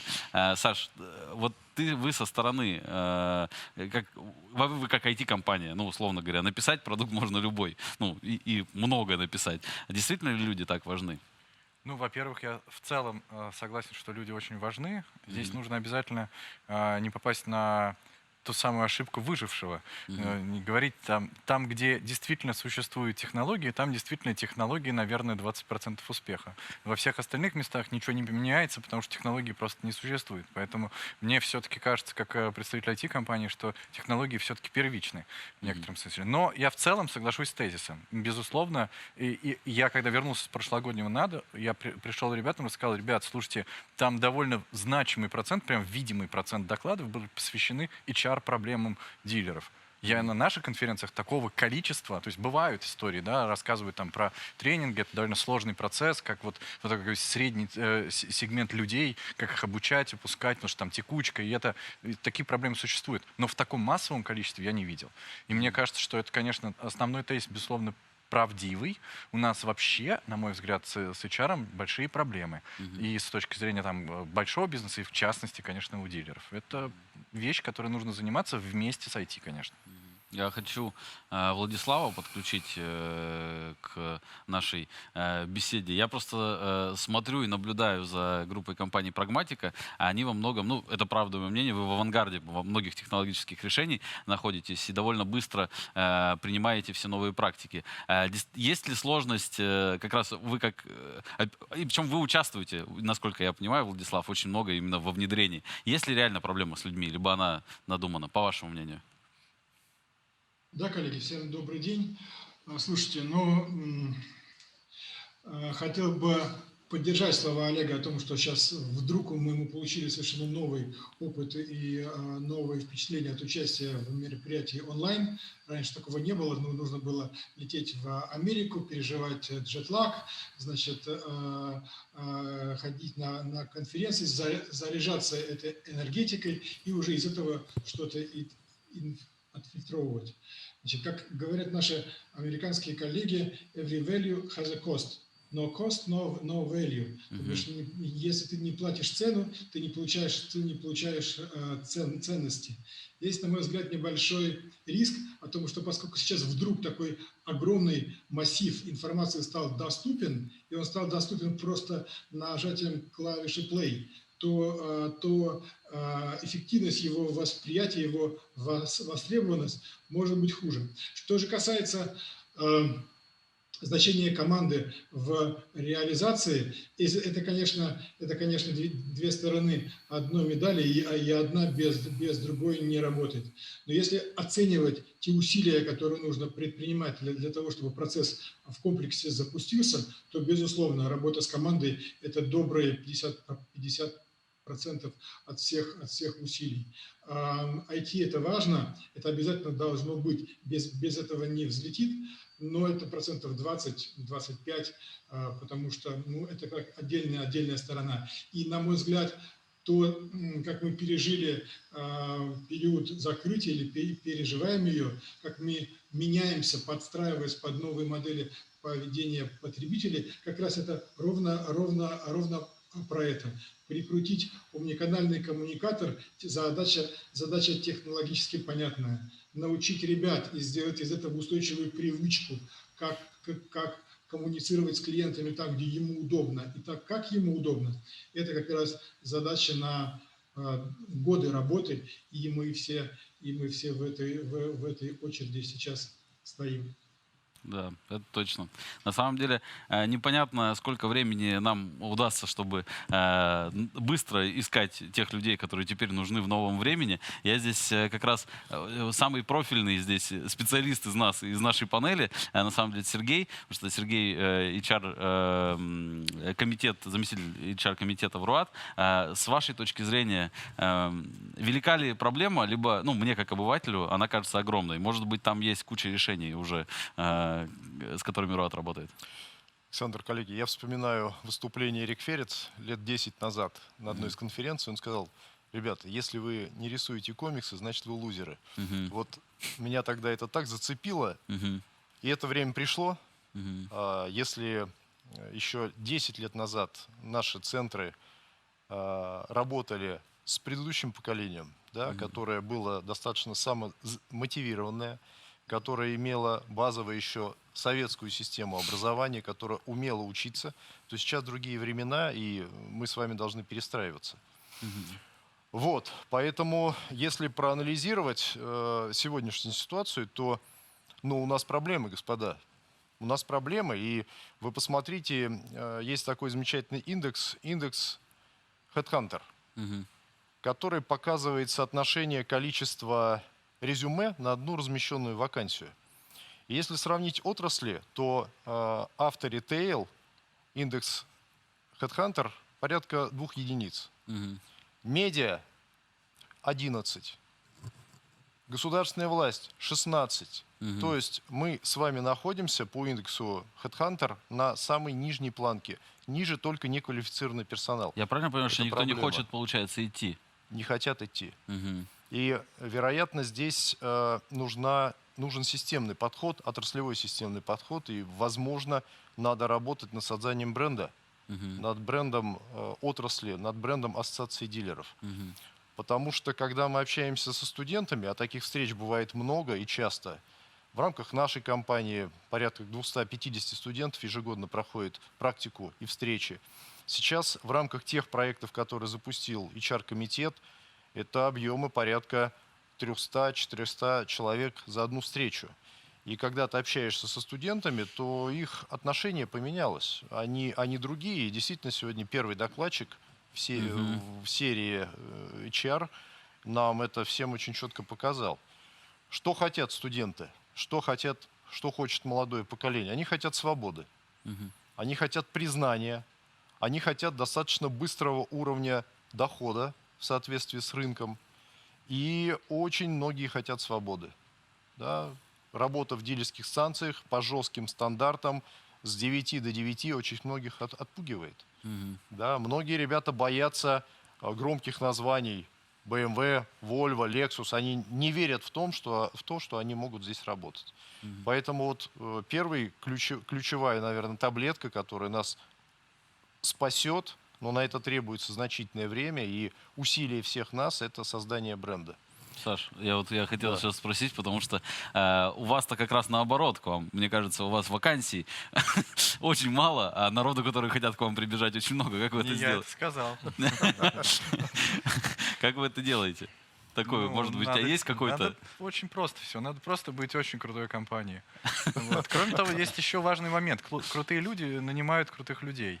И это тоже важный момент. То есть, нет, ну на самом деле, если серьезно говорить, конечно, за этим стоит огромное построение большого HR-бренда, в котором, ну, это как бы перманентная работа. Нужно понимать, что это нельзя сделать такой: ой, пойдемте построим HR-бренд. Такие посидели, сделали, и все, классно, у нас HR-бренд, пошли. И это работа, которая постоянно делают.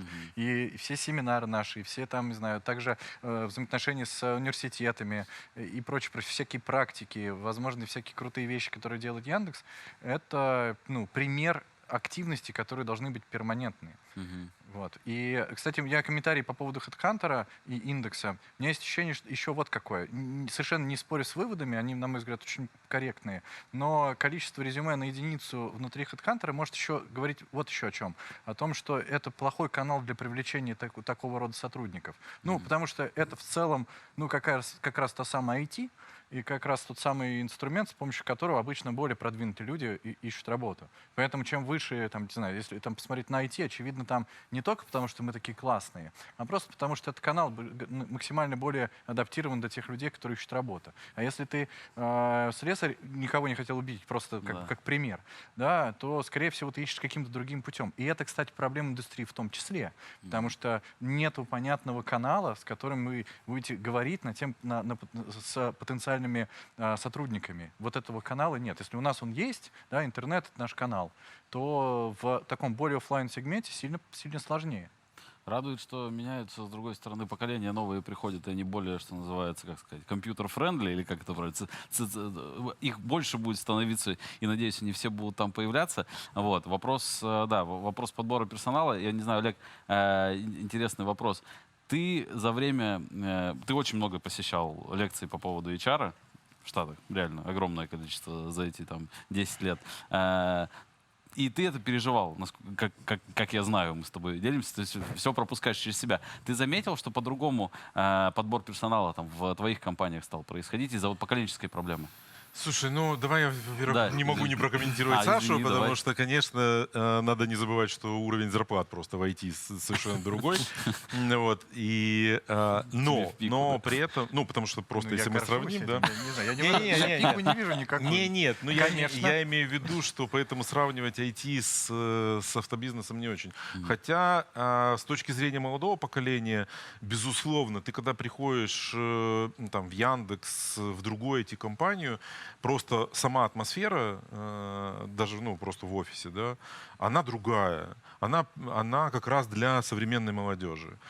То есть много свободы, открытые пространства, дружелюбная атмосфера, никто тебя не пушит старыми методами.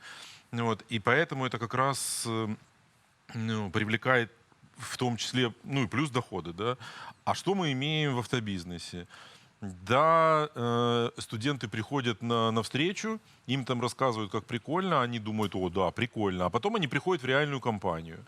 А в реальной компании, я вчера вот разговаривал с человеком, там, владелец крупного регионального холдинга, ну, мы обсуждали разные там вещи, в том числе текучку персонала. Он говорит, ты знаешь, у меня, в принципе, текучка небольшая. Вот. Более того, я подпитываюсь все время новыми, свежими, классными кадрами. Я говорю, а в чем секрет? Ты что-то такое-то гений? Он говорит, да нет, я-то не особо гений, у меня антигений мой основной конкурент.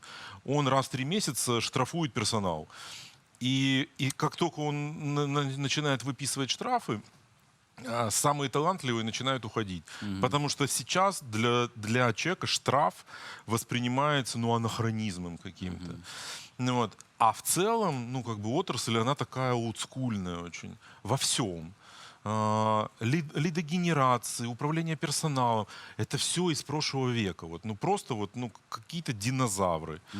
Вот. Поэтому в этом смысле, конечно, я стараюсь всегда, сделать такую дружелюбную атмосферу в компании, чтобы это все-таки было более современное. Да, с механиками, конечно, там все сложнее. Прям сильно сложнее. Мягкий диван механику не поможет. Вот. Мягкий пуфик этот бесформенный, ему вообще никак. И там и возраст выше. Там, к сожалению, есть провал, потому что в 90-х было уничтожено профобразование. И в итоге мы просто потеряли целое поколение для бизнеса. И вот этим нужно, конечно, сейчас заниматься и делать. И этим молодым, конечно, нужно тоже давать какие-то, соответствует времени, возможности на работе, да, проявить себя, более гибкие графики какие-то. Поэтому, если мы этого не сделаем, мы, собственно говоря, рискуем просто быть такими вообще аутсайдерами в отраслях. Но, кстати, я тебе могу сказать, что американцы почему так много последние, особенно там 5-6 лет про HR. Потому что 10 лет назад в отрасли был существенный кризис. Дилер было имя нарицательное. Идти к работу к дилеру... Стыдно. Просто, по-моему, ты, кстати, был на этом тренинге, где один из ведущих бизнес-тренеров по автомобилям с промегом в Академии НАДА рассказывал, что когда он сказал родителям, что он собирается пойти работать к дилеру, они рыдали: ты куда? Не надо. Вот. И поэтому они взялись за это и пытаются сломать эту, чтобы опять работа у дилера стала престижной. Интересно. Это точно. По профстандартам. Я просто думаю, что эта тема животрепещущая. Часа на 3. Часа на 3. Не, но тем не менее. Все по порядку. Коллеги, на самом деле все не так, все печально, но решение есть. И здесь ассоциация начала делать правильные шаги еще 4 года назад, в 2017 году. С одной стороны. С другой стороны, мы все знаем, что в Россию пришел WorldSkills, да, с чемпионатами. Поэтому, в моем понимании, вот это совместное воздействие системы профессиональных стандартов и WorldSkills на систему образования, она, с одной стороны, стимулирует, с другой стороны, мотивирует систему профобразования меняться. Везде ситуация разная. Да? Вы загляните, если в московские колледжи, один колледж может быть на высоте, с роботизированной площадкой обучения, а другой может карбюраторы до сих пор К-151 перебирать и вот так обучать своих студентов. Значит, что реально было сделано и что делается сейчас, немножко поделюсь. Ну, во-первых, очень важно, что ассоциация в 2017 году начала взаимодействовать с объединением автопроизводителей России, в том числе в области профессиональных стандартов, потому что да, действительно, у нас есть компании, которые имеют собственные корпоративные университеты, есть компании, которые имеют многолетние партнерские отношения с колледжами, вузами, реализуют практику, и там все, с одной стороны, хорошо, но это не системный подход. Не системный подход, поэтому этим вопросом надо заниматься. А заниматься надо через профессиональные стандарты, которые сейчас активно внедряются, и, уважаемые коллеги, я призываю всех, посмотрите, пожалуйста, на досуге стратегию развития национальной системы профквалификаций до 2030 года. Там очень много, четко, конкретно, с установленным KPI все прописано, что нас ждет в ближайшие 6-7 лет в течение 2 этапов. И мы должны к этому плавному переходу готовиться. Поэтому профессиональные стандарты. И это первое, на системном уровне. Дальше, когда есть живые профессиональные стандарты, и вот опять же 3 года мы пытаемся актуализировать 2 профстандарта. Специалист по мехатронным системам и специалист по продажам, которые, собственно, определяют все квалификации, которые живут в дилерском бизнесе. Ну, есть логисты, есть маркетологи, но это 2 ключевых профстандарта. И на самом деле я очень рад, что до 2021 года мы не внесли правки, потому что цифра пришла, и ей надо заниматься. Потому что все большее внимание, с одной стороны, уделяется цифре, с другой стороны, коммуникации, отношению с клиентом, а у нас в системе образования клиентингу никто не учит. Если вот посмотреть только, может быть, университет туризма и сервиса и немножко университет кооперации, если взять по Москве и области. Это второй вопрос. Клиентинг должен быть в профстандарте. Поэтому эта работа ведется, и она должна завершиться в 2021 году. Финансирование есть, и мы будем этим вопросом заниматься. Дальше. Взаимодействие с системой образования. Ну, как-то так сложилось, что образование живет в своем мире под государственный заказ, и государство финансирует подушевое финансирование каждого студента. Бизнес и производство живут в своем мире. И вот эти миры на разных частотах общаются, они не стыкуются. Сейчас, вот благодаря тому, что внедряется новая стратегия, благодаря тем изменениям, которые вносятся в закон об образовании, очередной, который вступит в силу с 1 сентября 2021 года, образовательные организации, учреждения должны руководствоваться профессиональными стандартами. И реально на уровне Совета по профквалификациям мы наблюдаем всплеск обращений со стороны ФУМО, учебно-методических объединений, с точки зрения оценки актуализация образовательных программ, ВГОСов и так далее, и так далее. Вот буквально сейчас занимаемся подобной работой по 23-й группе «Наземный транспорт». Далее. Я просто, можно немножко буду коричневой шапочкой? Коричневой? Да. Такая бывает? Да. Смотрите, мы опять будем отставать. Вот мы опять будем отставать. Почему? Потому что если вы посмотрите на тренды в образовании, которые сейчас происходят, образование смещается на платформенные решения. Крупнейшие платформы уже близки к тому, что они будут выдавать дипломы учебных заведений. Не просто, что ты прослушал курс Гарвардского университета, а что ты получил диплом Гарварда. Или там в России там, получил диплом того-то. Мы опять пытаемся работать со старыми площадками, с колледжами и так далее. А они через 3 года могут умереть просто. И молодежь учится сейчас, а молодежь учится все больше на онлайн-площадках.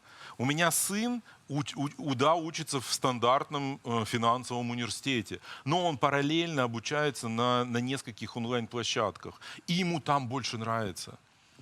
А мы, вместо того, чтобы идти к ним и договариваться, что пацаны, давайте с вами что-то делать, мы готовы помогать, мы опять идем в колледжи, техникумы а-ля советской эпохи. И мы будем все время так отставать. Я с тобой с одной стороны согласен, а с другой стороны я тяжело представляю, как в онлайне научить мастера. Жестянщик. Нет, я понимаю, что я утрирую. Мы же не только про жестянщиков. Да, я понимаю, да, это я сутрировал. Продавца легко можно научить. А их и нет продавцов, их не учат у нас. Но мне на самом деле понравилась тема с клиентингом. Я бы хотел, чтобы у нас времени хватило перейти к теме с онлайн-продажами, потому что у нас сегодня же 2 потока было: персонал и онлайн-цифровые продажи, диджитал, вот эта вся история. И мне тема с клиентингом почему понравилась? Потому что я сегодня слышал такую интересную изречение про наркозависимость дилера от лидов. Настоящая такая зависимость, которую говорил спикер. И заключается она в том, что у нас основная задача на сайте — это 148 окон, которые должны взять твой телефон, и в любой карточке у тебя 17 лидоформ, никак тебе не помогают. То есть все сделано не с точки зрения клиентинга, когда, условно говоря, то есть у нас даже в маркетинге этого нет. Когда мы делаем сайт для того, чтобы он добро какое-то клиенту причинил и, соответственно, выполнил какую-то его задачу. А все сделано для того, чтобы наш маркетолог насобирал этих лидов, пришел к директору и сказал: было 187. План выполнен на 97%, все счастливы, погнали. Вот. Меня эта тема прям, она мне настолько близка сегодня оказалась. Слушай, я тебе могу сказать, что мне эта тема давно близка. Я еще в позапрошлой жизни, когда работал в автоспеццентре, в 2008 году настоял на том, что у маркетологов основная мотивация не на лиды, а на продажи. Потому что лидогенерация, это тогда уже было понятно, что это утопия. Соответственно, и всю дальнейшую, и в собственном бизнесе, в автомобильном, маркетологи, основная их задача — это продажи, а не лидогенерация. Потому что, старый случай, еще быстро расскажу. На Таганке мороженое поставили летом, там лояльность персонала, лояльность клиентов выросла, потому что жара на улице, они заходят в кондиционированное помещение, еще и бесплатно мороженое. Вот. Соответственно, лояльность подросла. Маркетолог на Варшавке думает: я тоже так сделаю. Но только рядом торговый центр. И все продавцы этого торгового центра своим клиентам говорили: специально для вас информация, вот туда можете сходить за бесплатным мороженым.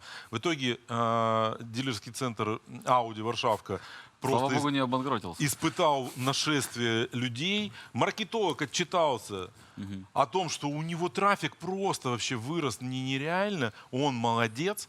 Вот, а продаж нет, потому что те люди, которые хотели купить Audi, они заходили: пошли отсюда. Понятно, что это экстремальный случай, но в принципе ты когда заходишь на сайт, и вот то, что сегодня отметил, то, что близко мне, должна быть честная, понятная коммуникация с клиентом. Не надо его вот этим догонять: и оставь телефон, и мы тебе перезвоним. Люди становятся другими. Я хочу получить информацию и сконтактировать. не надо меня заставлять оставить свои данные, чтобы потом мне перезвонили. Вот сейчас, кстати, в Фейсбуке очень многие этим злоупотребляют. Вот эти бесконечные рекламы, оставь свою информацию, мы тебе пришлем прайс. Да, до свидания. Не ругай меня, я так делаю. Мне кажется, проблема-то глубже чуть-чуть. Ну, то есть мы все такие умные на диване сидим, говорим, вы плохие, вы такие глупые, поставили, значит, кнопочку на формочку, вы глупые. На самом деле, ну, они, во-первых, думают, правда же, когда речь идет про большие деньги, не думают. Я уверен, они думают. Я уверен, что они считают. Вопрос не в этом. Вопрос в том, что это же всегда дилемма. Ну, есть математика такой, мне ближе математика, поэтому есть такая, значит, теория оптимизации, когда, значит, вам нужно, условно говоря, найти максимальный путь, спуститься с горы или, наоборот, подняться. Самый лучший способ. И это, на самом деле, в случае как бы двухмерности, ну, задача решабельная. Когда этих измерений много, то становится сложно это сделать. На самом деле история в том, что есть некоторый трейд-офф между тем, что здесь сейчас получить хорошую воронку первого уровня и как бы интегральное значение выручки. На самом деле, то, что вы говорите все, это означает, что, вообще говоря, значит, продавцы должны за ебеду отвечать. Но это же абсурд, правда же? Ничего, ну, этого невозможно сделать, потому что они придут и скажут, типа, а как это мы будем заниматься ебедой? Значит, наверное, я здесь должен скидку дать. То есть, понимаете, это история про то, что... Не, Саш, ты вообще все перевернул. Вообще вот все перевернул. Вот правда. Ну, при чем тут ебеда, и при чем... Мы говорим о честной, понятной коммуникации с клиентом. Ну, вот. Ты не дослушал просто. Я говорю, и история про то, что, ну, так система работает. Наверное, действительно надо двигаться в эту сторону. Но она работает не потому, что там глупые люди. Ну, правда. Ну, вот что, я общаюсь с этими маркетологами, нормальные люди. Они сидят с Excel, все считают воронки, когорты. И ты в Фейсбуке трафик показываешь, потому что работает. Правда же? И Олег Дорожок из Озона показывал огромное количество вот этого шлака, который, значит, Фейсбук выбирал. Ну, потому что это работает. И реально работает. И потому что, ну, на самом деле важно. Первый уровень воронки продаж важно. Поэтому если мы собираем до каждой чихи имейл, не мы, а дилеры, то это сейчас в моменте работает. Но проблема не в этом. Проблема в том, что IT еще не дозрел до того, чтобы на самом деле нивелировать этот человеческий фактор. И как только мы это сделаем, как только система будет предугадывать, когда она будет динамический креатив делать, вместо этой кнопочки будет показывать что-то, что будет сильно увеличивать ебеду, то тогда будет совсем другая история. Я вот про что. Владислав, вы хотели сказать? Сегодняшнее выступление Джонатан Джона. Джонатан Джона. Имя поменяешь свое мнение. Владислав. Да, интересная, важная тема. Я бы хотел Александра поддержать. С одной стороны, как руководитель компании, который пытается развить свой бренд, основанный на умении создавать ценности для клиента, и мы к этому прилагаем большие усилия. Коллеги, я хочу сказать, давайте будем прозрачны и откровенны. Экономически эффективная существующая модель экономики, существующая воронка коммуникации и, соответственно, модель продаж. Остальное пока работает хуже. Сможет ли оно работать лучше? Я в этом смысле очень уверен. Но пока какие бы другие модели не реализовывались, а продавец отвечает за финансовый результат. У нас финансовый результат NPS не измеряется, увы. Вот. И так далее. И уж если быть там по этой теме пойти дальше, то если мы сопоставим рекламу честной цены и рекламу скидкой 400 тысяч рублей на Hyundai Solaris, угадайте, какая из двух реклам более эффективно сработает. Потребитель хочет покупать чудо. И, соответственно, он его покупает. Очень рассчитываю, что Александр со своей командой сможет реализовать какую-то предиктивную модель по реализации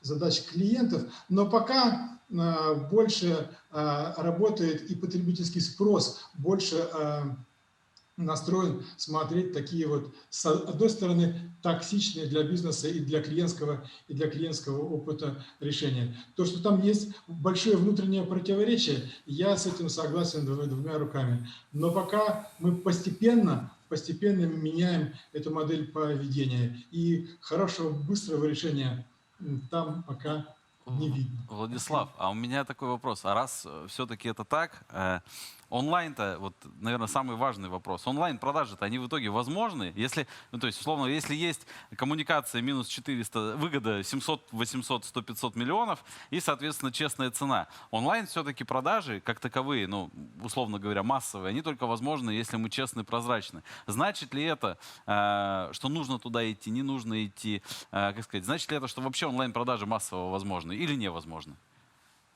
Александр, вопрос, мне кажется, такой, с какой стороны к нему подойти. С точки зрения технологии реализации однозначно возможно. Насколько это соответствует внутренним потребностям клиентской аудитории, я вот совсем не уверен. Соответственно, то, что большая часть, большое количество этапов продаж уйдет на онлайн-коммуникации, будет понятнее, быстрее, менее токсичной для клиента 100%.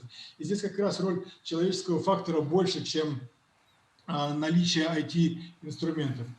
То, что это будет реализовано в полноценной замене существующего офлайн опыта, где нужна консультация, совет, опыт других клиентов, ощущение тактильное и так далее, безусловно, это возможно. Уйдет на это 2 года, 20 либо 200 лет, я не знаю. Но постепенно оно все развивается. Мое личное мнение, что конечному потребителю, за исключением очень узких аудиторий, которые постепенно растут в мегаполисах, но они очень узкие, это просто не востребовано. Вот. Соответственно, то, что большинство этапов пути покупки клиента туда уходит, да, я с этим согласен, и мы однозначно развиваемся в эту сторону. Мне это очень напоминает дискуссию NADA, с одной стороны, и нового рынка с другой стороны, типа карвана и так далее. NADA, представители NADA говорят, да не, вообще ничего не поменяется, классическая дилерская модель будет вечная. А ребята из карваны, там, из шифта и прочих такие бабам с рума, там, и там уже карвана на 4-м месте по продажам в США. А дилеры до сих пор сидят и такие, да не, классическая дилерская модель, она вечная, мы никуда не денемся, онлайн никому не нужен, честная цена никому не нужна, мы так привыкли. Так же работают многие дилеры в США, так же, как и мы, да, они врут, мы врем. Вот мы сегодня же слышали на выступлении. Ну, а что? Ну, так и есть. Ну, большинство дилеров... Ну, ты правду говоришь сейчас. Сегодня американский коллега то же самое говорил, что да, давайте мы признаемся, мы потребителю врем. Соответственно, и на этом зарабатываем дополнительные бенефиты, о которых говорит Владислав. Но, с другой стороны, в Миннеаполисе мы были, компания, которая в какой-то момент, да, вынуждена, перешла на честную, открытую модель. Во что превратилась эта компания? Выросла в 3 раза. В 3 раза. Выросла. И нынче новый президент, которого да, и теперь объявили. Владелец этой компании, теперь президент NADA. Со вчерашнего дня. И в том числе, я думаю, что потому что хотят посмотреть на новый взгляд. Поэтому мы можем бесконечно говорить, что рынок не готов, нам выгоднее врать 400 тысяч на Солярис, потому что это экономически эффективно. Просто в один прекрасный день мы оглянемся, а честный Яндекс уже 50% рынка занимает. Вот во что превратится эта ситуация. Одновременно мне поражает, как Олег говорит. Во-первых, смотрите, следите за руками. Во-первых, Олег одновременно, апеллирует к тому, что сказал Владислав. Мне кажется, что совсем не это сказал. И 400 тысяч, кстати, были вообще не про это. Про это? Нет, совершенно не про это. Про то, что это более эффективно. Да, это более эффективно, но речь шла же про онлайн-канал. В смысле, вот сейчас мы делаем такие лендосы, потому что это эффективно. А я тебе говорю, что это неэффективно, потому что вот опыт Миннесоты показывает, они перестали врать и стали давать честную цену сразу. И в итоге выросли в 3 раза. Ну, классно было бы, если так будет. Я там очень большой апологет. Это кейс реальный, но понимаешь? я точно совершенно не против этого, Олег. Вот, я уверен, что и Владислав тоже не против. Если такое произойдет, это будет прекрасно. Нет, Владислав-то топит как раз, чтобы все перестали врать. Просто он, как бы, понятно, что страшно становиться первому переставать врать. Потому что ты думаешь, что я перестану врать, а все вокруг крутят пробеги, и что с этим делать? Коллеги, можно все-таки два слова в эту дискуссию, чтобы мы на одинаковых вещах фокусировались. Дело не про то, врем либо не врем. Дело про то, что потребитель между двумя предложениями, которые ему делают, статистически выбирает 400 тысяч скидку на Солярис. У каждого дилерского центра и в нашей группе то же самое. Огромное количество таких кейсов, когда мы там сделали разные предложения, а потом просто смотрели коммуникационную воронку. В этом вся эффект история. Выжившего. Ты не думал об этом? Вопрос в поведении потребителя. Пока он перестанет выбирать токсичные скидки, а будет искать 20 тысяч рублей скидку на кузов, зато это будет 20 тысяч рублей скидка на кузов, там без дополнительных галочек, которые нужно внизу поставить. Соответственно, тогда модель изменится. Дело не в том, что в России нету дилера, который не пытается продавать другие по-другому структурированные продукты. Вообще не в этом дело. Вопрос в том, что сопоставляя эффективность разных вот этих компоновок, пока более эффективна та. Кстати, мы не занимаемся Hyundai, поэтому я здесь не даю пример моей компании. Правильно говорит, что мое глубокое убеждение, что это очень сильно делает токсичным наш бизнес и наше будущее. Но чтобы из этого выйти, недостаточно одного только желания и осмысления дилеров. Вы знаете, интересный момент по кейсу Олега. Та компания, про которую Олег рассказывает, Roessler, они вообще о чем...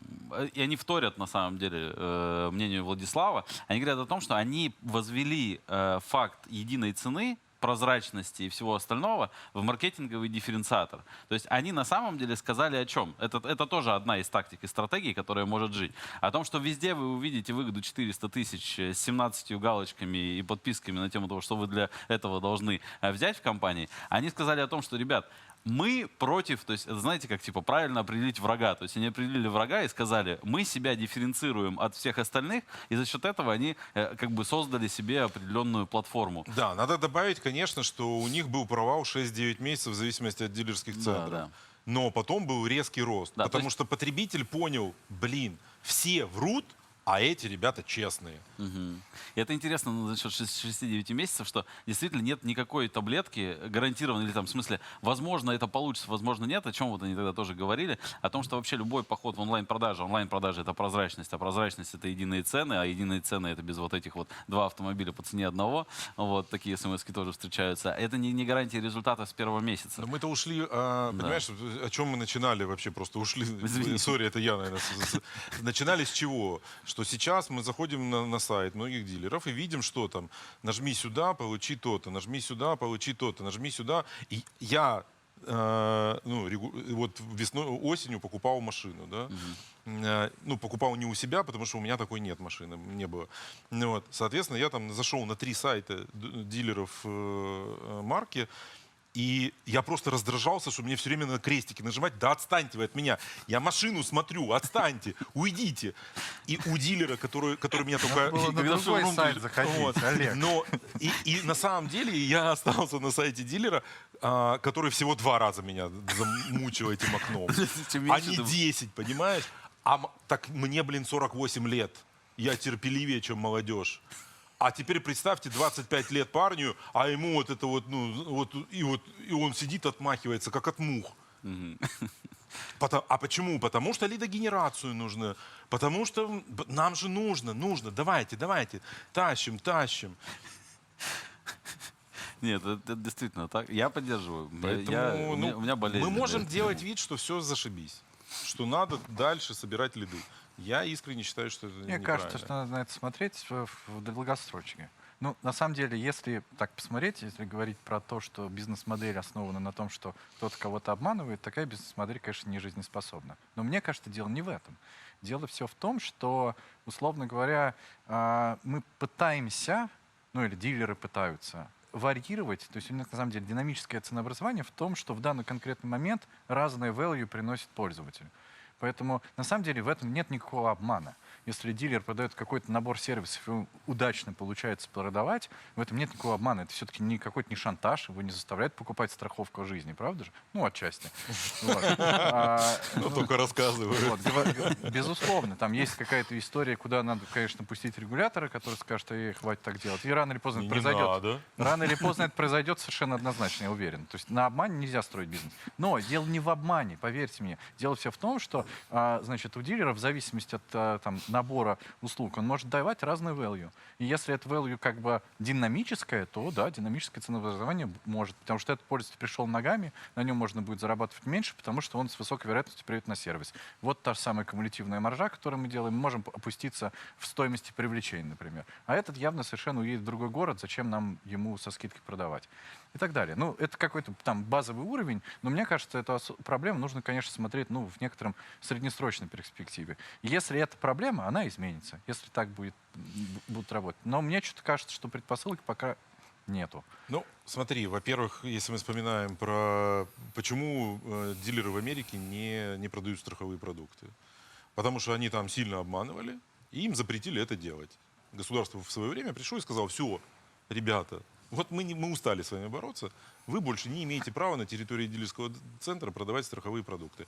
У нас регулятор уже думает об этом. Но мы сейчас не про обман, мы сейчас про лидогенерацию. Вот я почему-то, как активный пользователь разных продуктов Яндекса, пока они не объединили в Яндекс.Гол часть этих продуктов, обратная связь внезапная. Вот. Я не помню, чтобы когда я открывал приложение... Видимо, в каком-то другом такси сейчас приехал. Вот. Нет. Я не помню, чтобы я, когда открывал Яндекс.Такси, мне высвечивались окошки. А вот у нас тут еще Яндекс.Еда, а у нас тут еще Яндекс.Маркет, а у нас тут еще Яндекс.Музыка. Нет этого, потому что ваши люди понимают, что нельзя человеку долбить ему вот этими... Он пришел заказать такси. Я зашел на сайт дилера выбрать автомобиль. Не надо меня отвлекать от этого. Здесь даже на самом деле, я вот, может, еще так переформулирую. Проблема же заключается в чем? Мы сделали крутую витрину, там можно заявку на кредит оформить и так далее, а подход к общению с клиентом, маркетингом, не изменили. То есть мы, короче, привели его на вроде классное место, где ему должно быть комфортно и где он должен дойти до конца. Причем самое главное дойти до конца и ответить для себя на кучу вопросов без нас и без возможности нам помочь ему это сделать, а именно сделать это онлайн, а мы его все время по-старому пилим, соответственно, дай нам контакт. То есть это больше вопрос к тому, что вот эти вот наши традиции многодесятилетние, вот, немножко не совпадают вообще с целеполаганием внедрения витрин, крутых онлайн-продаж. Они не только наши, они у Америки. Ну, у американ, заметь, вот куча выступлений за 3 дня. Какие 2 самых главных слова было за эти 3 дня? Не буду мучить. Я специально обратил внимание. Честность и простота. С этим я согласен. Честность и простота. Это самые 2 часто употребляемых слова во всех этих семинарах. Честность и простота. Ну, что, мне только остается знак равенства поставить, написать IT. Ну, это правда же. Простота — это IT. На самом деле, даже вот я хотел про предыдущую тему связать. Человеческий фактор и сложность подбора на самом деле должен нивелироваться правильными IT-системами. То есть нам сложно найти людей на рутинную задачу. Ну, потому что на самом деле, по-честному говоря, это не человеческая деятельность. Ну, рутинные задачи должны переходить в автоматизацию, так или иначе, в большом смысле этого слова. В том числе и маркетинг. В каком-то смысле должна быть система автоматизации, которая бы понимает, что да, вот я сюда деньги засовываю, а вот здесь у меня выходят проданные машины. Примерно так должно быть в какой-то степени. И поверьте мне, искусственный интеллект сейчас технически готов к этому. Вполне. Но если я правильно понимаю, что онлайн-продажи в данном случае тоже замена продавцам в каком-то смысле или нет? Нет, вот смотри, здесь бы я как раз хотел обратить внимание на то, что вот все, что мы видим, как происходит в мире, там не только вот про эти 3 дня речь. Я просто этой темой активно там 4 года уже занимаюсь. То есть онлайн-продажа автомобиля, она все равно отличается от онлайн-продажи пылесоса. Потому что здесь нужна консультация, здесь все равно нужно.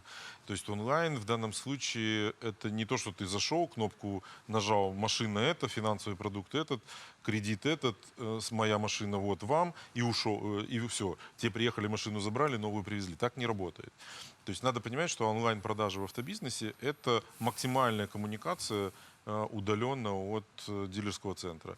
То есть только финализация, вот этот one hour, это в дилерском центре. А до этого с тобой должен работать человек. Другое дело, что при правильной организации труда этих людей будет меньше, чем сейчас. Я, пожалуй, соглашусь. Наверное, если прозвучало так, что я против людей в этом месте, нет, я как раз считаю, что человек должен созидать, а в некотором смысле продажи — это творческий процесс. Поэтому если есть часть, которая, там, не знаю, какая-нибудь звезда, продавец может взять на себя и делать больше, я уверен, что это можно. Я про часть, связанную именно с рутинной вещью. Там, не знаю, лиды, да, собирать, обзванивать их, там, что-то им говорить, одинаковую коммуникацию показывать, следить за когортами и прочее, прочее. Вот эту часть совершенно точно можно, в какой-то момент, в каком-то приближении обобщить. Но человеческий фактор как раз должен заниматься тем, что люди умеют лучше всего — созидать. И делать какие-то вещи, которые не делает машина. Ну, то есть, условно говоря, человек зашел на сайт, отправил там первый запрос на автомобиль с какими-то вопросами, да, то сейчас этот запрос может быть... Вот мне ответили в прошлом году через месяц. Через месяц. Я уже машину купил, уже на ней почти месяц ездил. А мне с другого дилерского центра через месяц поступил звонок. А вы вот тут как бы интересовались. У них в этот день трафик кончился. Но на самом деле вот сегодня там тоже приводили пример. Полностью заполненный лид разослали в 100 дилерских центров. В течение часа ответил один. И этот же один оказался в течение дня. А все остальные, они как бы приводили, там было тоже пример, там переписка. Человек пишет: мне интересна такая-то машина. Ау, вы про меня не забыли? Это через час. Еще через 2 часа. Все, забудьте. То есть, а для этого как раз может быть и вот, то, что говорит Саша, если бы были нормальные системы, которые бы дергали, то есть, условно говоря, поступило письмо там, или текстовое сообщение, или еще что-то, звонок от клиента, да, соответственно, ему тут же эта информация падает в нужную ячейку в дилерском центре и контрольную ячейку человека, которому там через 2 минуты красным начнет моргать, что алло, у тебя там висит. Или там вот с точки зрения технологий, мне вчера, по-моему, это было, мне понравилась история, когда человек звонит, а занято. И ему говорят, что там, если вам удобно, мы вас сейчас переведем в мессенджер, и сотрудник вам там быстро ответит. Автоматически, да. Это новая технология, кстати, они в этом году ее запустили. То есть вот это прикольная штука, потому что ты как бы, здесь машинный интеллект помогает организовать. Упрощает. А уже понятно, что пока чат-боты там не про то, чтобы проконсультировать человека по поводу его вопросов по автомобилю или по финансовым программам. Там, Я еще хотел вот какую тему поднять. Мы очень много про онлайн-продажи говорим, но очень мало говорим про онлайн-сервис. Имеется в виду про онлайн-продажи в сервисе или онлайн-обслуживание в сервисе. А сейчас автомобили... Вчера же вы говорили об этом. Вчера мы говорили. Про сервис нет? Не, мы про сервис говорили, но на самом деле диджитал у нас сегодня. Вчера сервис был, он такой во многом был, как сказать, такой традиционный, без цифровизации. Но что... Мы вообще за традиционные ценности. Мы тоже, но автомобили... Странно для IT-компании. Но автомобили, они становятся все более подключенными. Они, соответственно, начинают передавать нам огромное количество информации и выстраивают для нас большое количество возможностей для предоставления онлайн-услуг. Все все знают про обновление over the air, что называется, обновление программного обеспечения автомобиля. Но помимо всего прочего, мы кучу данных мы можем собирать себе для того, и использовать их в целях лучшего обслуживания клиентов. Делаем мы это или нет? Вот вопрос тоже в сфере онлайн и цифровизации. Ты про дилеров? Или да, про... дилеров. Нет, ну, я не делаю. Ты делаешь? Не, про дилеров. Яндекс-то как раз собирает по полной программе, имеет огромное количество бесплатных данных, которые нам потом задорого продает, простите. Ну, это, в принципе... Очень поверхностная история по поводу бесплатности. Нет, ну, я имею в виду, это как выглядит в глазах. Понятно, что вы тратите безумные деньги на то, чтобы их собрать с точки зрения там, разработки технологий, команд. Это, кстати, ну, на самом деле очень многие думают, что там вот там Авто.ру вот там заработала куча денег. Ну, я просто вот советую, там, когда в офлайн ребята все выйдут, приехать к ним в офис, посмотреть, сколько людей вообще работает над продуктом. Я просто, ну, поскольку был немного раз, то, ну, это впечатляет. Ну, вернемся к данным. Смотри. Конечно, дилеру хочется, дилеру надо собирать данные про своего клиента по максимуму, все, про его потребительские предпочтения. Кстати, вчера тоже тут, ну, я уже у меня несколько каша, но вот в этот раз на Наде эта тема тоже обсуждалась, что вы про клиента должны знать максимум, да. чтобы ему и сервис нужный предложить, и потом машину в нужное время нужно. При этом, ну, есть проблема, что часть данных у нас нам производители не дают. Потому что, по сути дела... Потому что, по сути, они их получают. И у меня было много кейсов, когда я обращался к производителю, дай мне данные про моих клиентов, а мне был отказ, что это не твои данные. Вот. Ставить телематические свои персональные устройства, ну, там есть проблемы с ними. Вот. Поэтому здесь сейчас такая пограничная история на рынке, где, с одной стороны, есть IT-гиганты, которые собирают эти данные. С другой стороны, есть производители, которые каждый собирает эти данные. С третьей стороны, есть там, государственный, пока государственный проект, который тоже планирует собирать эти данные. Вот.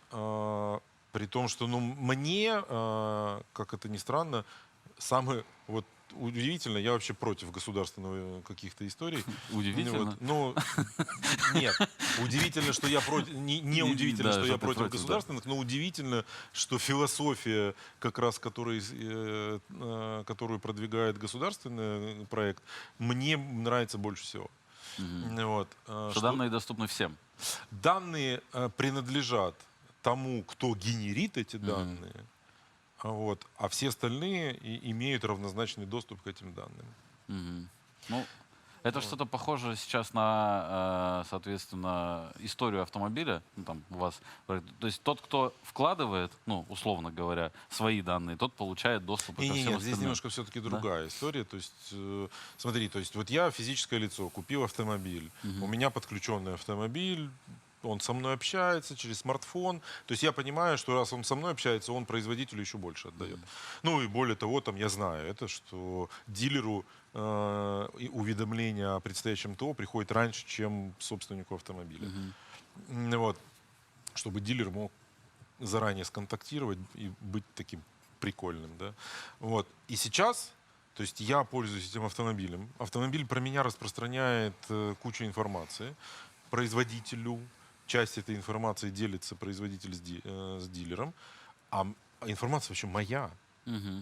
А я, может, не хочу. Вот не хочу я, чтобы они фиксировали, где я был, что я делал, как я езжу. Я согласия не давал на это. А производитель эти данные собирает. Точно так же, как Яндекс. Он точно знает, где я, что и сколько мне домой ехать. Вот. Ну и Google, на самом деле. Гад какой. А дубльгист что делает? Ну, слушай, ты на самом деле поднял важную тему, в том смысле, что на самом деле персонализация имеет, понятно, две стороны медали. Персонализация, с одной стороны, классно, когда тебе, значит, Яндекс показывает релевантные тебе запросы и ответы, когда, зная, что твои предпочтения, ты будешь говорить, ну, что мне показывают эту машину? Я как бы не знаю, что мне не интересно. Что тебе плохо, когда ты заходишь в Яндекс.Карты и тебе в один клик тебе показывает, сколько до дома ехать. Нет, Саш, я не... С другой стороны, ты совершенно прав, что на самом деле, ну, в современном как бы мире вот все, что, значит, GDPR, да, в Европе и у нас, в общем, аналоги есть, когда, по большому счету, да, значит, персональные данные — это часть, которой владеет пользователь, и он должен в некотором смысле явном виде дать там добро на то или на иное. Но это же, как сказать, это же как бы только идеализированная ситуация. Потому что ты далеко не всегда понимаешь, какой value тебе несет тот факт, что ты даешь их, и наоборот. Далеко не всегда как бы ограничения, ты понимаешь последствия этих ограничений. Классический пример на днях вот буквально. macOS, новая штука, подход к, значит, к системе. Она тебя спрашивает, а ты точно даешь доступ к своему экрану приложению Zoom? Да? Если ты этого не дашь, то ты не сможешь шарить слайды. Она называется, это Apple тебе пишет, как ты предоставляешь доступ к приложению к записи твоего экрана. Да? На самом деле это просто так работает, потому что это доступ, ну, действительно, это доступ к записи экрана, иначе ты его не можешь отправлять. Вот она как бы, значит, вот он трейд-офф. Да. Опасно. Опасно все это. Все новые технологии опасны. И онлайн-продажи — это страшно. Но это я, конечно, не хотел на это... Я подумал, вот, было бы прикольно, если бы Яндекс объединился с государственным проектом или взял его в управление. Владислав хочет добавить. Мы как раз, Владислав, вы завершаете дискуссию как раз. Я как раз хотел вам слово дать в конце. Спасибо большое. Это очень почетная и приятная миссия. Мне кажется, тут есть там две или, может быть, три совершенно важные и разные проблемы, с которыми так или иначе ведется работа. Первое – это структурное решение, чьи данные, где они должны складироваться, кто должен иметь к ним доступ. Это очень задача непростая, она решается. С Олегом согласен, что здесь, наверное, государственная инициатива имеет самые большие шансы, чтобы это все системно, единообразно сделать. Вторая задача, она вытекает из первой. А кто и что с этими данными потом будет делать? И вообще, какие есть успешные примеры использования этих данных? Ведь давайте будем откровенны. В текущей ситуации использование этих данных добавить на наши экраны еще десяток-два уведомлений. Купите здесь, зайдите там. И, значит, почему бы вам по дороге домой не купить Биг Мак. А я не люблю Биг Маки. Я никому не говорю, покажите мне, где купить Биг Мак. Кто-то же на этом зарабатывает деньги. Соответственно, мне кажется важным, чтобы кроме больших гигантов, где, конечно, Яндекс, безусловный лидер, значит, должны быть площадки для небольших стартапов, проектов, команд, у которых есть идеи, а что из этого можно сделать, какую дополнительную ценность для клиента это может принести. Давайте не будем забывать, что большая доля из существующих интернет-проектов не про то, как создать новую ценность для клиентов, а как по-другому перераспределить доход, который зарабатывается на текущих продуктах. Поэтому, на мой взгляд, задача дилеров не в том, чтобы использовать эти данные. У нас разные для этого размеры. Дилеры могут и должны быть площадкой для тестирования и каналом по получению обратной связи от клиентов. Ни один большой онлайн-продукт не будет работать, если не будет хорошо налажены системы поддержки, в том числе офлайновой поддержки, чтобы где-то были живые люди, которые способны объяснить, показать, нажать на галочку, систему настроить и так далее.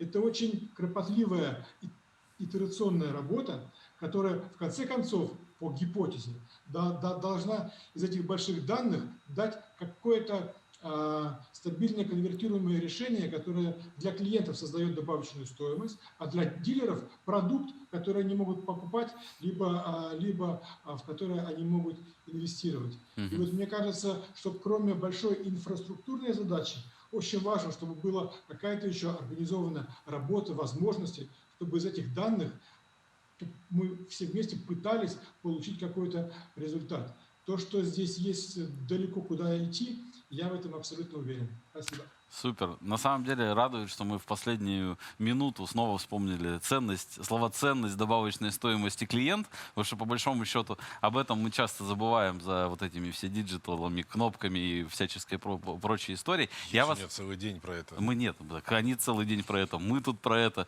Главное оставить это, потому что можно сегодня вечером пойти и забыть о том, что это нужно. А так и будет. Поверь мне. Не обобщай, не обобщай. Саша, а про персонал-то мы опять забыли. Да, про персонал. А про персонал, на самом деле, Владислав очень правильно сказал, о том, что должны быть еще и люди, которые это смогут этими данными помочь клиенту воспользоваться. В общем, персонал, ценность, клиент и все прочее во главе. Спасибо вам большое сегодня за... Вышло время нашей сегодня панельной дискуссии. Спасибо вам большое сегодня за участие, за то, что нашли время. Владислав, передаем вам большое спасибо в онлайн. В офлайне мы всех поблагодарили. А я, завершая эти 3 дня, наверное, сосредоточусь на том, что это я не знаю, сколько часов, кто сумел посмотреть все, но я думаю, что это где-то почти 25-26 часов материала, которые были доступны для вас, но самое главное, они продолжают быть доступными. Они продолжают быть доступными. И сегодня, в конце дня, все члены Ассоциации РОАД получат их эксклюзивно первыми. Все, кто зарегистрировался на сайте мероприятия, получат их в начале следующей недели. Мы еще раз благодарим команду РОАД за те усилия, которые она произвела для того, чтобы договориться с NADA, для того, чтобы выбрать и подобрать правильный материал и собрать мероприятие. Мы благодарим команду Авто.ру за то, что в этом году впервые за всю историю формат онлайн позволил не только 70-110 человекам с этими знаниями наполниться и, как сказать, получить возможность их применить. Я боюсь сказать, сколько тысяч человек, но я там подглядывал за статистикой, это там тысячи человек, уникальных человек, которые посмотрели с нами и участвовали полностью 3 дня, либо частично, и сумели этот весь контент принять. Напоминаю также, что экскурсии по выставочной площади будут тоже вам доступны, об этом будет отдельная рассылка всем зарегистрировавшимся на мероприятии. Безусловно, в конце стоит поблагодарить вас за то, что вы, как благодарный зритель, мы получали очень много комментариев в личных сообщениях, команду РОАД. Мы, те, кто участвовал в панели, спасибо большое, что смотрите, спасибо большое, что вы вкладываете свое время, чтобы вот эти новые практики, новые знания получать. До новых встреч. Через год встретимся на том же месте, я уверен, в офисе Яндекс. Яндекс предоставит нашу замечательную площадку. Коллеги из Авто.ру поддержат снова. Команда РОАД, несмотря на кучу усилий, которые нужно преодолевать, снова займется этим, и через год мы встретимся снова здесь и снова поделимся мнениями. Всем пока, спасибо за эти 3 дня.